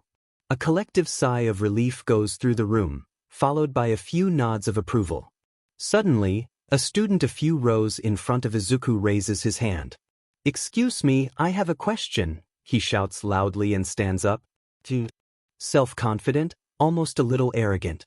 "But there are 4 types of villains depicted here," he says, pointing to the screens above the stage. "A mistake like that would be a shame for the UA. After all, it is the highest authority in hero training. We are all here in the hope of first-class superhero training." A quiet murmur goes through the room, and some students exchange confused glances. But the boy is not finished. Suddenly, he turns around and fixes Izuku with a sharp look. "And one more thing. You there with the hat." His voice cuts through the silence. "You keep muttering to yourself. It distracts me. If you're just here out of curiosity, then leave, and leave immediately." Izuku blushes violently and lowers his head. "I'm sorry," he mutters quietly. Present Mike breaks the tense atmosphere with a loud, "Oh." Exam candidate number 7111, thank you for your kind message. A few students laugh quietly, while the boy sits down again with his arms crossed. Present Mike continues undeterred. The fourth type of villain scores 0 points. It's just there to hinder you. A gimmick that takes up space and causes chaos. You can defeat them, but it won't get you anywhere. My recommendation? Dodge them. The student who asked the question bows slightly and says, "Thank you very much, excuse me for bothering you," before sitting down again. I see. An extra to maneuver around. Someone nearby mutters. Izuku is thinking the same thing. It's like a game. Still, his nervousness remains. Finally, Present Mike spreads his arms dramatically and announces loudly, "This is what the hero Napoleon Bonaparte once said, a true hero overcomes life's misfortunes.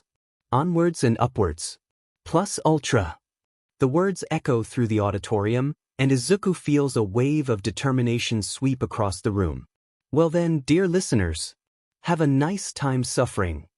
With these words, Present Mike ends the presentation. The students rise, their chairs scraping across the floor as they make their way to their practice halls. Izuku takes a deep breath. This is it. Now the next step begins. Izuku is overwhelmed by the sheer size of the UA and its extensive grounds. The massive buildings with their modern facades rise into the sky like monuments to hero training. The bus that is supposed to take him and the other examinees to the training grounds is already waiting. Although the ride only takes a few minutes, Izuku quickly realizes that the walk would have taken at least 20 minutes. The training grounds are enormous. High, sturdy walls surround the entire area, while several office buildings tower above it. The thought that the UA owns several such terrain complexes sends a shiver down his spine. It feels like he is entering a new, strange world. The bus finally comes to a stop in front of a massive gate that marks the entrance to the training area. The structure appears insurmountable, with shiny metal elements and sturdy anchors giving it an almost awe-inspiring presence. Izuku gets off with the others and stays at the edge of the group, patiently waiting for the action to begin. Around him, the crowd is bustling with activity. Some are talking excitedly, while others seem quiet and introverted. Izuku takes the opportunity to size up the crowd. The diversity of the participants is impressive. It seems like every type of person is represented here. His gaze lingers on an especially tall boy. He towers over Izuku by at least a head, and his 4 muscular arms are so imposing that Izuku imagines how they could crush robots like empty soda cans with ease. This sheer power is intimidating, and he can hardly believe that this boy is the same age as he is. He quickly averts his gaze so as not to appear rude. Another boy catches his eye because of his small, almost delicate stature. His bald head and calm expression give him an unassuming presence, but there is something about him that Izuku cannot place. Standing near him is someone with a head shaped like a bronze helmet, with a striking mohawk sticking out of it. The metallic glitter reflects the sunlight and inevitably attracts attention. Another striking face belongs to a tall boy with red and white striped hair shaped like a giant drill. Izuku can't help but wonder what quirks they might have. His gaze wanders further until it rests on a blonde boy wearing an oversized belt. His self-satisfied smile seems so exaggerated that Izuku wonders if it is part of his character or just a facade. Finally, he recognizes the boy who had previously admonished him to remain calm in the Great Hall. He stands there, as calm and focused as ever, as if he had already developed a precise strategy for the exam. His charisma radiates an almost unshakable composure, something that makes Izuku both admire and nervous at the same time. He can feel his hands shaking slightly. Tension is slowly creeping into his body, but at the same time, his determination is growing. This is the moment he has been preparing for months. He cannot afford to be intimidated now. So many different personalities in one place. The thought only increases Izuku's nervousness. His pulse quickens as he imagines having to compete with all these talented people. Even more unsettling is the idea of using his quirk in front of a crowd of strangers for the very first time. The insecurity briefly chokes him, but at the same time, he feels a tingling sense of anticipation. The entrance exam hasn't even started yet, and his heart is already racing. He glances back at the massive gate in front of him. He takes a deep breath, forces himself to suppress his nervousness, and focuses on what lies ahead. Then, with astonishing silence, the gigantic gate begins to open. Ahead of him, a wide canyon of houses stretches out. A perfect replica of a real city, only without the inhabitants. Streetlights cast long shadows, cars are parked at the sides of the road seemingly at random, and the detailed design of the buildings enhances the illusion. The sight takes Izuku's breath away for a moment. It seems so real. You could almost believe that people would step out of the houses any second. While Izuku is still taking in the scenery, many of the other participants do not even notice that the gate has been opened. Some are still absorbed in conversation, while others hesitate, unsure of when it will really start. Then a loud, rousing voice echoes behind them. "Let's go. Start." Present Mix's thundering call pulls Izuku out of his thoughts. His right hand reflexively shoots up, glowing a familiar turquoise, and with a targeted throw, he hurls a portal directly into the city. Some of the others turn to present Mike in confusion, who continues talking with sweeping gestures. "What's the matter with you? In a real fight, there's no countdown either. Run, run." Before the others can react, Izuku sets up his second portal directly below him. Without hesitation, he lets himself fall. A tingling sensation shoots through his body. His heart beats faster as the world is bathed in turquoise light for a split second, and then he lands in the middle of the training city. His feet touch solid ground at a large T-junction. He quickly straightens up and scans the area. The massive gate through which he came is now several hundred meters behind him. The city seems eerily silent. Not a sound, not a movement. Then a blood-curdling crash breaks the silence. With a deafening crash, a massive robot smashes through the wall of a building right next to him. Debris and dust swirl up as the metal creature slowly rises from the wreckage. Izuku instinctively takes a step back as the dust settles and the robot finally comes to rest in front of him. He is almost twice Izuku's height. His worn, dark green armor looks rough and battle-scarred. Despite his massive appearance, he moves surprisingly smoothly on a single, broad wheel. His body is heavily armored, but what makes him truly fearsome is his long, armored neck, which supports his massive head. With a mechanical whirring sound, the large, glowing red eye turns towards Izuku and fixes on him. A booming loudspeaker echoes from the metal body. Target acquired. Destroy. Izuku swallows hard. He barely has time to think about it because the robot is already moving. Massive metal shields sit on the long, slender arms of the machine monster, and an engraved one is emblazoned on each one.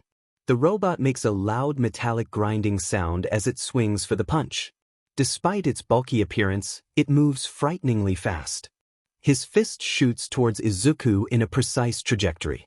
Instinctively, he hastily jumps backwards, just in time to avoid the attack.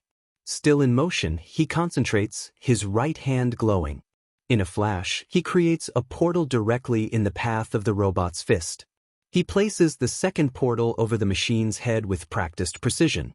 The fist disappears into the first portal and immediately reappears from the second. With full force, it crashes into the robot's own head. A loud crashing sound and the sound of shattering metal fill the air. The machine collapses, while its head disintegrates into a cloud of sparks and smoking debris. To Izuku's surprise, the robot disintegrates far more than he had expected. He wonders briefly if the machines are intentionally designed to be destroyed more easily, but new dangers distract him from this thought. A dull pounding and the clanking of metal make him turn around. 3 more robots are approaching fast. 2 of them bear the number 1 on their shields and resemble the first machine. The third, however, is different. It is larger, walks on 4 massive, spiky legs and resembles a mechanical scorpion. A 2 is emblazoned on each of its legs, and its tail ends in a large, jagged spine. Izuku doesn't think twice. He raises his hand and creates a large portal directly in front of one of the one-pointers. The robot crashes into it, while Izuku opens the second portal a few meters above the scorpion-like 2-pointer. With a dull thud, the falling robot crashes onto the larger opponent. Both machines falter, And once again the damage to their bodies is greater than expected. Sparks fly, and the two-pointer collapses with a metallic groan. However, the remaining one-pointer is approaching too quickly, and Izuku can no longer avoid it in time. At the last second, he pumps as much of his energy into his body as possible. An intense tingling sensation flows through him as the power spreads. The robot's blow hits him with full force, and he is thrown several meters through the air. The pain is intense, but Izuku pulls himself together. While he is still flying, he concentrates and opens a portal in his flight path. He places the second one directly in front of the remaining robot. He shoots through the portal at full speed and crashes directly into the machine. The force rips the robot apart in an explosion of debris and cables. As Izuku rises from the wreckage, the pain throbs in his body, but apart from a few scratches, he seems to have suffered no serious injuries. His energy apparently protects him better than he had thought. At the same time, he realizes that the robots are probably designed to be destroyed after a few hits, to make the test more manageable for the competitors. Izuku straightens up and looks back at the gate. The other competitors have now started moving, but most of them are still far away. Only one of them stands out. With impressive speed, he pulls a dense cloud of dust behind him as he races through the streets of the artificial city. The way he moves is reminiscent of a force of nature. Izuku grits his teeth. He must not let himself be left behind. He scans the area until he spots another group of robots in the distance. His heart beats faster. This is his chance to prove himself further and collect more points. "I have to move on," he mutters, turning his attention to the next challenge. He briefly observes the wreckage of his destroyed opponents and then raises his hand in concentration. A glowing portal appears under the metal parts while he opens the second one directly above the group of robots. Seconds later, a shower of sharp-edged metal rains down on the machines. The deafening crashing sound rips through the silence as the debris rains down on the opponents. A two-pointer is buried directly under the load and destroyed. Two one-pointers get under the heavy remains and can no longer move. Without hesitation, Izuku himself jumps through the portal and lands in the middle of the group. Three opponents are still standing, two one-pointers and another two-pointer. Their sensors immediately turn to him. Izuku pauses for a moment, analyzing the situation. The tactic of covering robots with debris works, but it has its limits. Large portals consume a lot of energy, while smaller ones require more precision, since he would have to drop the debris from a greater height. That would give the machines more time to dodge. "I need a different strategy," he thinks as he prepares for the fight. Without hesitation, he channels his energy into his leg muscles and pushes off the ground with full force. The sudden move catapults him towards the first one-pointer. In a split second, he transfers the energy to his arms. With a well-aimed punch, his reinforced fist penetrates the robot's metal shell. A shower of sparks sprays as the machine trembles and collapses. No sooner has Izuku finished off his first opponent than he hears the clanking of metal behind him. The second one-pointer is already raising his arm to strike. Izuku spins around and prepares to kick with all his might. But in his haste, he miscalculates. His foot only hits air. "Damn it," he exclaims. His guard is up a moment too late. The robot's fist hits him with full force in the stomach and throws him to the ground. The impact drives the air out of his lungs, and a sharp pain shoots through his body. But the energy he previously channeled into his body seems to have prevented more serious injuries. Breathing heavily and with a burning stomach, he gets back up. The robot is already swinging for the next blow, but Izuku reacts quickly. He creates a portal directly below himself, disappears with a soft whoosh, and reappears a few meters away. "This is not good. I'm still too inexperienced in close combat," he mutters as he creates more distance between himself and his opponent. His mind is working feverishly to find a better strategy. "Maybe I can combine it. My portals and the power boost." Suddenly, Present Mic's loud, tinny voice echoes over the loudspeakers. 7 minutes to go. The reminder of the limited time forces Izuku to focus on the fight again. The two-pointer is approaching menacingly, its massive tail rising for a deadly blow. The sharp blade at its tip flashes in the sunlight. Izuku stays calm, even though his heart is beating faster and faster. At the last second, he opens 2 portals. The momentum of the tail is diverted and the blade pierces the chest of the machine itself. With a final metallic crunch, the robot collapses. Only the remaining 1-pointer stands against him. Izuku creates a small portal next to the machine's head. Through another portal, he strikes directly at the robot with a reinforced fist. A loud cracking sound echoes through the air, and the machine disintegrates into its individual parts. He breathes heavily, but pulls himself together and quickly finishes off the 2 trapped 1-pointers. He smashes their heads in with a large piece of scrap metal. Panting, he adds up his points so far. 11 points. Relief washes over him.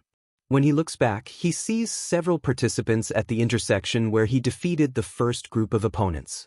Many of them are involved in fights. He watches them hold their own against the robots, but decides to get more distance between himself and them. Without hesitation, he turns around and runs down the street. The buildings around him seem deserted, but the metallic clanking and distant explosions echo through the narrow streets. He uses the next few minutes to fight smaller groups of robots. In 3 minutes, he destroys 8 1-pointers by using his portals and delivering precise, reinforced blows. He defeats 2-pointers by directing their own attacks against them. When he finally comes to a stop, he has collected a total of 23 points. His path leads him back to the main street. No sooner has he turned the corner than he finds himself in the middle of a chaotic robot slaughter. The noise is deafening. Explosions rock the streets, while the metallic clangor of countless fights fills the air. Numerous participants are in combat with a large cluster of robots. Izuku watches as the machines zero in on the area where most of the examinees are concentrated. A sudden moment of realization strikes him. I made the wrong decision to separate from the others. I could have earned significantly more points here. But he still has time. The exam is not over yet, and Izuku knows he has to make the most of every remaining second. He clenches his fists and looks for more opponents. The fight is not over yet, and his score must continue to rise. It takes only a moment for a huge robot to appear around the next corner. Izuku's heart skips a beat when he recognizes the large number 3 on the massive armor. It is the first 3-pointer he has seen in the entire test. But the robot is not alone. Several 1- and 2-pointers accompany him like a small army, their movements precise and menacing. Izuku immediately realizes that he can't just knock out the 3-pointer with a portal fist. He had already noticed with the 2-pointer that his raw power is not enough to destroy such robust opponents. This one will be even more resilient. Although his quirk gives him impressive mobility, he lacks the necessary power on the offensive side. He has to get creative. Without hesitation, Izuku grabs 1-pointer with a portal and drops him directly onto the 3-pointer's head. The weight could be enough to at least damage the giant. But as soon as the smaller robot hits the armor, it shatters into a shower of debris. The 3-pointer continues on its way as if nothing had happened. Not a dent, not even a small bump. Izuku bites his lip in frustration as his mind feverishly searches for a new solution. But before he can act, he suddenly hears someone shouting behind him, 32 points, yeah. Startled, he turns around. The other participants are starting to call out their scores to each other. Their faces reflect exhaustion and determination. His attention is drawn to a girl who skillfully maneuvers through a group of robots. With a few short touches, she activates her quirk, and within seconds, all the machines she has touched, including even a 3-pointer, begin to float. Izuku stares in fascination as the robots rise several meters into the air before the girl gives up control. They crash to the ground without breaking and burst into countless pieces. Panting, she wipes the sweat from her brow, her voice tired but proud. That would be 28 points.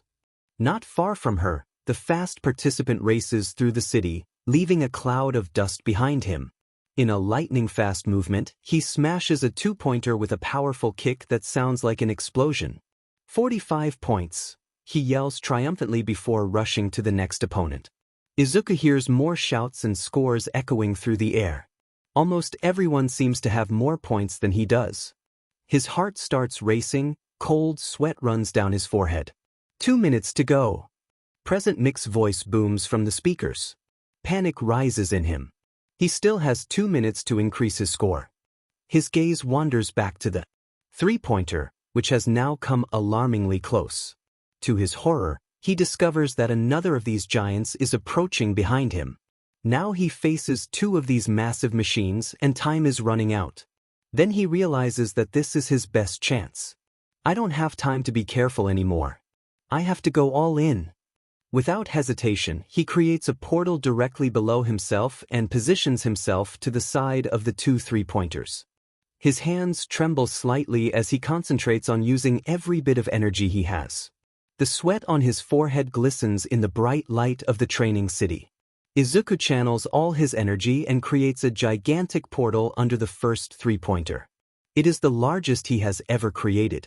His breathing is labored, but he forces himself to hold out. Directly above the second three-pointer, he opens another portal, just as large. For a moment, time seems to stand still. The first robot slowly tips into the glowing oval, as if moving in slow motion. The massive machine disappears and reappears directly above the second. With a deafening crash, the three-pointer hits the other one. Shattering metal and bursting components fill the air. The force of the impact presses the 2 machines into each other until nothing but a smoking heap of debris remains. The shock wave sweeps several smaller robots along with it. Some are hit by flying debris and destroyed as well. Izuku sinks to his knees, panting. His body feels heavy. The enormous amount of energy he has used up has almost drained him. Every breath burns in his lungs. His head throbs with exhaustion. I can't stop now. The test isn't over yet. I need more points. His voice is little more than a whisper, but the determination in him continues to burn. His legs are shaking, but he forces himself to continue. The last minute of the exam has begun, and he knows he must make use of every second. The thought of the scores of the other participants and his own dream of becoming a hero give him the strength to start moving again. It takes all of Izuku's willpower to get back on his feet. His body is screaming for rest, but he forces himself to keep looking for possible targets. To his horror, however, he can't spot any more robots. The streets are eerily silent, and for a moment he thinks the exam is already over. Then a deafening noise rips through the silence. The ground beneath his feet begins to vibrate. Izuku whirls around.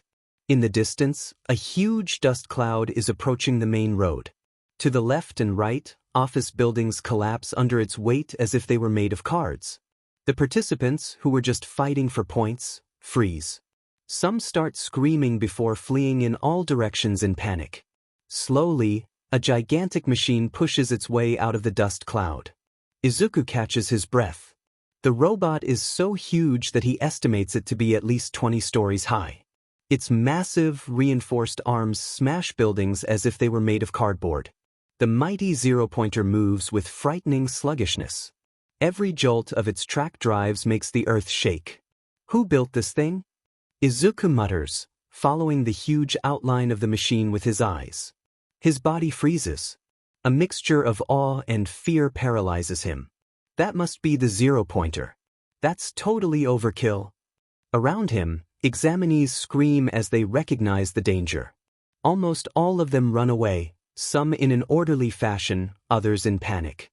Izuku is about to turn around to get through a portal to safety when he sees her. The girl with the levitation quirk is trapped under a massive concrete block. She is desperately trying to free her leg, but she can't. The zero-pointer is approaching inexorably. None of the other participants stop. Nobody helps her. Izuku grits his teeth. His mind screams that he should run away, that it is madness to confront this thing. But his heart tells him something different. I can't just let her die here. A plan forms in his head. His first idea is to create a portal under her, but he immediately discards the thought. The concrete block would fall with him and could injure her even more seriously. I have to get to her. Without hesitation, he creates a portal and teleports directly to her side. Dust and noise make it difficult to think. The ground trembles under the approaching giant. He immediately throws himself against the concrete block and tries to lift it with all his remaining strength. He has barely pushed his hands under the edge when he realizes how heavy the thing really is.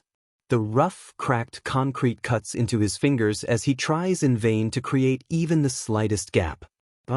There's nothing you can do. Please save yourself. The girl looks at him with wide-open eyes, her voice filled with panic. Izuku ignores her words. His fingers dig deeper into the edges of the concrete block, but it's useless. He can't do it. The shadow of the gigantic robot grows larger and larger. The loud clattering of its chains makes the ground shake. He glances desperately around the area. Then he notices a long metal piece among the debris. It is a sturdy-looking fragment of a destroyed robot armor. He uses a small portal to get it in his hand. Without hesitation, he rams it into a gap under the concrete block. Now he has no choice. He takes a deep breath, closes his eyes for a moment and channels his energy directly into his arms and legs. A burning sensation flows through his body, his muscles tense, and exhaustion sets in instantly. He has never developed so much strength, but the price is high. His energy reserves are dwindling rapidly. With a desperate scream, he pushes against the lever with all his might. The block rises centimeter by centimeter. At first barely noticeable, then slowly a little more. His whole body protests against the effort. His breathing is labored, dark spots dance before his eyes. Just a little more.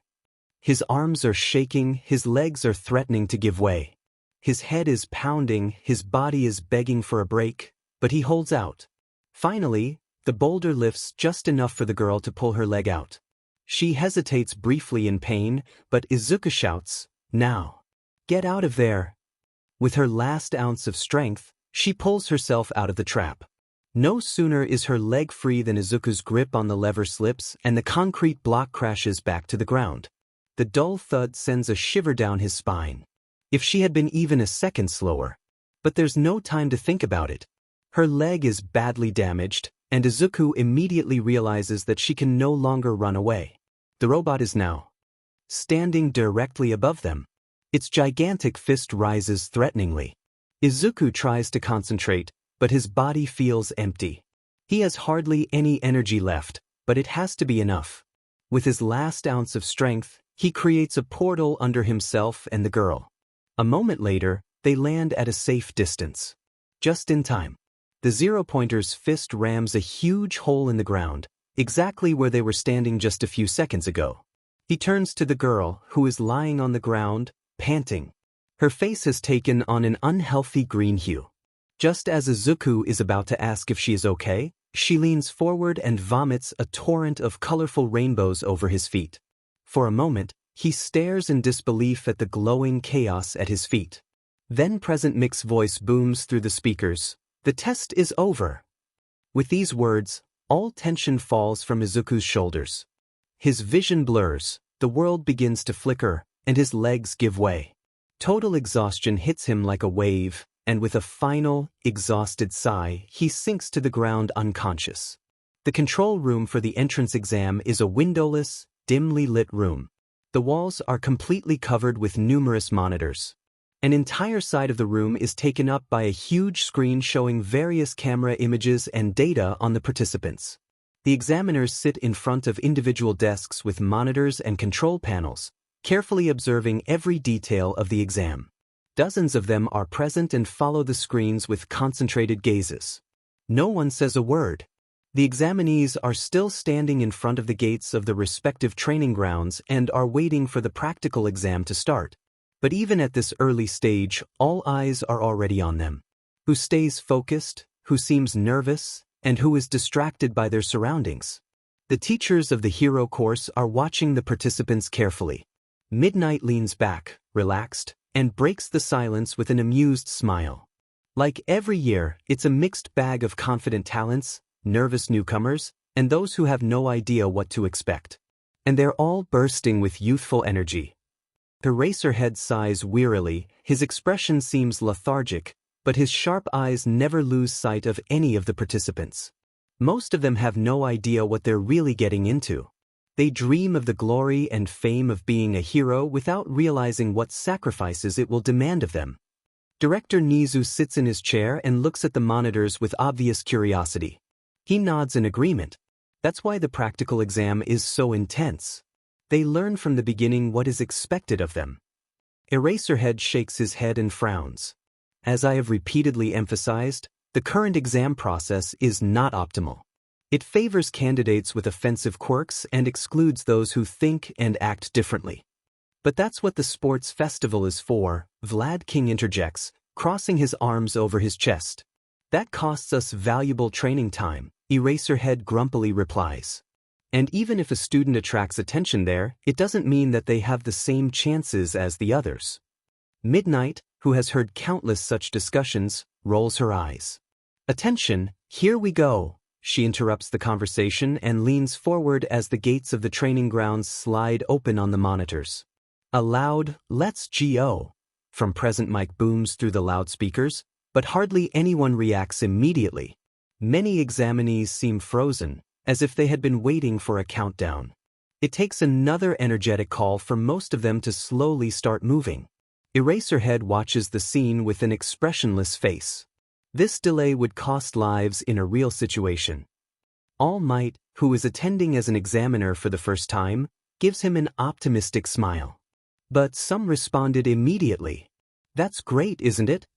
Director Nizu taps away at his terminal and pulls up an enlarged view of some of the participants on the main screen. Exactly, All Might. For example, candidate number 7111, Young Ida. He reacted with lightning speed and is already on his way to the combat zone. Unfortunately, he failed the advanced placement exam, even though he did extremely well there. Number 2233 is also showing impressive speed, Vlad King adds, projecting an image of Bakugo onto the large monitor. The blonde student moves through the urban canyons with explosive power. Eraserhead narrows his eyes and watches Bakugo's destructive locomotion. The question is how well he can control himself. With a quirk like his, he can do enormous damage. Suddenly, Nizu stops his movements and narrows his eyes. Quickly tapping on his terminal, he calls up a split image on the main monitor. On one side, you can see Izuku Midoriya, who is still standing in front of the gate. On the other side, the first major intersection of the training ground appears. We have something interesting here, Nizu mutters quietly, and immediately the other teachers curiously turn their eyes to the monitor. On the screen, Izuku disappears in the middle of a movement through a turquoise hole and reappears in the next moment at an intersection. The reactions are not long in coming. Midnight blinks in surprise, Vlad King leans forward with interest, and even Eraserhead raises an eyebrow slightly. Did he just teleport? Midnight asks in amazement. Vlad King nods slowly as he watches the scene carefully. It certainly looks that way. And he can apparently create these holes in midair and use them to redirect objects. On the screens, it is clearly visible how Izuku skillfully uses one of his portals to make one of the large battle robots destroy itself. Eraserhead watches the footage with a serious expression. It's a versatile skill, but it's also dangerous. If he doesn't know exactly what he's doing, he could cause significant damage with it. Not only to his opponents. Nizu smiles mysteriously and bows his head slightly. Well, it seems we have a particularly exciting candidate this year. While the entrance exam continues at full speed outside on the training grounds, the teachers watch the monitors with excitement. Director Nizu leans forward, his small black eyes sparkling with curiosity as he types on his terminal. I don't know of any hero who has abilities similar to this boy's. Teleportation quirks are extremely rare, even rarer than healing quirks, he analyzes, fascinated. Then he opens another window and looks at Izuku's file, frowning. Interesting. His file only describes his quirk as a mysterious energy that he can use to make his hands glow. All Might, who has been silently following the action so far, suddenly freezes. Something clicks in his head, and his expression changes from focused to amazed. I know this boy, he exclaims loudly. Some teachers react with a surprised, what? While all eyes instantly turn to hero number 1. All Might nods affirmatively, arms folded. Yes, it must have been about a year ago. I saved him from a villain back then. We spoke briefly, and he asked me if he could become a hero despite having a weak quirk. I gave him a few training tips. I still remember exactly how worried he was that his ability wasn't powerful enough. Nizu taps his chin thoughtfully with one talon. Do you think he intentionally kept his quirk a secret? All Might shakes his head decisively. No, I don't think so. He seemed genuinely worried and unsure about his power. He seemed like a kind, if somewhat shy, boy to me. Maybe he was just nervous because he's a big fan of mine. As the teachers continue to watch the screens in fascination, a look of disdain appears on Eraserhead's face.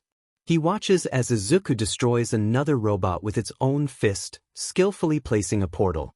But the next moment, a mechanical arm hits him with full force, sending him flying through the air. He definitely has talent, but he lacks hand-to-hand combat experience, Eraserhead comments soberly. He relies entirely on his quirk. As soon as someone gets the better of him physically, he lacks the training to react appropriately.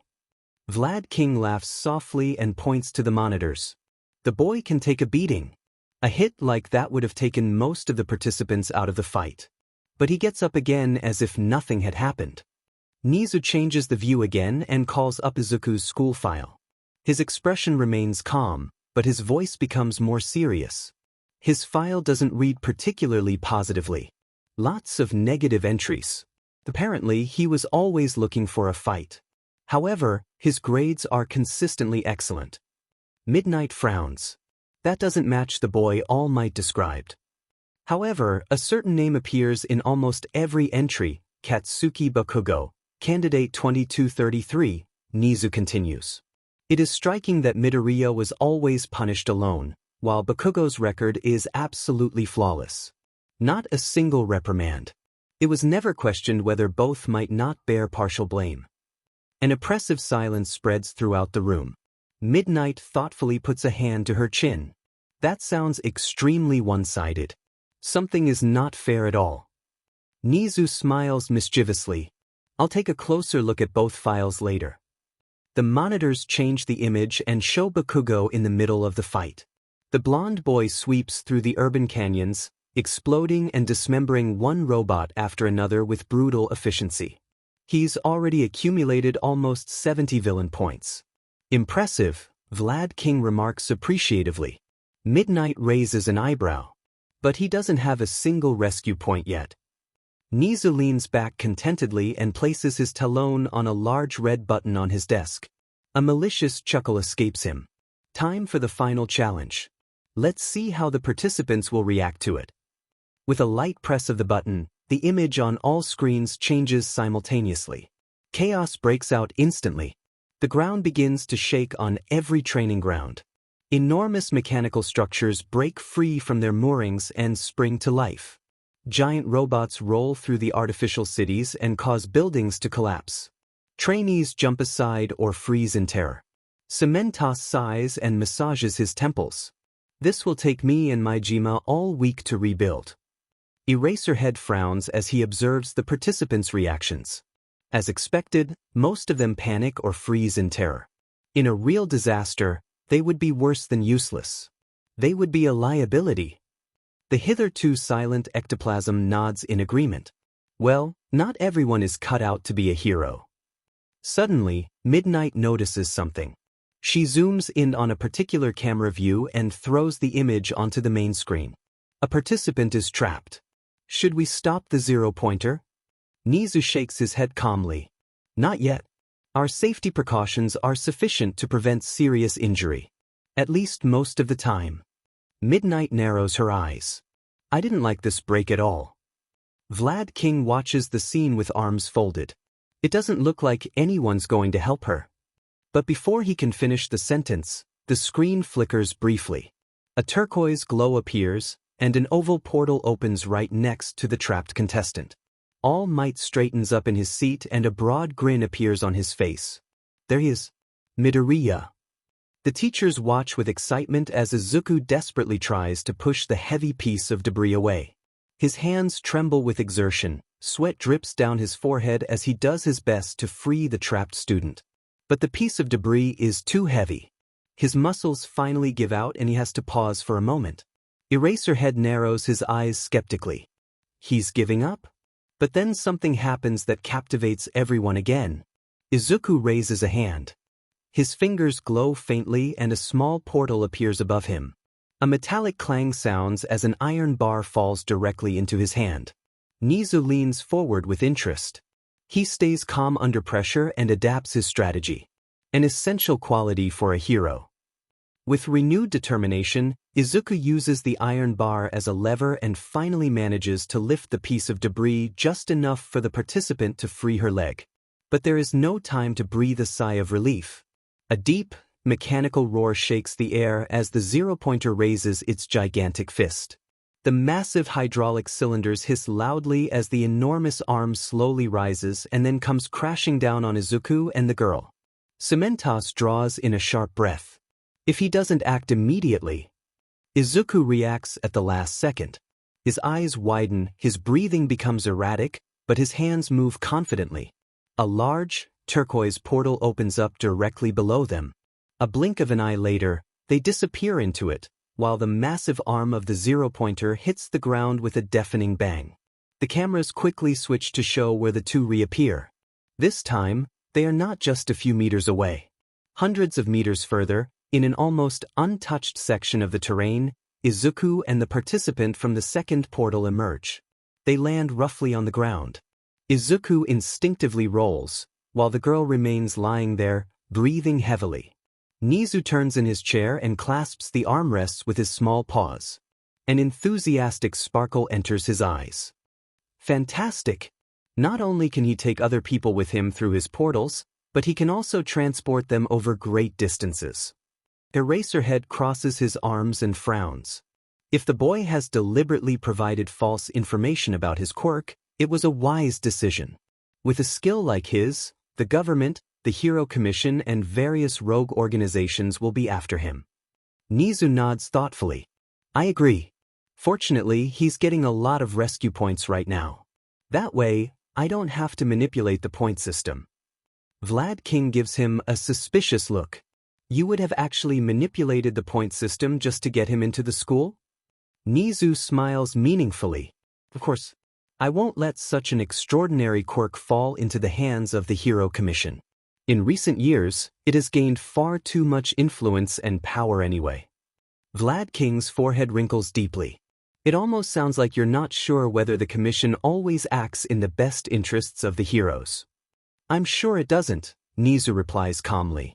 And even worse, if it fell into the hands of a villainous organization, the consequences could be disastrous. With a skill like his, you can not only save lives, but also cause significant damage. A heavy silence falls over the room. Not a single teacher disagrees. Each of them knows the stories of Mac users who were either shaped or destroyed by society, depending on which hands they fell into. Suddenly, Midnight's voice sounds unusually serious. Midoriya looks bad. All eyes snap back to the screens. Izuku is sitting on the floor with wide-open eyes, his breathing shallow and irregular. The girl he saved is holding her hand in front of her mouth, trembling, her face as white as chalk. Seconds later, she leans forward and throws up directly on his shoes. Izuku's shoulders shrug slightly, as if he is desperately trying to stay conscious. But then suddenly he tips over. He has used up his last reserves of strength, Eraserhead states soberly.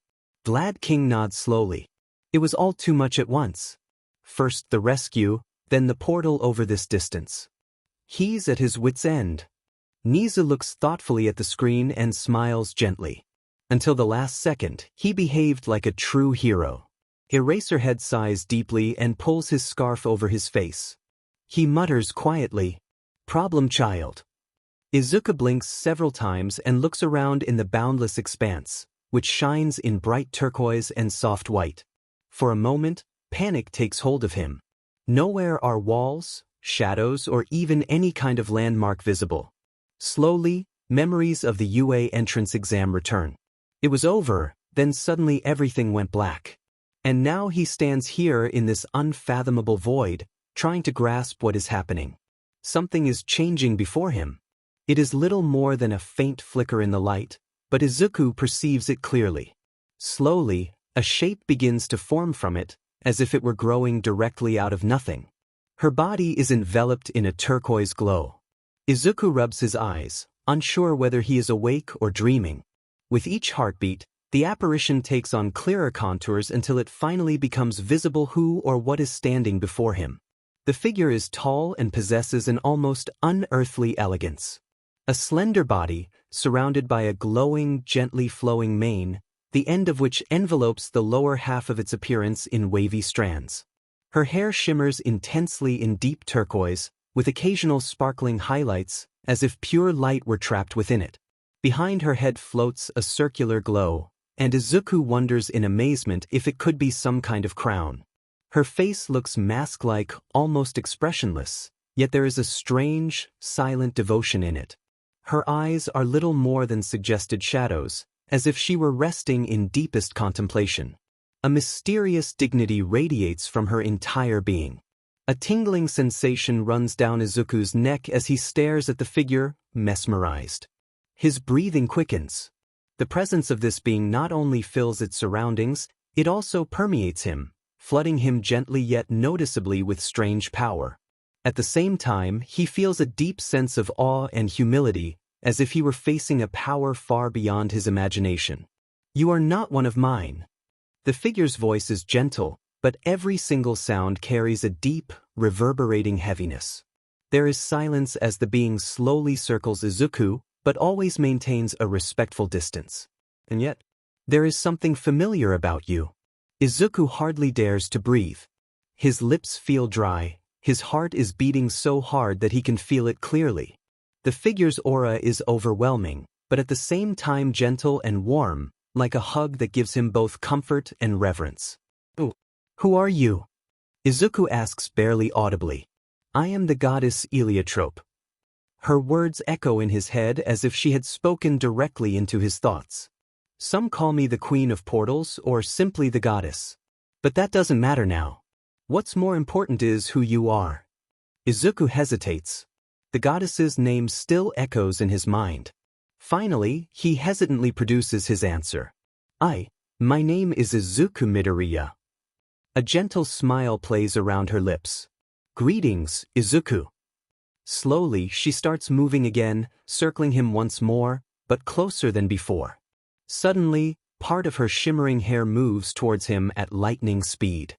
Before Izuku can react, the silky strands are already touching his forehead. An intense turquoise glow spreads across his skin, while a strange but pleasant energy flows through his body. It feels like an invisible hand is gently roaming his memories. A strange tingling sensation fills his head and suddenly there is silence. He cannot move. His muscles are as if frozen, held in an invisible, gentle embrace. Although it lasts only a few seconds, this moment seems like an eternity to him. Finally, the glowing hair gently withdraws, as if it had never done anything other than gently caress the air. The goddess takes a few steps back and looks at Izuku with a calm, friendly gaze. "What was that?" Izuku manages to say, as soon as he has control over his body again. His breathing quickens, his heart pounds wildly in his chest. Involuntarily, he puts a hand to his head, as if he can still feel the strange touch there. The goddess gives him a gentle smile and speaks in a calm, melodic voice. "I have looked into your past." Izuku blinks. His lips silently form an O as his thoughts race. He doesn't know whether he should be outraged or just overwhelmed. Finally, he manages only a hesitant, "Oh, okay?" The goddess tilts her head slightly. Her gaze pierces him in a way that seems neither judgmental nor distant, but filled with sincere warmth. "I see a painful past," she says gently, "but also an amazing kindness and a burning desire to help others." Izuku feels the blush rising in his face. He doesn't know what to say in response. His past is anything but bright or heroic. To change the subject, he shakes his head slightly and asks the first question that comes to mind. "Where are we?" The goddess's hair, which used to wave from bottom to top, now shines brighter. At the same time, she floats a little higher in a slow, calm movement. "Oh, we are in a side dimension of your world." Izuku's eyes widen in surprise. "I'm in another dimension?" His voice alternates between horror and fascination. The thought of it is overwhelming. "Not exactly," Her voice remains gentle, as if she senses his insecurity. I merely brought your consciousness here. Your body is currently lying unconscious in your world. However, this side dimension still belongs to your world. It takes Izuku a moment to process this information. The idea that his mind has been separated from his body makes him shiver. Why? He finally asks quietly. The goddess begins to float slowly back and forth in front of him. Her long hair follows her every movement with flowing elegance, as if it were part of the glowing surroundings itself. Finally, she answers patiently. I could sense you using your portals in my world. Your energy was familiar to me. I believed you were one of mine and had lost your way. Izuku frowns. One of yours? His curiosity is aroused and for a moment drives away his insecurity. My children and the children of my children. The people of Eliatrope. Izuku blinks in wonder. You named your people after you? He asks incredulously. The goddess smiles gently. As their numbers grew, they named themselves after me, out of reverence and gratitude. There is no trace of pride in her voice, but rather a gentle melancholy, as if it were a distant memory. Izuku's thoughts are racing. The goddess and her people. Do they really exist in another world? More and more questions arise in his mind. Why did you think I was one of them? He asks curiously. With each answer, a dozen new questions arise in his mind.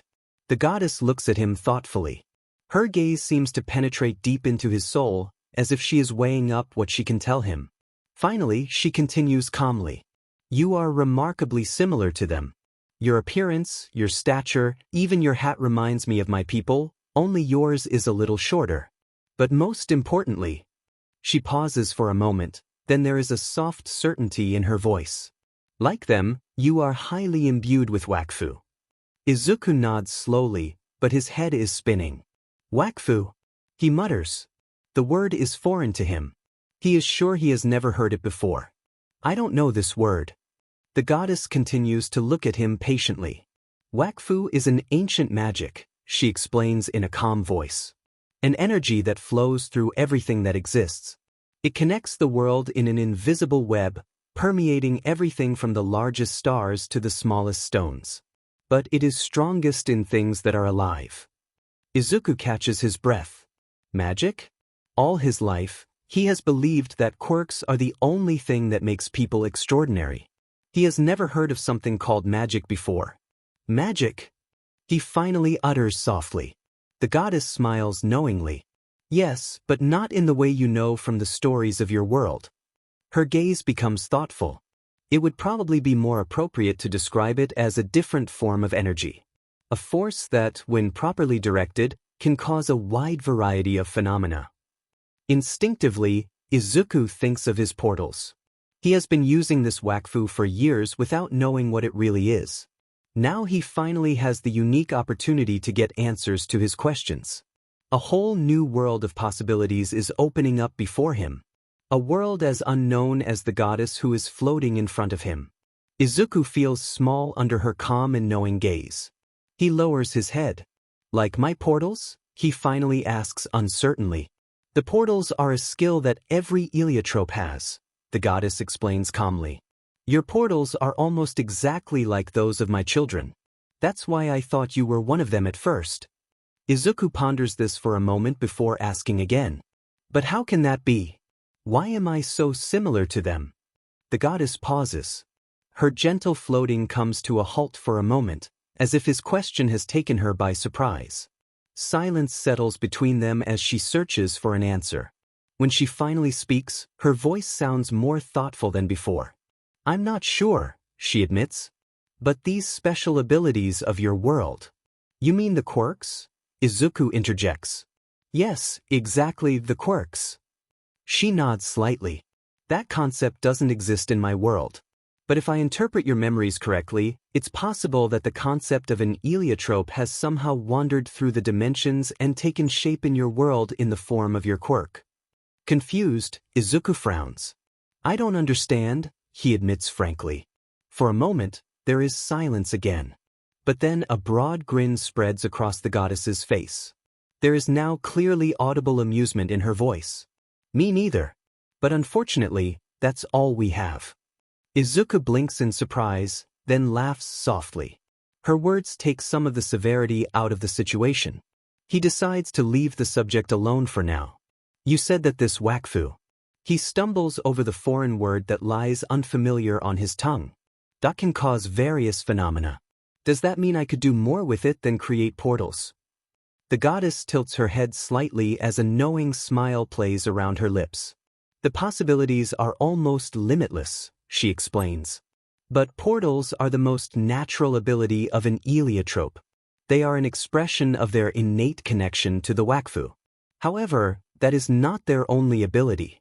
For more complex applications, my children create machines, large and small, that use Wakfu as an energy source.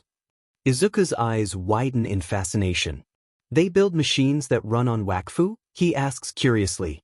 The thought of it sparks a new wave of enthusiasm in him. How does it work? The goddess ponders this for a while. Her gaze wanders for a moment into the endless expanse around her before she finally answers quietly. I don't know. She closes her eyes briefly, as if rummaging through old memories. I rarely interfere in the lives of my people. Mostly I watch them from a distance. I was never interested in how their little devices work. But every time they experiment with new ideas and use their inventions to make their lives easier, it fills me with joy to watch them. It's beautiful. Izuku is surprised. He had expected a goddess to be omniscient and to have an answer to every question. But she talks about her ignorance so easily, as if it were nothing more than a trivial fact. Suddenly, she seems less like the unapproachable, almighty figure and more like a mother who looks proudly at her children's creative works. Perhaps these machines are no more than a picture drawn with crayons or a tower made of building blocks, pretty to look at but without deeper meaning. While Izuku is still pondering this thought, the world around them begins to flicker. The glowing expanse trembles as if an invisible rift runs through reality. Izuku feels his surroundings lose substance and slowly dissolve. The goddess frowns. Her usually calm presence seems tense, her voice becomes more hasty. The connection is weakening. I can't stay much longer. Izuku's heart skips a beat. Panic grips him as he realizes how this moment is slipping away. Please wait. He calls, his hands clenching into fists. I still have so many questions. He tries desperately to organize his thoughts. There is so much he still wants to know, but the words do not come to mind quickly enough. Reflexively, he says the first thing that comes to mind, "Can you tell me more about Wakfu?" Again, one of her glowing strands of hair shoots towards him and gently touches his temple. A flood of images, emotions, and knowledge rushes into his mind. Scenes of distant worlds, flying cities and alien beings flash before him. The history and travels of the Eliatropan, their achievements and knowledge, it is too vast to grasp or hold on to. As the strand of hair retreats, Izuku can already feel the memories fading. The goddess looks at him gently. I have given you the history of my people and much of their knowledge. Most of it will fade before you can really grasp it. But some things will remain. Perhaps one day they will help you or inspire you. A lump forms in Izuku's throat as he watches her body slowly fade away. Its edges flicker and dissolve like grains of dust carried by the wind. A cool sadness fills him, and although he still wants to say something, he can only manage a single question. Will we meet again? The goddess pauses. There is gentleness in her gaze, but also a hint of regret. No, she replies softly. This meeting is a one-time occurrence. Your dimension is very far away, and it has cost me a great deal of strength to reach you. Besides, traveling between dimensions is dangerous. There are worlds where even I wouldn't survive. Places where the laws of reality could instantly destroy me or where gods rule who won't tolerate visitors. Her smile becomes almost maternal. The worlds are always in motion, Izuku. You'd be better off staying in your own neighborhood. Her form fades faster and faster, the turquoise lights around her lose their power. Farewell, Izuku Midoriya. Keep your kindness as best you can. I'm sure you'll achieve your dream. Desperate, Izuku reaches out to her, but he only feels cool air before the world around him sinks into deep darkness. Izuku suddenly jolts upright and looks directly into two old, wrinkled eyes. They are so close to him that he cries out in fright and hastily pushes himself back to gain distance. Only now does he realize that he is lying on the floor. The eyes move back a bit, and slowly he recognizes the friendly face behind them. It only takes a moment for him to clearly identify the person. It's the teenage heroine Recovery Girl. Izuku has read a lot about her. She is one of the few heroines whose quirks can be cured. Before he can pull himself together, he spontaneously blurts out while still lying on his back, "Can I have your autograph?" Recovery Girl raises an eyebrow in surprise and then lightly taps him on the head with her walking stick. "You unreasonable little boy, you were unconscious until now." She reaches into her bag, takes out something and holds it out to Izuku. Still a little dazed, Izuku carefully sits up and automatically opens his hand. Recovery Girl drops a few wine gums into it. "My boy, you're hardly injured, but you overstretched your quirk. These wine gums will give you new strength. I make them myself." Without waiting for an answer, Recovery Girl turns away and shouts, "Is anyone else injured?" Only now does Izuku realize that numerous other participants are standing around him, staring at him in amazement. Still a little dazed, he puts the wine gums in his mouth and slowly gets up, his legs wobbling. As he chews, he can feel some of his strength slowly returning. Only his Wakfu, that strange energy within him, is hardly regenerating at all and remains at a worryingly low level. The thought of Wakfu brings the encounter with the goddess back to his mind. Did I imagine that? But the memory is so vivid, it didn't feel like a dream. His thoughts are interrupted abruptly when a girl with an energetic step runs up to him. "Thank you so much for saving me," she exclaims enthusiastically, stopping close in front of him. Izuku is momentarily confused and needs a few seconds to reconstruct the events before he lost consciousness. Suddenly, he remembers the giant robot and the girl trapped under the piece of debris. "I'm so sorry I threw up on your shoes. I don't know how that happened. Actually, I hadn't overused my quirk yet, and this nausea felt quite different." As the girl speaks, she moves closer and closer to him. Izuku feels the blush rising in his face. He hastily pulls his hat deeper into his face to hide his flushed cheeks. He turns slightly away from her and thinks desperately, "Too close. She's way too close." After a moment, the brown-haired girl notices his embarrassment and takes a step back. "Oh, I'm sorry, did I get too close to you?" She bows slightly and says kindly, "Thank you again, you saved my life. By the way, my name is Ochako Uraraka. Would you mind telling me your name?" Izuku can hardly think straight. It has been over 10 years since a girl his age spoke to him so nicely. The silence between them stretches uncomfortably until he finally pulls himself together. He carefully lifts his hat a little and looks Uraraka directly in the eye. "Nice to meet you. I'm Izuku Midoriya." Uraraka is about to reply when both of them suddenly receive a light blow from Recovery Girl's walking. "Come on, you two. The exam is over, you can't stand around here forever." With further gentle blows, she energetically shooed the two of them towards the exit. For a doctor, she's surprisingly generous with her slaps, Izuku thinks as they walk back to the main building together. On the short walk, Izuku finally begins to lose his nervousness, especially after asking Uraraka about her quirk. He quickly becomes engrossed in the conversation and enthusiastically philosophizes about possible theories, while his excitement slowly gives way to enthusiasm. At the main entrance, Uraraka finally says goodbye with a warm smile. "It was really nice to meet you, Izuku. And thanks again for saving me. I have something to do at school, but I really hope that we both make it into the hero course and see each other again there." Before Izuku can reply, she has already disappeared into the building.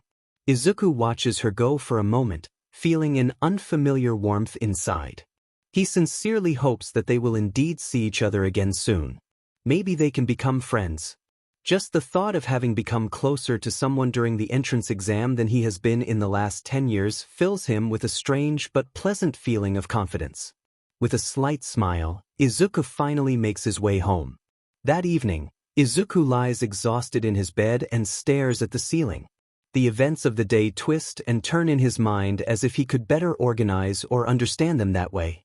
It was a day full of unexpected twists, and his thoughts jump restlessly from one memory to the next. First, there was the written exam, which was very challenging for him. Although Izuku is almost certain that he answered most of the questions well, the last 3 questions, which left him at a loss, are still bothering him. Even more, his thoughts revolve around the practical exam. The sight of the huge robot with its menacing silhouette has burned itself deeply into his mind and still makes him shiver. How did he manage to overcome this mechanical colossus? Involuntarily, his thoughts turned to the encounter that left him most baffled and confused. The strange conversation with the goddess Eliatrope. Although he was initially certain that he had only dreamed the encounter, it now feels too real and too intense to have been mere imagination. Izuku closes his eyes and tries to recall every detail again. The turquoise glow, her gentle voice, and the strange feeling of warmth and awe that her mere presence triggered in him. Izuku shakes his head slightly to try and sort out his thoughts. But there is something else that is bothering him today, and it seems almost more unreal than meeting the goddess. He actually spoke to a girl. And not only that, he even saved her. A warm tingling spreads in his chest when he thinks of her kind words and her radiant smile with which she said goodbye to him. "I hope you make it too," he mutters softly into the darkness. He still feels the pleasant surprise that someone is really looking forward to seeing him again. But there is still a shadow of uncertainty. He will have to wait a whole week for the results. A week in which he does not know exactly how many points he has achieved, nor whether these will be enough to be accepted. When he made the 2 3-pointer robots collide, he completely lost track of his points. There could be 30 or more. But how much will ultimately be needed is unknown to him. Izuku sighs heavily and turns restlessly to the side. Nevertheless, a determination awakens in him that surprises even himself. He will not let this week pass unused. He will continue to train and learn. The goddess's words echo in his mind and give him strength. He wants to test, try, and find out more about his powers. Slowly, Izuku relaxes again, and fatigue finally catches up with him. With thoughts that oscillate between doubt and hope, he slowly lets go of the day and slides into a restless but ultimately restful sleep. A bright ray of sunlight hits Izuku directly in the face and once again pulls him out of his dreams. Grumpily, he turns on his side and tries in vain to ignore the disturbing brightness. But now that he is awake, his thoughts quickly return. Above all, the encounter with the goddess Eliatrope does not leave him. The knowledge she has given him is a great mystery to him. As soon as he closes his eyes and concentrates, a flood of images washes over him, passing by far too quickly. They seem chaotic, blurry, almost like a wild dream. Izuku desperately tries to make sense of them, but he can't. Again and again, fragments, landscapes, strange creatures and places appear that he has never seen before. The goddess explained to him that he still has other abilities lying dormant within him. It's as if she's given him a huge library, but all the books are written in a foreign language and he's constantly losing individual copies forever.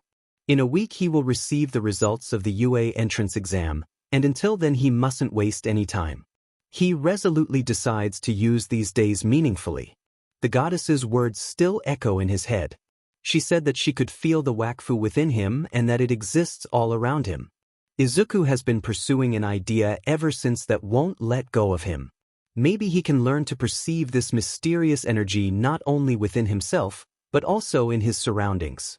After a quick breakfast, he sets off for the nearby forest, a place that has become his personal retreat in the last few weeks and months. The trees, which were recently bare and dull, are now back in full splendor. Lush greenery and delicate flowers make the forest look fresh and vibrant. Here, far from prying eyes, Izuku feels safe and free. The peace of the forest gives him strength and confidence. He has barely reached his favorite clearing when he breathes in deeply. The soft rustling of the leaves and the gentle splashing of a stream fill him with a pleasant calm. He sits down on the soft moss on the bank and slowly closes his eyes. His thoughts return to the goddess's words. Wakfu is in everything, it connects everything, especially life. He tries to perceive this energy consciously, to focus his senses on the world around him. But no matter how hard he tries, his thoughts do not remain calm for long. They keep wandering to the exam, to the UA, and to the crucial question of what he should do if he is not accepted. These nagging doubts make it impossible for him to truly let go and focus on his task. After what feels like an eternity, his stomach growls loudly, mercilessly demanding a break. His already tenuous concentration finally breaks. Frustrated, he opens his eyes and looks resignedly into the clear water of the stream. Izuku tries a few more times, but his mind keeps wandering. Finally, when the sun is already lower in the sky and its rays shine gently between the treetops, he gives up.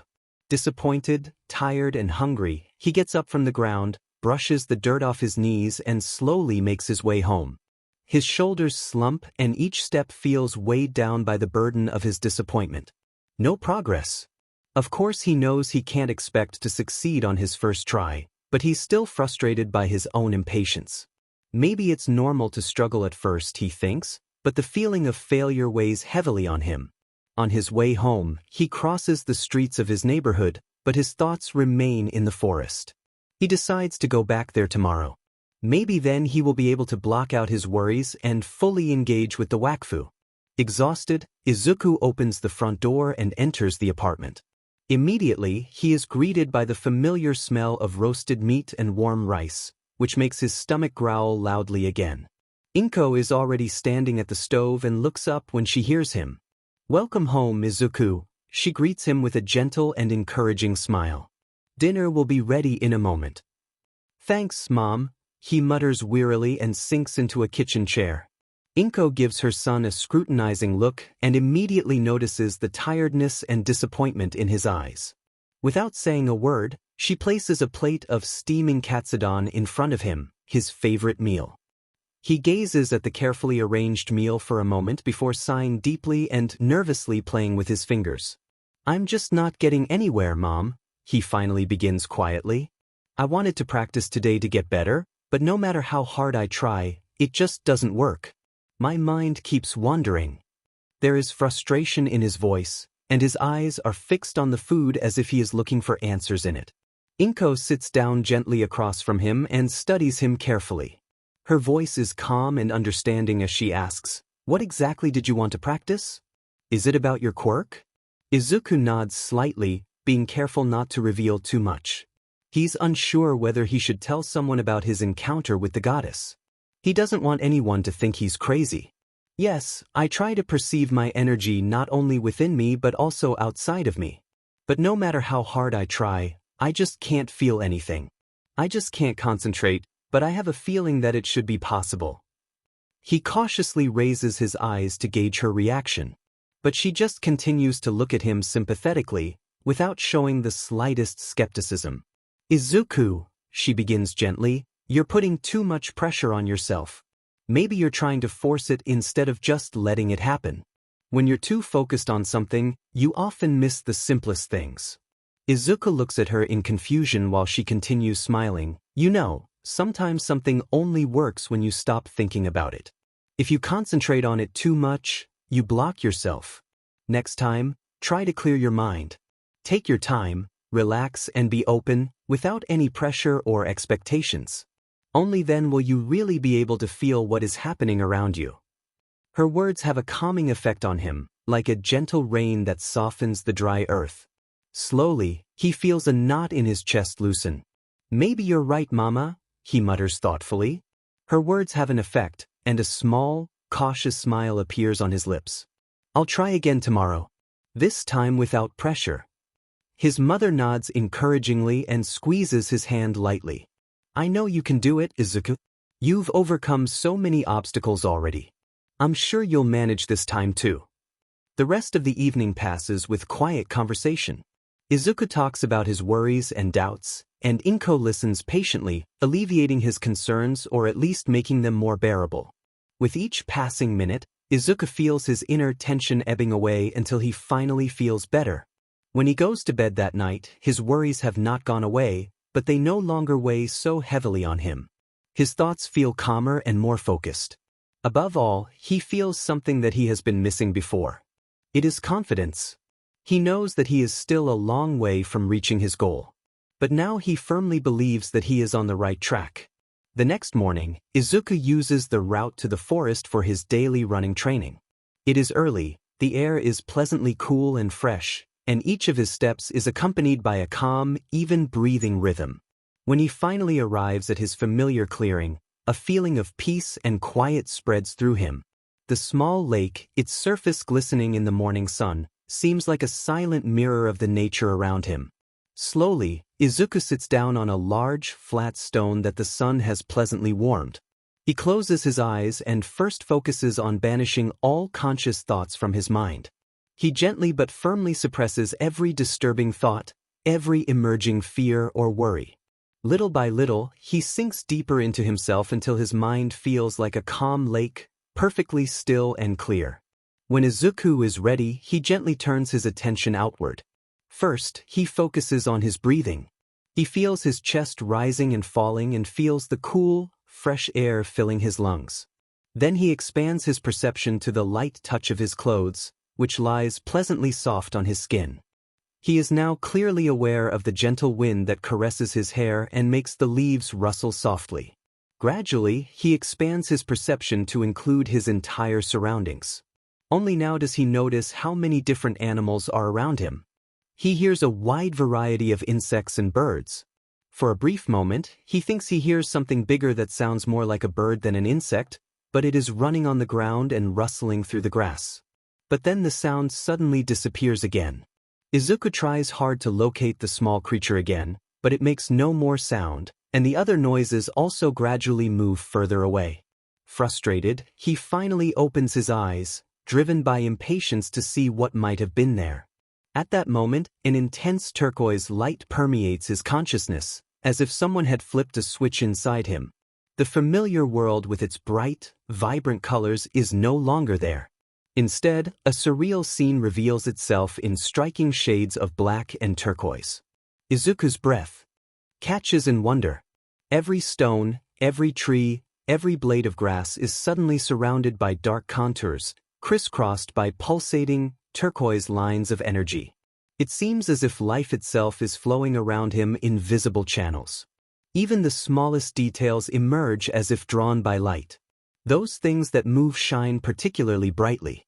These radiant points seem to be living beings, their energy glowing more intensely than anything else.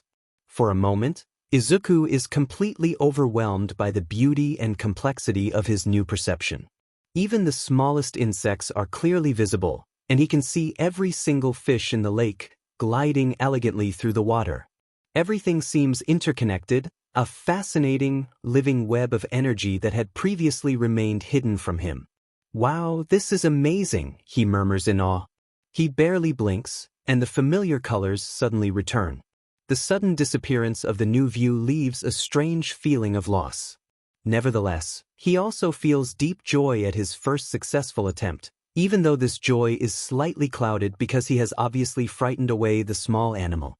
After a few minutes of rest, Izuku tries again. This time it takes him barely a minute to switch to the new perception. Immediately, black and turquoise return, and he sees the world again in its fascinating, energetic clarity. Once more, he feels the life around him vividly and intensely. The fish swim quietly through the small pond, while birds chirp among the treetops. Their outlines glow brightly, and Izuku realizes that he is actually perceiving their life energy, the Wakfu. For minutes, he remains motionless, frozen in awe and admiration. But slowly, a dull pain spreads behind his temples. It takes a lot of concentration to maintain this perception, and he feels his strength waning. He is hardly using any Wakfu, but the effort is noticeably exhausting him. He carefully ends the new perception, and the world returns to its usual colors. Exhausted, Izuku slowly rubs his temples. His head hums unpleasantly, but it is bearable. He looks at the calm lake in front of him and a satisfied, proud smile spreads across his lips, while his heart still beats faster.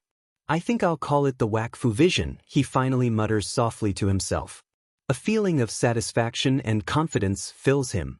He has discovered a new level of his abilities and knows deep in his heart that he has taken a significant step on his way to becoming a hero. In the days that follow, Izuku devotes his full attention to exploring his Wakfu vision. Unfortunately, the weekend is over and school is starting again. But as soon as class ends and he stops by home to change and grab a bite to eat, he heads to the hidden clearing in the forest. This place has become as familiar to him as a second home. Here he can practice undisturbed, experiment and slowly improve his new abilities. His goal is clear. He not only wants to understand how this special view works, but also to find out how he can use it optimally on his future path as a hero. At first, the unfamiliar perception causes him difficulties. It is difficult for him to maintain the Wakfu view for more than a few minutes before his concentration and strength run out. But Izuku does not get discouraged and continues to practice patiently. Gradually, he begins to notice the first signs of progress. Soon, the energetic patterns appear clearer and more distinct to him. To his great joy, he realizes that every living thing has a unique Wakfu signature. He can perceive the birds, fish, and even small insects, even when they are hidden behind other objects or outside his normal field of vision. But as fascinating as this new vision is, it requires him to concentrate extremely hard. Every evening, his head throbs with pain. A hot bath gives him some relief, but the pain doesn't completely go away until the next morning. Izuku suspects that his brain is working at full speed when he uses his Wakfu vision. However, with each passing day it becomes easier for him, and he manages to maintain the view longer before the headache sets in. That's why Izuku assumes that his brain first has to learn how to properly process the many new impressions. The more he experiments, the clearer it becomes to him how well the Wakfu view can be combined with his portals. Previously, he could only create his portals where his gaze reached. But now a whole new world of possibilities is opening up to him. Izuku activates his Wakfu vision and focuses on a large tree. His goal is to create a portal behind it. But the tree is giving him a hard time at first. In his perception, it glows so intensely that it looks like it is on fire. After a few minutes, Izuku finally manages to fade out the bright light and instead perceive the delicate Wakfu structures of moss and grass behind it. His enthusiasm knows no bounds. It feels like he is standing in a noisy hall, blocking out all the noise to follow a single conversation. Izuku pulls himself together, pulls himself out of his thoughts, and concentrates on opening a portal behind the tree. With a pounding heart, he steps through and finds himself exactly where he had planned to be. He breaks out in a triumphant laugh of relief. "It works," he cries, full of joy. But he quickly realizes that his ability has clear limits. As the distance increases, the Wakfu signatures become weaker and more blurred. It takes him much more concentration to focus on a distant target, and this quickly exhausts him. His Wakfu vision extends approximately 100 meters, but it does not end abruptly. Izuku suspects that his perception works passively, since all objects and animals radiate Wakfu and become increasingly difficult to see with increasing distance.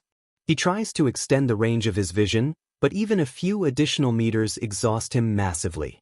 That's why he decides to train within his normal range first and, above all, to improve the duration of his vision. As the week finally comes to an end, Izuku looks back with satisfaction on his progress. He leaves the clearing exhausted, but with a satisfied smile. In these few days, he has learned an enormous amount about himself and his quirks. Now he has no choice but to wait anxiously for the results of the entrance exam. The week dragged on painfully, and yet it had passed at a dizzying pace. But now, finally, the day has come that Izuku has been waiting for, both eagerly and anxiously. He sits on the sofa in the living room, staring at the dark screen of the switched-off television. His heart is beating way too fast, and a heavy nervousness is settling over his body. The longed-for news could arrive at any second, but so far there is an oppressive silence that is almost unbearable. His mother has taken time off work especially to experience this important moment together with him. She watches Izuku anxiously and repeatedly tries to engage him in conversation or to distract him from his tension with casual remarks. But Izuku hardly reacts at all. Even at lunch, he chews the same piece of fish for minutes on end, without really noticing what he is doing. His gaze wanders into the void again, and his hands tremble as he clutches the cutlery tightly. Every sound makes him jump. The neighbor's footsteps on the stairs or the distant sound of passing cars make his pulse skyrocket every time. Finally, Inko gets up, tries to calm her own heartbeat and nervously wipes her hands on her apron dry. "I'll see if the mail has arrived yet." Izuku nods silently, swallows hard and remains tense on the couch. His thoughts go round in circles and a cold uneasiness takes hold of his limbs. Hope and nagging doubts alternate within him. A few moments later, the front door opens again and Inko hastily returns. Izuku looks up and sees his mother's wide-set eyes, her excited, uncertain expression, and the large white envelope she is holding. "Izuku, it's here," Inko says with a trembling voice, carefully holding up the envelope from the UA. Izuku jumps up abruptly and almost staggers as he runs towards her and takes the letter with trembling fingers. With a quiet and tense voice, he looks hopefully up at his mother. "Thank you, Ma. I'd like to open it alone in my room." Understanding, she puts a warm hand on his shoulder and gives him an encouraging smile. "Of course, my darling. I'll wait outside." With his heart pounding, Izuku closes the door to his room behind him and sits down at his desk. He takes a deep breath and looks at the envelope in his hand. It feels unusually thick and contains something solid. Izuku carefully opens the envelope and a small hollow projector clatters onto the tabletop. Izuku looks at the small device in amazement and is about to reach for it when it activates by itself and projects a bright, colorful hologram. The dazzling figure of Present Mike appears and his energetic voice immediately fills the room. "Hey, listeners. This is your man at the microphone, Present Mike. Are you ready for your personal results show? Then buckle up and listen carefully," he shouts with exuberant enthusiasm, pointing directly at Izuku with a sweeping gesture. Izuku's heart is racing as he stares at the hologram. He clenches his hands into fists, full of hope, expectation, and barely contained excitement. "Let's start with the written exam, and you did really well, my friend. With a phenomenal result, you have catapulted yourself straight into second place in the entire hero course." "Oh yeah, what an achievement." Izuku feels pride and surprise rising equally in him as his hands nervously cling to the edge of the table. But let's move on to the practical exam, the Supreme DS-Villain. Here too you really blew us away. You collected a whopping 35 villain points. You really dealt out some punishment, young listener. Present Mike underlines his statement with dramatic boxing movements in the air, and Izuku feels his cheeks getting hot. But wait! Present Mike suddenly continues seriously, raising a finger meaningfully. Izuku's heart skips a beat. That's not all by a long shot. You see, we examiners had a little something extra up our sleeves, rescue points. He gives him a conspiratorial wink. These secret points were awarded for extraordinary heroism and selfless service. Izuku holds his breath. He hardly dares to hope, as Present Mike takes a deep breath and finally announces loudly, "And right here you absolutely convinced us, my dear. You have earned an incredible 37 rescue points. This brings you to a grand total of 72 points." Present Mike claps his hands enthusiastically, while Izuku's heart is almost bursting with joy and relief. "Congratulations, young Midoriya. You have passed the entrance exam and are now officially a student of UA. Welcome to the Hero League." Yeah. The image of Present Mike fades with a last broad grin, and a detailed scoreboard appears before Izuku's eyes, clearly displaying all the results of the practical exam. Izuku stares in disbelief and overjoyed at his name, while a broad smile slowly appears on his face. 1 Katsuki Bakugo, V77R0. 2 Eijiro Kirishima, V39R35. 3 Achiko Uraraka, V28R45. 4 Izuku Midoriya, V35R37. 5 Ibara Shiozaki, V36R32. 6 Itsuka Kendo, V25R40. 7 Tenya Ida, V52R9. 8 Tetsu, V49R10. 9 Fumikage Tokoyami, V47 are 10. 10 Yosetsu aways. V50 are 6. Izuku looks at his name again and again. The letters blur before his eyes as a flood of emotions spreads deep in his chest. Tears run down his cheeks, slowly at first, then faster and faster. He sobs with relief and happiness and presses both hands to his face. He has actually made it. His biggest dream is finally coming true. Minutes after the projection has faded, Izuku stares motionlessly at the empty space above his desk where present Mick's jubilant face was just visible. Finally, he forces himself to get up and slowly opens the door. His mother is waiting in the hallway with a restless, expectant look. Her body is tense and her hands are trembling as they clasp each other, while she looks at him questioningly. Izuku lowers his head, takes a deep breath and raises it again, a blissful smile on his lips.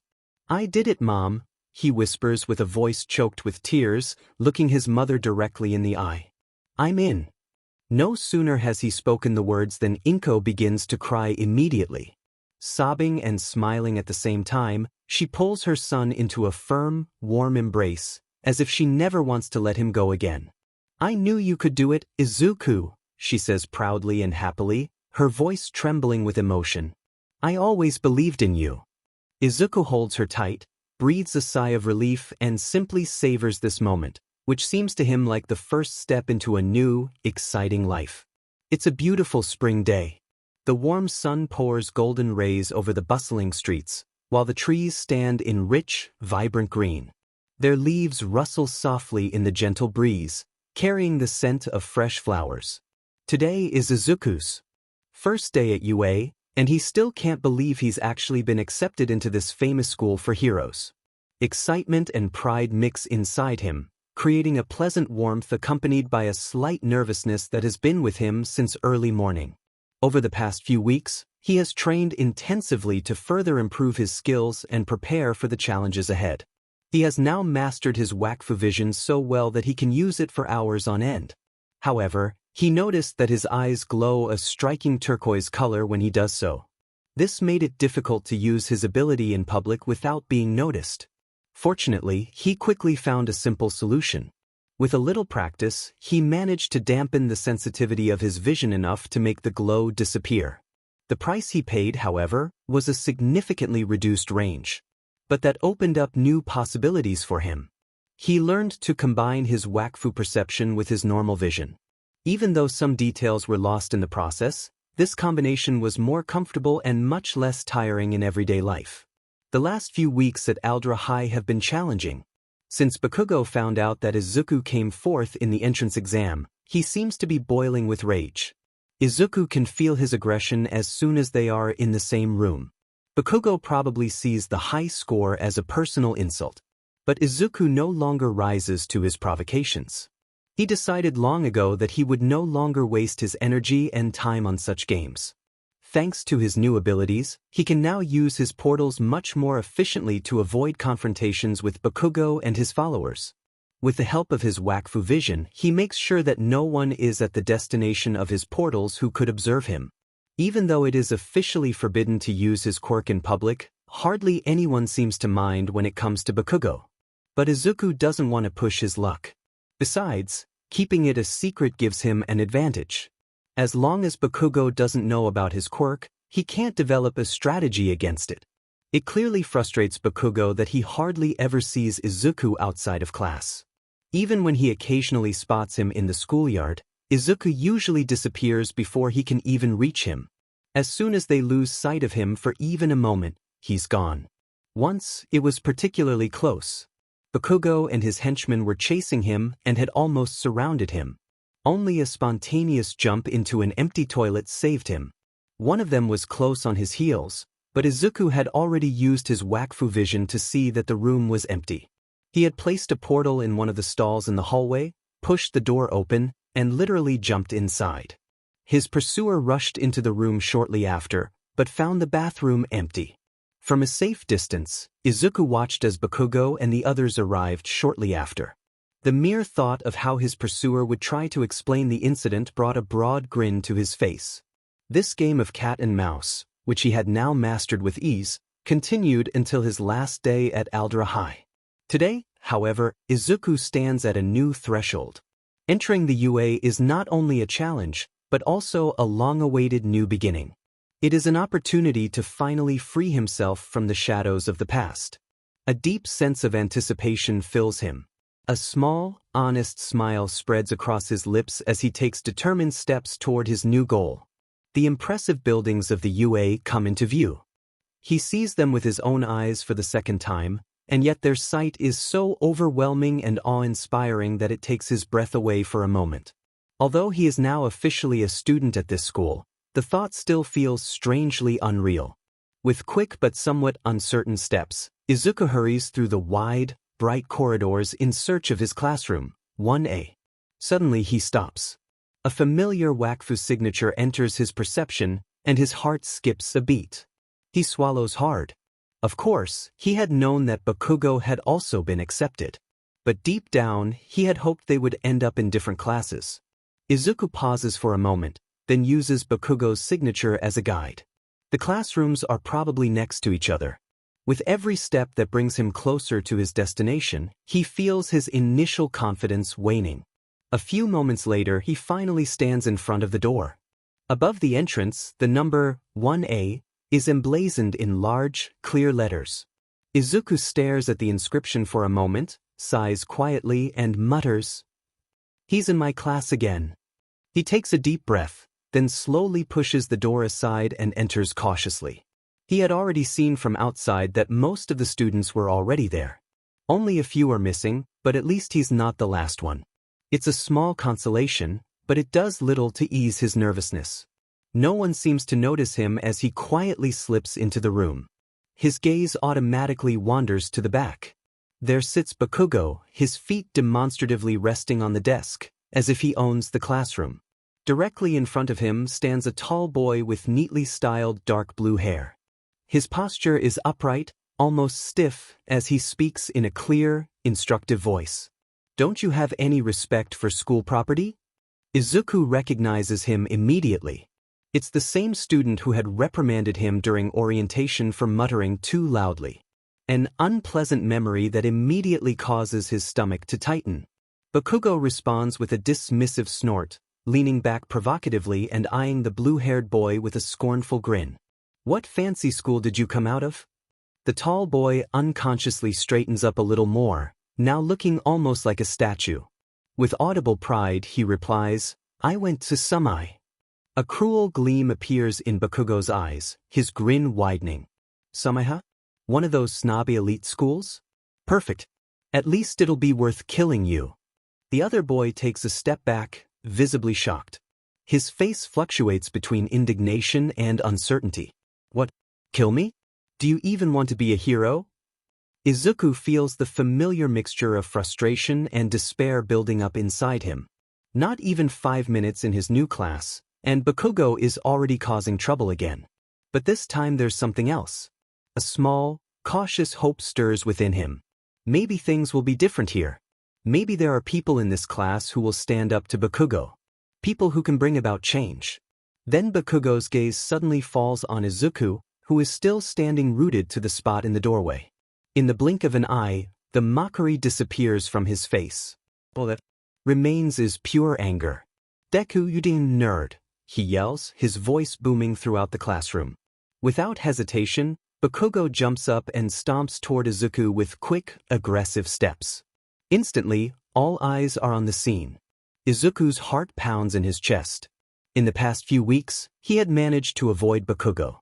Apparently, all the pent-up anger has now been unleashed. Before Izuku can react, Bakugo grabs him by the collar and pulls him brutally toward him.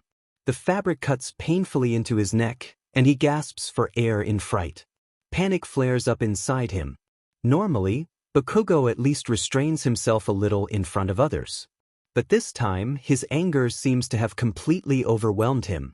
"How the hell did you pass the exam, you pathetic weakling?" Bakugo hisses in his face. His voice is full of contempt.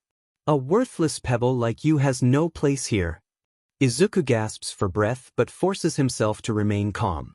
With a tense but firm voice, he replies, "Your opinion doesn't matter. You don't decide who belongs here." His words sound calm, but every sound costs him strength. He could easily break free if he used his Wakfu, but he holds back. Not on the first day. Not here. Escalating the situation would jeopardize everything. Part of him fears that things at UA could turn out the same as they did at Aldra.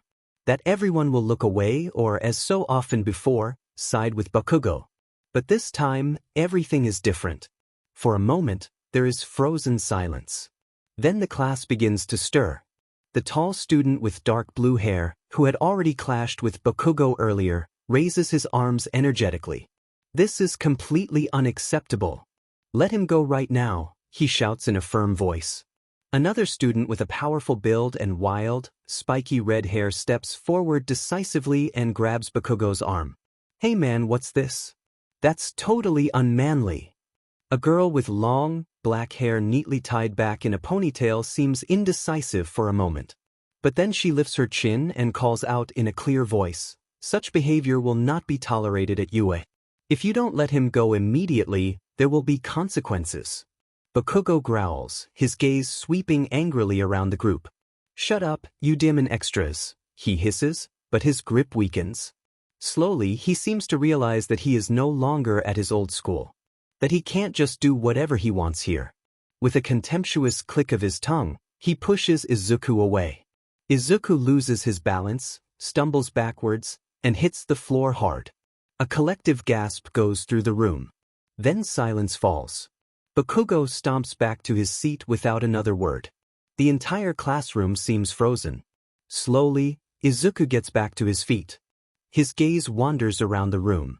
And what he sees in the faces of his new classmates surprises him. No looking away. No indifference. Instead, rejection, anger, and honest incomprehension at Bakugo's behavior. For the first time in a long time, Izuku feels something that has become foreign to him. Izuku shakes himself briefly, takes a deep breath, and is about to stand up again when suddenly a slender hand appears in front of him. Surprised, he looks up and sees the determined but friendly face of the girl with the long black ponytail. For a moment, he is completely taken aback and stares at her with wide eyes before regaining his composure. He quickly and gratefully takes her hand and lets her help him to his feet. Thank you very much, Izuku says quietly and bows slightly, his cheeks reddening a little. His gaze wanders to the other two who also helped him, and he bows respectfully to them as well. The red-haired boy gives him a broad, open grin and gives him a thumbs up. Oh, it's no problem. By the way, my name is Eijiro Kirishima. His warm smile eases some of Izuku's tension. Just as he is about to introduce himself, the door opens again. Another girl enters. Oh, it's you, Ochako exclaims cheerfully when she sees Izuku. Her face lights up and she waves enthusiastically at him. How nice that we're in the same class. Her warm voice breaks the tense atmosphere and draws everyone's attention back to Izuku. Before he can reply, a deep, tired voice sounds directly behind Ochako. If you're just here to make friends, then you're definitely in the wrong place. Confused, everyone turns toward the door. The voice belongs to a figure that at first glance looks more like an oversized yellow caterpillar than a human being. Only upon closer inspection do they recognize a badly crumpled sleeping bag with a man peeking out of the opening. With a tired look, he slowly crawls into the classroom, drags himself to the teacher's desk, and straightens up with an audible sigh. As he takes off his sleeping bag, he continues speaking. You're all much too slow. His voice sounds indifferent, but there is something in it that brooks no contradiction. It took you exactly 11 seconds to calm down. That is unacceptable. I expect you to do it faster in the future.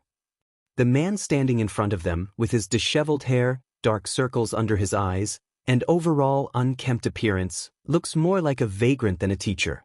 But his calm, determined manner immediately attracts attention. I am your homeroom teacher, he explains without emotion. My name is Shota Aizawa. You can call me Mr. Aizawa or, if you must, by my hero name Eraserhead. Thoughts begin to race through Izuku's head. He knows almost all of Japan's registered heroes, at least the ones who are regularly in the spotlight. But the name means nothing to him. Even among the lesser-known heroes who work more in the shadows, he can't think of anyone with that name. And that's exactly what makes his heart beat faster. A hero he doesn't know. A blank spot in his knowledge. The temptation to dive into his thoughts is great. He would love to start analyzing Eraserhead right away. His appearance, his posture, everything he can deduce from his brief appearance. But he forces himself to stay focused. Now is not the time to get lost in it. As he collects himself, Mr. Aizawa calmly reaches into his sleeping bag and pulls out a wrinkled, dark suit. Take your gym clothes and get changed. We'll meet on the sports field, Mr. Aizawa says dryly, without further explanation. Then he turns around and leaves the classroom without responding to questions or possible protests.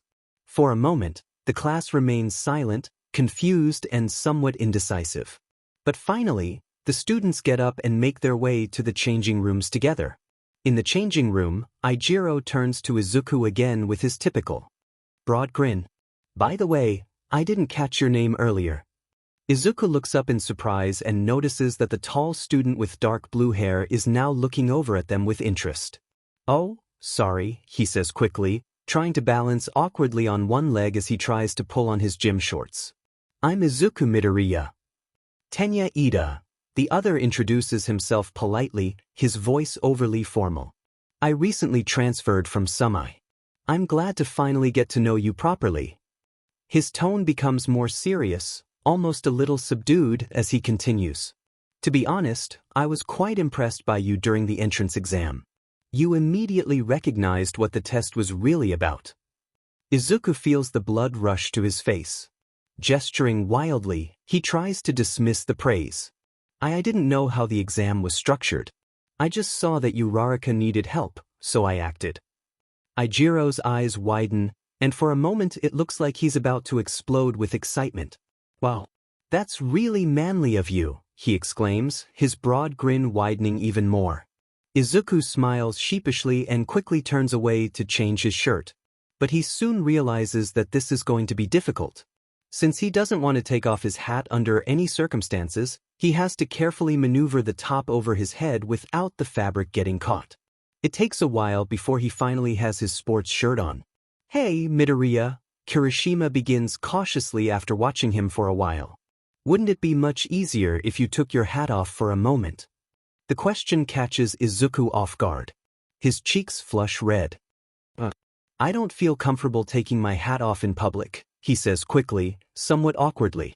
Before Izuku can reply, a boy with a striking raven head turns toward them. His dark eyes are calm and serious. In a deep voice, he says, some things must remain hidden in darkness. Tenya looks at him in confusion at first, but then he seems to understand. I think Tokoyami means that some things are better left unquestioned, he explains with a slightly diplomatic undertone. Midoriya must have his reasons for not taking off his hat.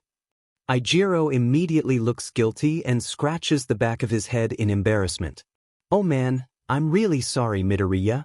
I didn't even think about it. Oh, it's okay, Izuku replies quickly, waving him off defensively. He doesn't want Kirishima to feel bad. You couldn't have known. After that, the locker room falls silent. Most of the boys in Class 1A get changed in silence. On their way to the sports field, the students can already see Mr. Aizawa waiting for them from a distance. He is standing at the edge of the field. At first glance, his expression seems bored, but Izuku also sees a certain impatience in his eyes. Although Izuku was one of the last boys to get changed, he notices that some of his classmates are still missing. To be precise, not a single girl is to be seen yet. As he scans the grounds again, he finally discovers the reason. The girls are leaving the changing rooms together. They are chatting with each other, seem relaxed, and appear to already get along well. Izuku counts them involuntarily and is surprised to find that someone is still missing. However, the class does not have to wait long. Shortly afterwards, a blond boy emerges from the boys' changing room. With his head held high and a demonstratively leisurely gait, he approaches the waiting group as if all attention is focused on him. Mr. Aizawa watches the whole thing with growing dissatisfaction. When all the students are finally gathered, he speaks in a monotone voice. This is extremely disappointing. Your speed leaves much to be desired. Tenya Ida immediately raises his hand, almost mechanically. Sensei, what exactly are we doing here? Shouldn't we be attending the orientation event? Mr. Aizawa fixes him with a tired, expressionless gaze. It's hard to tell what's going on inside him. After a moment, he speaks calmly but firmly. We teachers at UA have a high degree of freedom in our decision-making. Your time at this school is limited. I don't intend to waste it on unnecessary things. It is my job to train you to become fully fledged heroes within 3 years. I consider anything that distracts you from this goal to be superfluous. Anyone who is only here to make friends or have a pleasant school experience is in the wrong place. In that case, it would be better to leave now. A palpable pressure descends on the group. The mood changes, a nervous silence spreads, and uncertain glances are exchanged. Finally, a girl with pink skin hesitantly raises her hand. Her voice is uncertain as she asks, "What exactly are we doing out here on the sports field?" Mr. Aizawa barely reacts. But for a moment, a hint of interest flickers in his eyes. Nevertheless, he continues to look as if he would rather crawl back into his sleeping bag immediately. "Today you will take the sports test you already know from middle school," he explains in a tone that brooks no discussion. "The ministry is lazy," Mr. Aizawa begins in his usual monotone voice. Although it no longer makes any sense to evaluate students solely on the basis of standardized sports tests, this test has hardly changed in decades. The officials still want to be able to conveniently categorize students. He pauses briefly and lets his tired gaze wander through the rows. "However, I will be modifying this test slightly. You are allowed to use your quirks." A quiet murmur ripples through the group. Some students sit up straight, curiosity and surprise evident on their faces. "Bakugo," Mr. Aizawa says without further ado and throws him a softball in one fluid motion. Bakugo catches it with one hand as if it were the most natural thing in the world. "You had the highest score on the entrance exam. Go over there and show your class what you can do. You can use your quirk as long as you stay within the marked area." A smug grin spreads across Bakugo's face. He strolls leisurely to the center of the circle. Once there, he slowly stretches his arms and shoulders, as if to show everyone how relaxed he is. "How far did you throw the ball in the last test?" Mr. Aizawa asks, without any interest in his voice. "About 50 meters, Bakugo replies curtly. Then he takes a wide swing. His features contort into a wild grimace. At the same moment, a deafening explosion rocks the sports field. The ball is catapulted out of his hand with force, accompanied by a loud scream. "Die!" Izuku blinks in confusion. Why is he shouting "die"? He wonders incredulously. The entire class stares after the ball, which whizzes through the air like a bullet and only hits the ground far away at the edge of the field after a long flight. Mr. Aizawa glances at the small measuring device in his hand. In the same matter-of-fact voice as before, he says, 705.3 meters. He lifts the device slightly so that all the students can clearly see the value. Immediately, there is a buzz of excitement in the group. Enthusiastic murmurs spread. "Wow, we get to use our quirks. How cool is that?" Izuku hears someone say. Someone else laughs quietly and says, "That looks like fun." Izuku turns his gaze back to Mr. Aizawa. For a moment he is confused. His teacher's Wakfu signature flickers briefly, and Izuku feels something he would best describe as intense joy. But in the next moment, the feeling is gone. Mr. Aizawa turns to face the class. His gaze is blank and tired again, his expression betraying no emotion. Only his deep-set eyes seem a little more attentive for a moment before that too fades away. "So you think this is all fun and games? That being a hero is fun?" Mr. Aizawa begins. His gaze is stern and expressionless. "To make you realize the seriousness of the situation, I will immediately expel the person who finishes last in today's test." The cheerful mood freezes in a single moment. Uraraka takes a step forward in shock and raises her hand. "That's not fair. Today is our first day. That's way too cruel." Some students nod in agreement or whisper words of support. Mr. Aizawa shows no reaction. The life of a hero is not fair. The sooner you understand that, the better. And make one thing clear, I will expel anyone I deem unsuitable or who, in my opinion, does not have sufficient potential. Without further explanation, he leads the class into the adjacent gym. Several measuring devices are already waiting there, neatly lined up and ready for use. We'll start with the first DSPLN. Grip strength, says Aizawa dryly. Izuku picks up one of the devices and examines it briefly, hesitating. On his first attempt, he only presses down with his natural strength. The display shows just under 50 kilograms. The others are now joining him. Some proceed cautiously, others immediately resort to their quirks. Nearby, Izuku spots a girl with long green hair. She reminds him of a frog. With impressive precision, she wraps her long tongue around the grip device and achieves an impressive 115 kilograms. Some students are visibly struggling. Some are refraining from using their quirks, presumably because they don't see any meaningful advantage in doing so. Others simply have no way of using their abilities effectively in this task. Izuku notices Bakugo out of the corner of his eye, but he can't really see him from a distance. He would actually like to know what score he has achieved, but the memory of their last clash prevents him from approaching him. A murmur ripples through the hall. Two boys stare at the display of a student over 2 meters tall. 550 kilograms, one whispers in disbelief. Izuku takes a deep breath. Now it's time to get serious.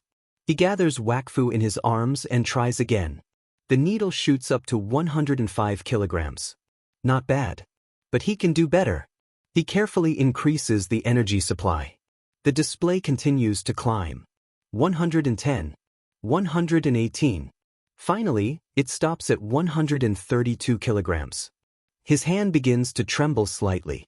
He knows he could do more, but this is only the first DSPLN. It would be unwise to waste too much energy at this stage. He has to conserve his reserves. After logging his result on the measuring device, Izuku makes his way to Mr. Aizawa to have it recorded. The black-haired girl with the long ponytail is standing in front of him, handing him her own measuring device. Izuku glances curiously at the display and freezes. A large metal vise is clamped around the device, and the number displayed makes him blink. 999 kilograms. Mr. Aizawa shows no reaction. Without comment, he enters the value in his notes. The girl turns away from the teacher with a satisfied look on her face. A radiant smile spreads across her face, but when her eyes meet Izuku's, it disappears almost instantly. Her expression becomes neutral, but Izuku doesn't miss the slight blush on her cheeks. Somewhat embarrassed, she clears her throat and says in a calm, polite voice, "I'm sorry, I didn't introduce myself properly earlier. My name is Momo Yaoyorozu." She bows elegantly, with a naturalness that underscores her refined manner. Izuku's face flushes. Taken aback, he stammers a reply and desperately tries to appear polite himself. "Aye, my name is Izuku Midoriya. Nice to meet you." Unfortunately, he hardly manages to exude the same elegance. His nervousness grows with every passing second. Before Momo can reply, her teacher's annoyed voice rings out. "You've had long enough to get to know each other. Boy, give me your measuring device." Izuku flinches. Aizawa looks at him with a sullen, slightly annoyed expression. Momo also reacts immediately, bowing briefly and apologizing politely before retreating to the other girls. Izuku watches her briefly, but then hastily turns his attention back to Mr. Aizawa so as not to provoke any further displeasure. Mr. Aizawa takes the measuring device from his hand, glances at it quickly, notes the result, and gives him a curt nod to indicate that he can leave. Izuku quickly steps back, rejoins his classmates, and still feels the heat in his face. The next exercise is the side jump. Izuku takes a moment to think about how he could use his quirk here. But the longer he thinks about it, the clearer it becomes to him that his portals would be of no advantage in this DSP. Finally, he decides, as before, to simply let Wakfu flow into his muscles. With the support of his enhanced leg muscles, Izuku jumps significantly faster and more powerfully than he could with physical strength alone. His result is noticeably better than it would have been without his quirk, but compared to some of his classmates, it remains rather unremarkable. Explosions boom from the other side of the hall. Izuku doesn't even have to look to know that they're coming from Bakugo. But his attention is quickly diverted when he notices that Momo Yaoyorozu is up next, just a few meters away. Izuku watches in amazement as she seemingly effortlessly pulls two small springboards out of her leg and uses them precisely for the exercise. With these aids, she achieves an exceptionally good result. Mr. Aizawa does not react, so he seems to accept the creative use of her quirk.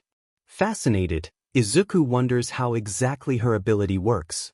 He would love to ask her a dozen questions, but he knows that now is not the right time. Suddenly, he notices another student who seems to be getting even more out of this exercise. A small boy with striking purple, ball-like hair jumps back and forth between two of his own ball, which he has previously attached to the floor, with surprising speed. Izuku remembers hearing his name somewhere. Mineta. Even though he makes a strange impression, his quirk is undoubtedly effective. But actually, Izuku finds almost every quirk fascinating. With a wistful sigh, he wishes he had his notebook with him at that moment. The variety and creativity of his new classmates' quirks have immediately piqued his curiosity. He decides to document them in detail at the next opportunity. Mineta's ability particularly impresses him. Every time he removes one of these balls from his head, a new one immediately grows back.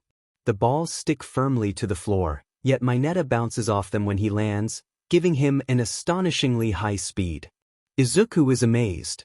It seems as if this class is full of unexpected talents and surprises. Izuku also can't find a useful way to use his portals during the sit-ups. He decides once again to enhance his power with Wakfu. The result places him solidly in the upper midfield, as only a few students can really use their quirks effectively in this exercise. The exceptions are those whose abilities are directly related to physical strength, such as the boy who is over 2 meters tall or the girl with frog-like characteristics. A little frustrated, Izuku realizes that even without using his explosive quirk, Bakugo can do significantly more sit-ups than he can. Yaoyorozu, on the other hand, is once again the undisputed leader. She has created a mechanical aid, a portable device with two supporting arm struts that assists her movement via a spring-loaded roller system. With each upward movement, the system automatically tightens and gently pulls her into the correct position. Despite this assistance, it is impossible to overlook how much strength the exercise demands of her.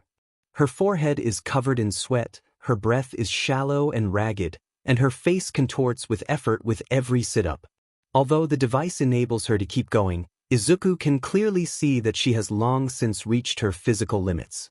She doesn't give up, forcing herself to continue with a determination that leaves no doubt about how much this test means to her.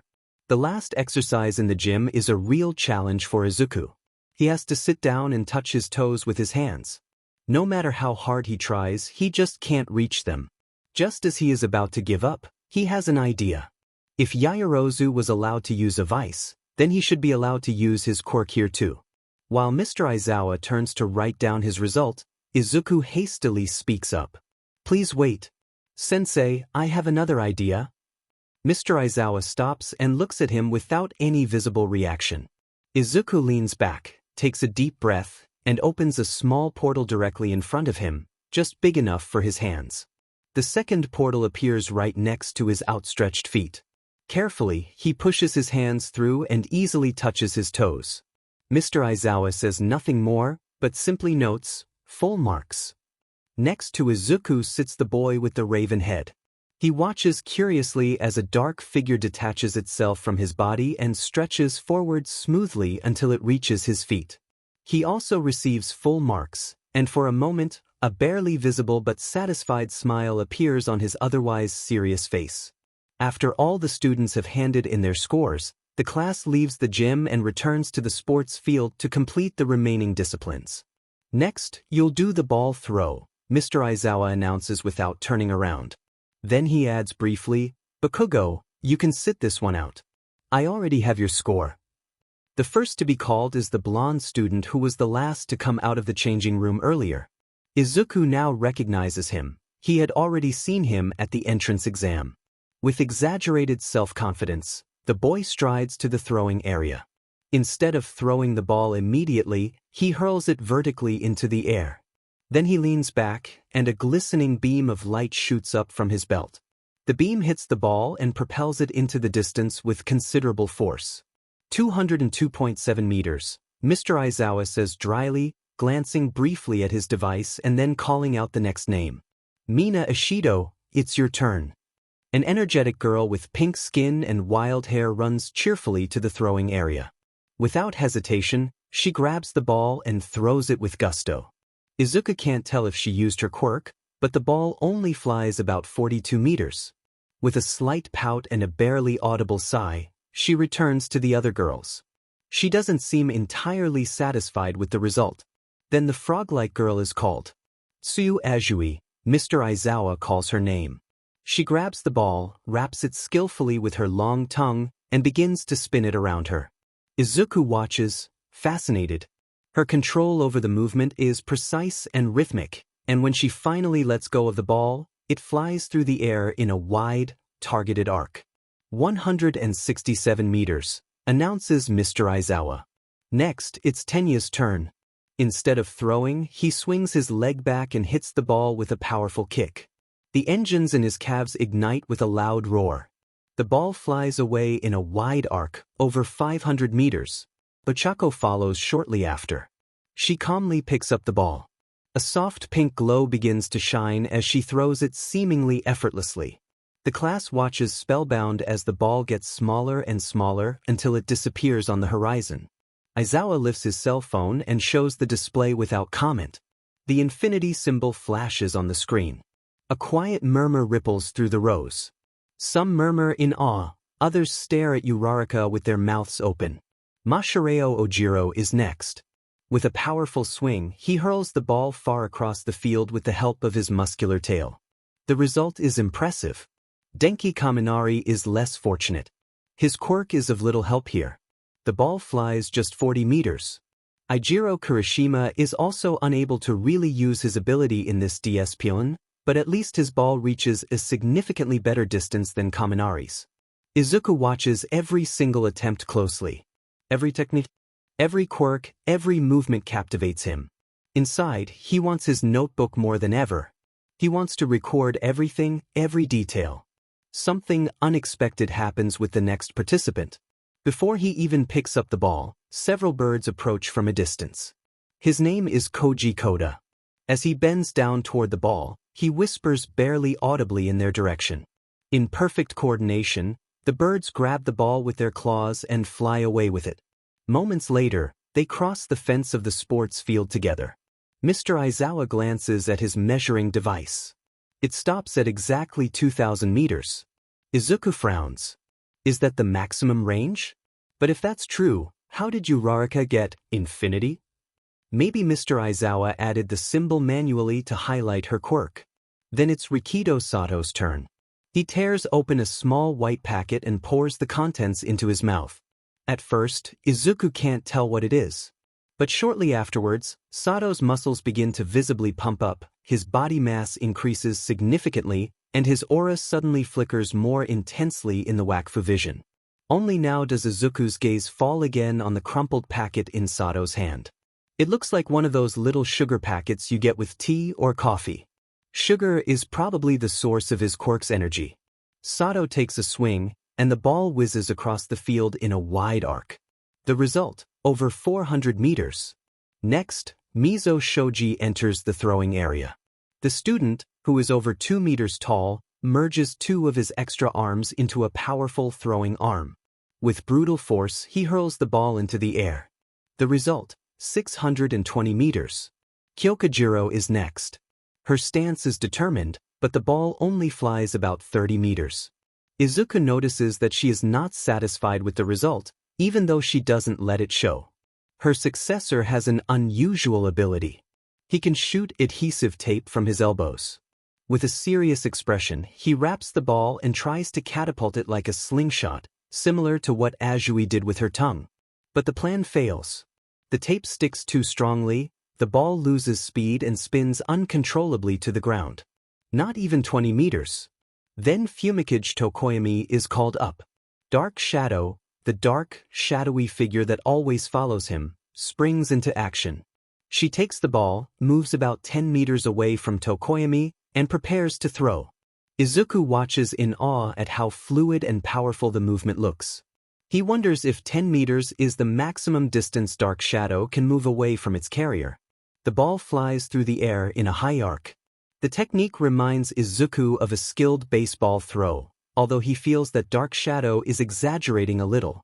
As Tokoyami leaves his place, he murmurs in a deep voice, "Light dispels darkness," and calmly returns to his classmates. Next up is Shoto Todoroki.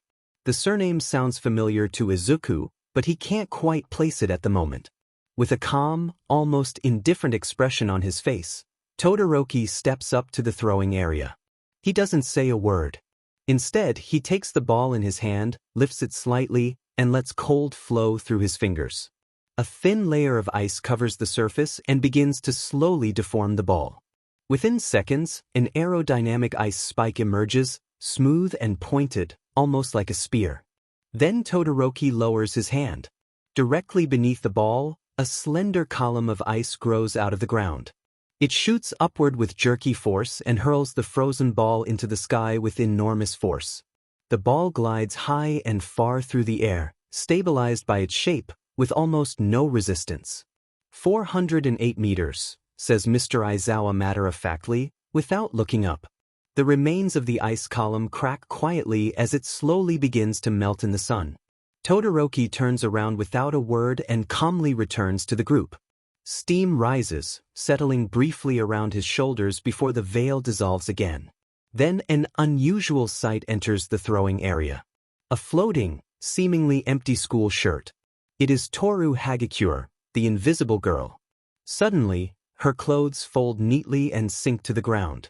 Izuku flinches in fright and instinctively turns off his Wakfu vision so that he can only perceive the faint signature of her presence. To everyone else, it looks as if the ball begins to float as if by magic when she picks it up and walks toward the throwing zone. Izuku is once again surprised that Mr. Aizawa does not object. Apparently, his motto is, "What I cannot see, I cannot punish." When Hagakure finally returns, most people don't notice until her clothes fly back up and she puts them on. The scene is so absurdly obvious that Izuku can only suppress his laughter with difficulty. "Bakugo, you've already made your throw." "Midoriya, it's your turn," Mr. Aizawa says in his usual expressionless tone. Izuku nods tensely. He has already thought about how he wants to solve this task.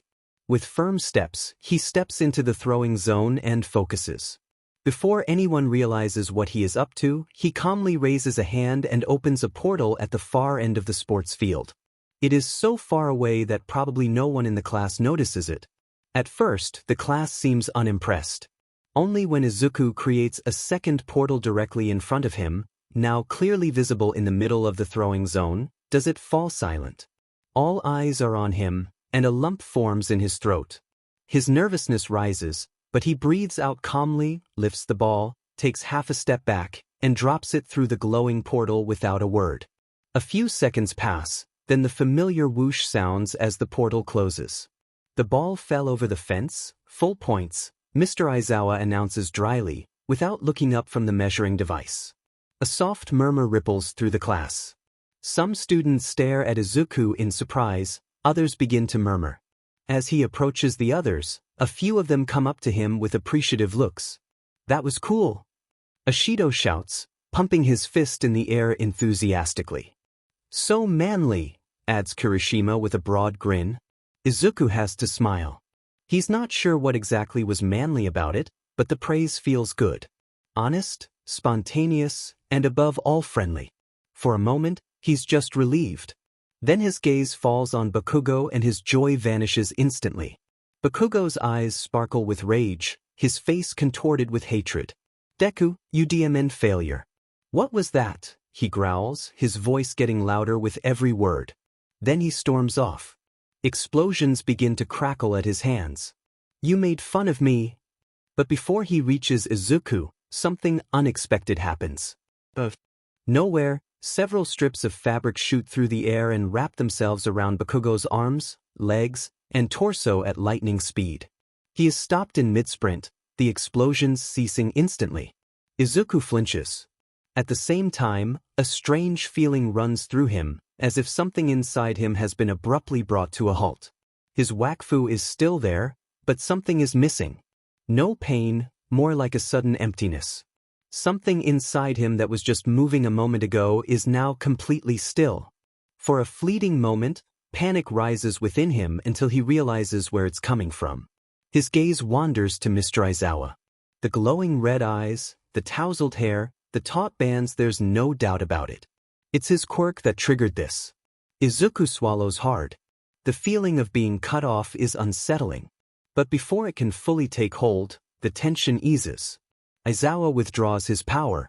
"Stop forcing me to use my specialty," he growls irritably. "It makes my eyes dry."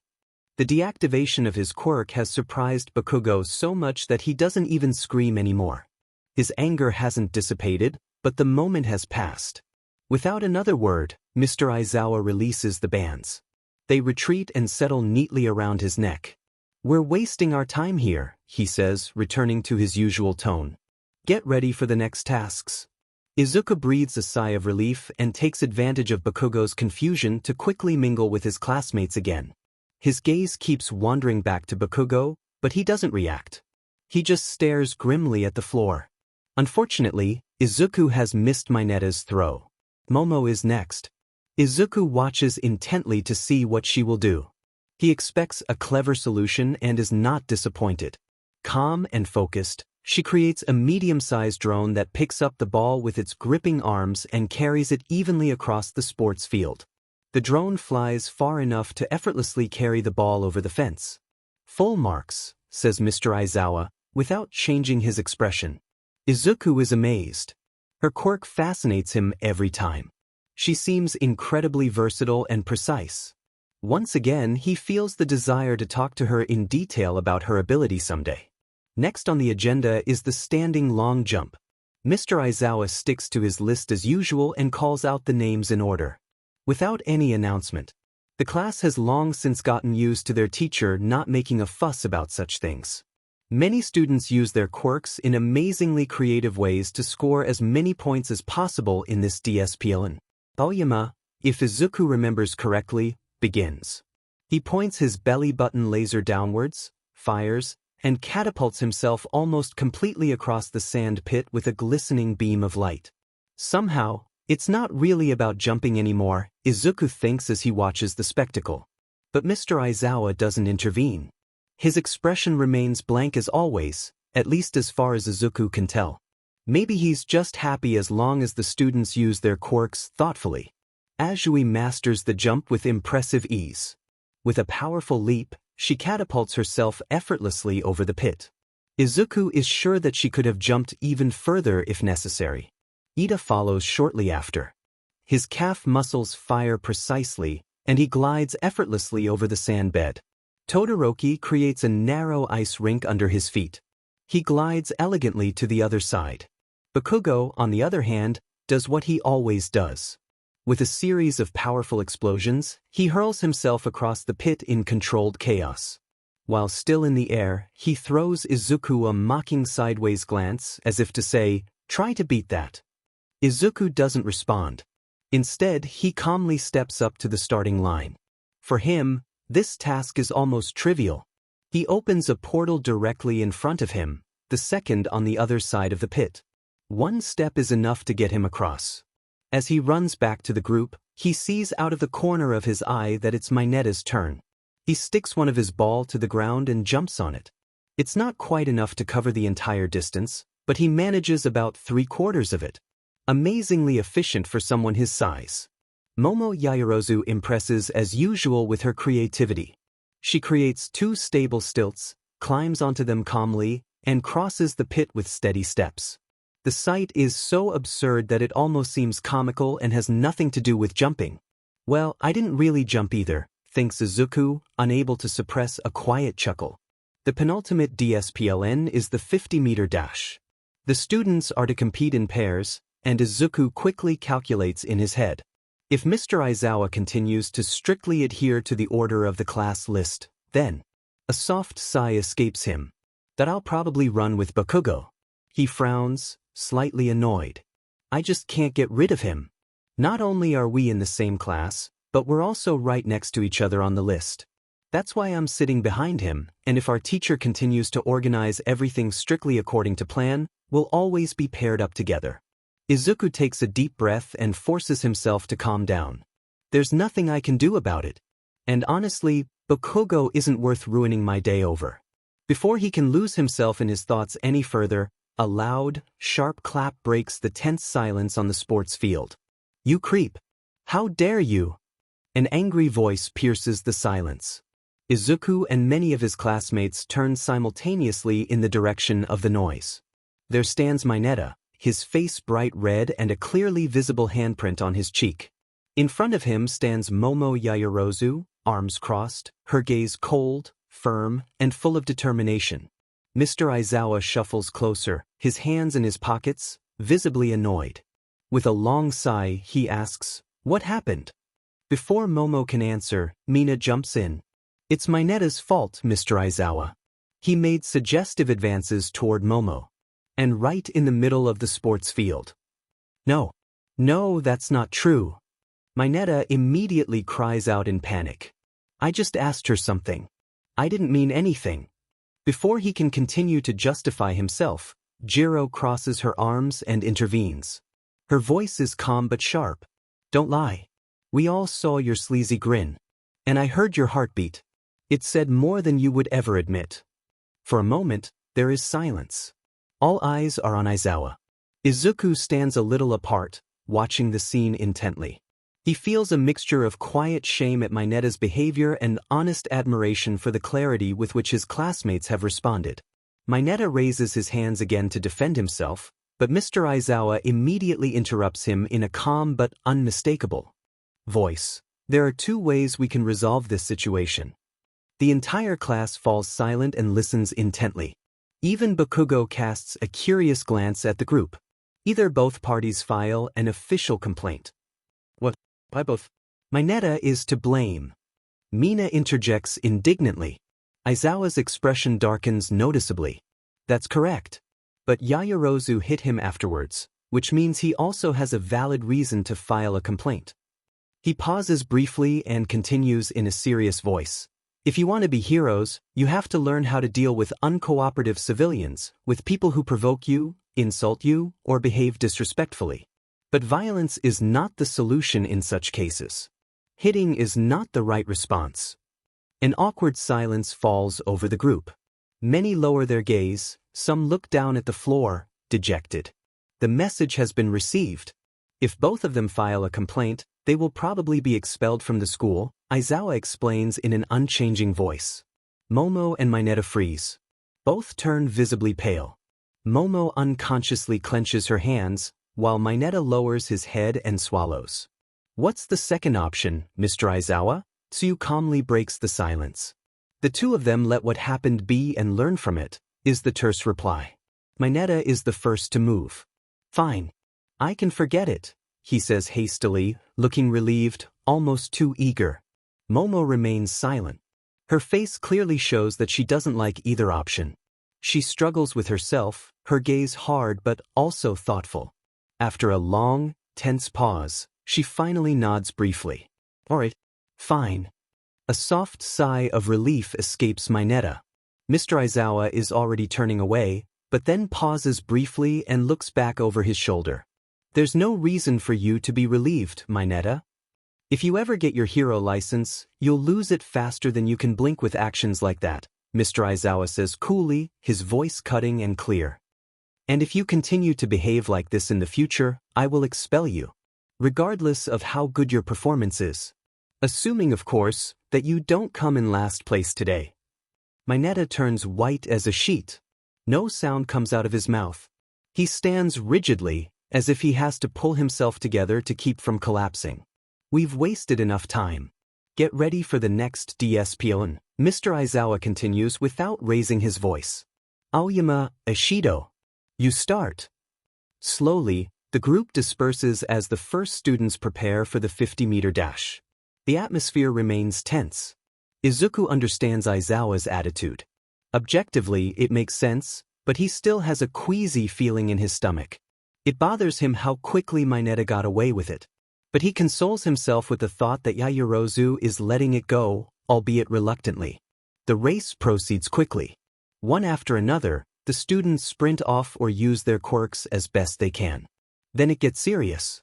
It's Izuku's turn, together with Bakugo, just as he had suspected. Just as the two are about to head for the track, Mr. Aizawa's voice rings out again. Wait a moment. Bakugo, you swap with Mineta. What? Why should I? Katsuki growls, his gaze meeting Aizawa's with open hostility. The teacher stands still. His eyes begin to glow red, his hair lifts slightly. A silent but unmistakable sign that his patience is at an end. Because I order you to. Bakugo hisses softly, tensing his shoulders. Then he turns to Izuku and fixes him with a cold stare. This isn't over, Deku, he mutters so quietly that only Izuku can hear him. Then he spins on his heel and marches away with quick, angry steps. Izuku is surprised at first when Mr. Aizawa doesn't pair him with Bakugo as expected.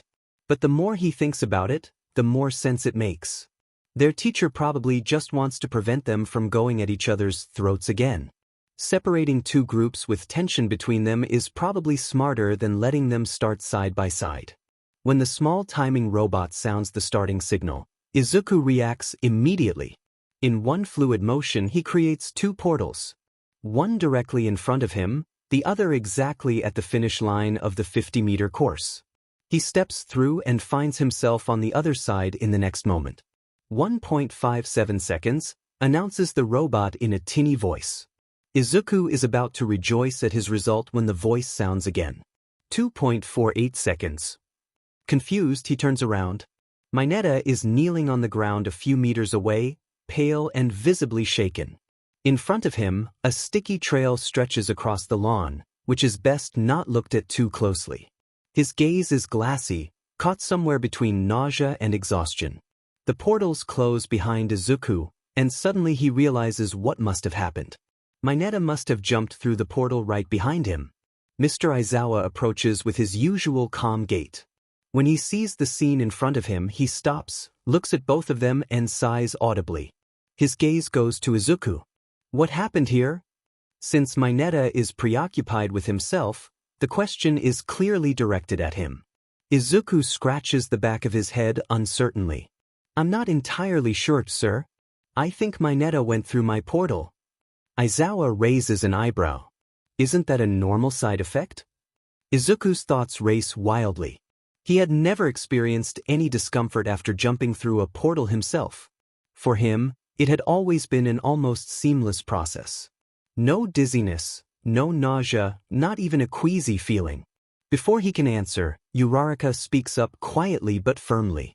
I also went through one of Izuku's portals during the entrance exam. I felt pretty sick afterwards. I thought it was because of my quirk. But maybe it was the portal after all. Izuku turns pale. He was completely unaware of this side effect of his quirk. I've never felt sick after using one of my portals, he says quietly, lowering his gaze. Almost whispering, he adds, I'm sorry. You don't have to apologize, boy, Mr. Aizawa replies calmly. That was Mineta's own risk. And at least he got a good score. I should take him to the infirmary. No, sir. I'm feeling much better. Mineta blurts out and staggers to his feet. With trembling hands, he wipes the spit from his mouth and tries to put on a halfway credible smile. I only felt sick for a moment, says Uraraka quietly, stepping forward to relieve Izuku. After a few minutes, everything was fine again. Mr. Aizawa looks at Mineta appraisingly for a moment, then nods almost imperceptibly. All right, back to the others. With a curt wave of his hand, he points to the track. Bakugo, Yaoyorozu, you're next. Bakugo marches to the starting line without a word. When the signal sounds, he immediately ignites his explosions. He hurtles across the track at breakneck speed. It looks more like flying than running. 4.13 seconds, announces the robot. Yaoyorozu is apparently deliberately refraining from using her quirk. Izuku suspects that it would have taken longer to create something than to simply run. Nevertheless, she does remarkably well. 5.94 seconds. The last DSPLN is the long-distance run. This time, the entire class starts at the same time. The number of laps run within a maximum of 30 minutes determines the result. Izuku thinks about how best to use his portals. It probably wouldn't count if he placed both the entrance and exit portals directly at the starting line. Simply skipping the course would be too obvious. After a moment's thought, he decides to place a portal at each quarter of the lap so that he still runs the entire course, albeit in his own way. As always, Mr. Aizawa's starting signal is barely audible. Monotonous and casual. Half the class looks around in confusion, unsure whether they are allowed to start running yet. But the rest simply start moving and pull the undecided ones along with them. Izuku immediately opens his first portal and gains an early lead. But instead of picking up speed, he deliberately holds back. In this DSPLN, endurance counts more than speed. His goal is to stay just ahead of the runner-up in order to expend as little energy as possible while still maintaining the lead. Some students quickly catch up, led by Ida. His calf muscles are working at full capacity, and with every step he gets faster. Close behind him is Bakugo, who catapults himself forward with short, powerful bursts. Izuku wonders how long he can keep up this pace without overexerting himself. Almost neck and neck is Todoroki, gliding across the ground on a narrow ice rink. Fast, efficient, but certainly also power-intensive. Behind him, Izuku spots Yaoyorozu. He has to look twice to understand what he's seeing. She has actually created a small scooter that she is comfortably riding along the track. The sight is as absurd as it is ingenious, and elicits a quiet grin from Izuku. Before Ida catches up with him, Izuku jumps through the next portal. Little happens in the next 20 minutes. Some participants are already giving up. Mr. Aizawa waves them out of the race without a word as soon as he realizes they can no longer keep up. Many have exhausted their powers too early. Bakugo is the first of the fast runners to be taken out. After his explosions run out, he continues running normally for a few laps, but the exhaustion from the explosions finally catches up with him. Todoroki follows shortly after. His body is shaking violently, probably a side effect of his ice powers. In the end, only 3 remain: Izuku, Ida, and Yaoyorozu, who rolls tirelessly along the track. Izuku is now clearly feeling the exhaustion. Constantly opening the portals is draining his strength and concentration. Ida is also at his limit. He is breathing heavily, his steps no longer as explosive as they were at the beginning. Yaoyorozu, on the other hand, looks as if she has just started. No sweat, no panting, just steady rolling. Then the 30 minutes are up, and Mr. Aizawa waves them out of the race with a casual hand movement. "How much longer can you go?" he asks tersely. "Not much longer," Izuku admits honestly. His voice is hoarse from breathing. "I'm afraid I have to say I'm reaching my limit too," adds Ida, visibly trying not to show his exhaustion. Mr. Aizawa nods and turns to Yaoyorozu. "And you?" She looks briefly embarrassed and tries to evade the question. But Aizawa interrupts her without hesitation. "You don't look like you're about to keel over. Time's up anyway, I'm ending this." He pulls out his notepad, types something, and says, "We're done here." Shortly after, he adds his final sentence as matter-of-factly as everything else that day: "I'll announce the results right now." The scores are simply calculated from the results of the individual disciplines. Explaining them all in detail would be a waste of time. So I'll just summarize the results, Mr. Aizawa announces dryly. Izuku is pretty sure he did well. Still, he doesn't like the idea that someone from his class might have to leave school on the first day. His stomach tightens involuntarily. Aizawa taps his phone, and a holographic display appears in front of the class. Bright names and numbers flicker and immediately attract everyone's attention. Izuku doesn't have to look far. He spots his name almost immediately, second place. A moment of relief washes over him. Only Yaoyorozu is ahead of him.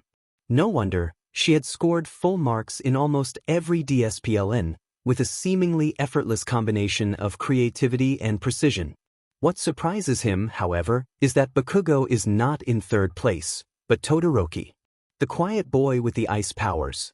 Bakugo only came fourth. Izuku suddenly feels a piercing gaze. The anger in it is almost palpable. But when he turns around, Bakugo has already looked away. Nevertheless, an uneasy feeling remains. His gaze wanders back to the board, this time all the way to the bottom.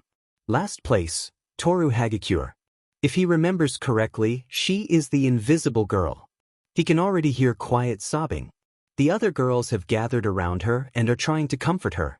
Then Mr. Aizawa speaks again, this time louder. The expulsion was a lie. Silence spreads. The class stares at their teacher in disbelief. A rational untruth, he continues calmly. I wanted to bring out the best in your quirks. Some students still seem frozen, while others are only now beginning to understand what this means. Aizawa flashes a crooked smile.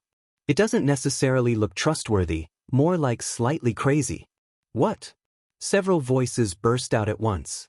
Horror and relief mixed together.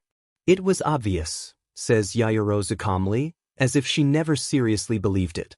Izuku, on the other hand, isn't so sure. For him, it was anything but obvious.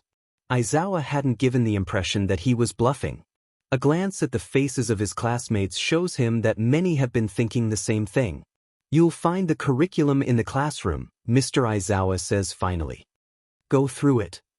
Without another word, he turns around and shuffles away toward the main building in his typical gait. The class remains behind, stunned, exhausted, but also a little relieved. The rest of the day passes relatively quietly. The other teachers, although all professional heroes, behave like normal educators. The lessons are structured, clear, and without further surprises. When Izuku heads home at the end of the day, he is tired but satisfied. It was exhausting, challenging, and at times even overwhelming. But he made it through. And that feels good.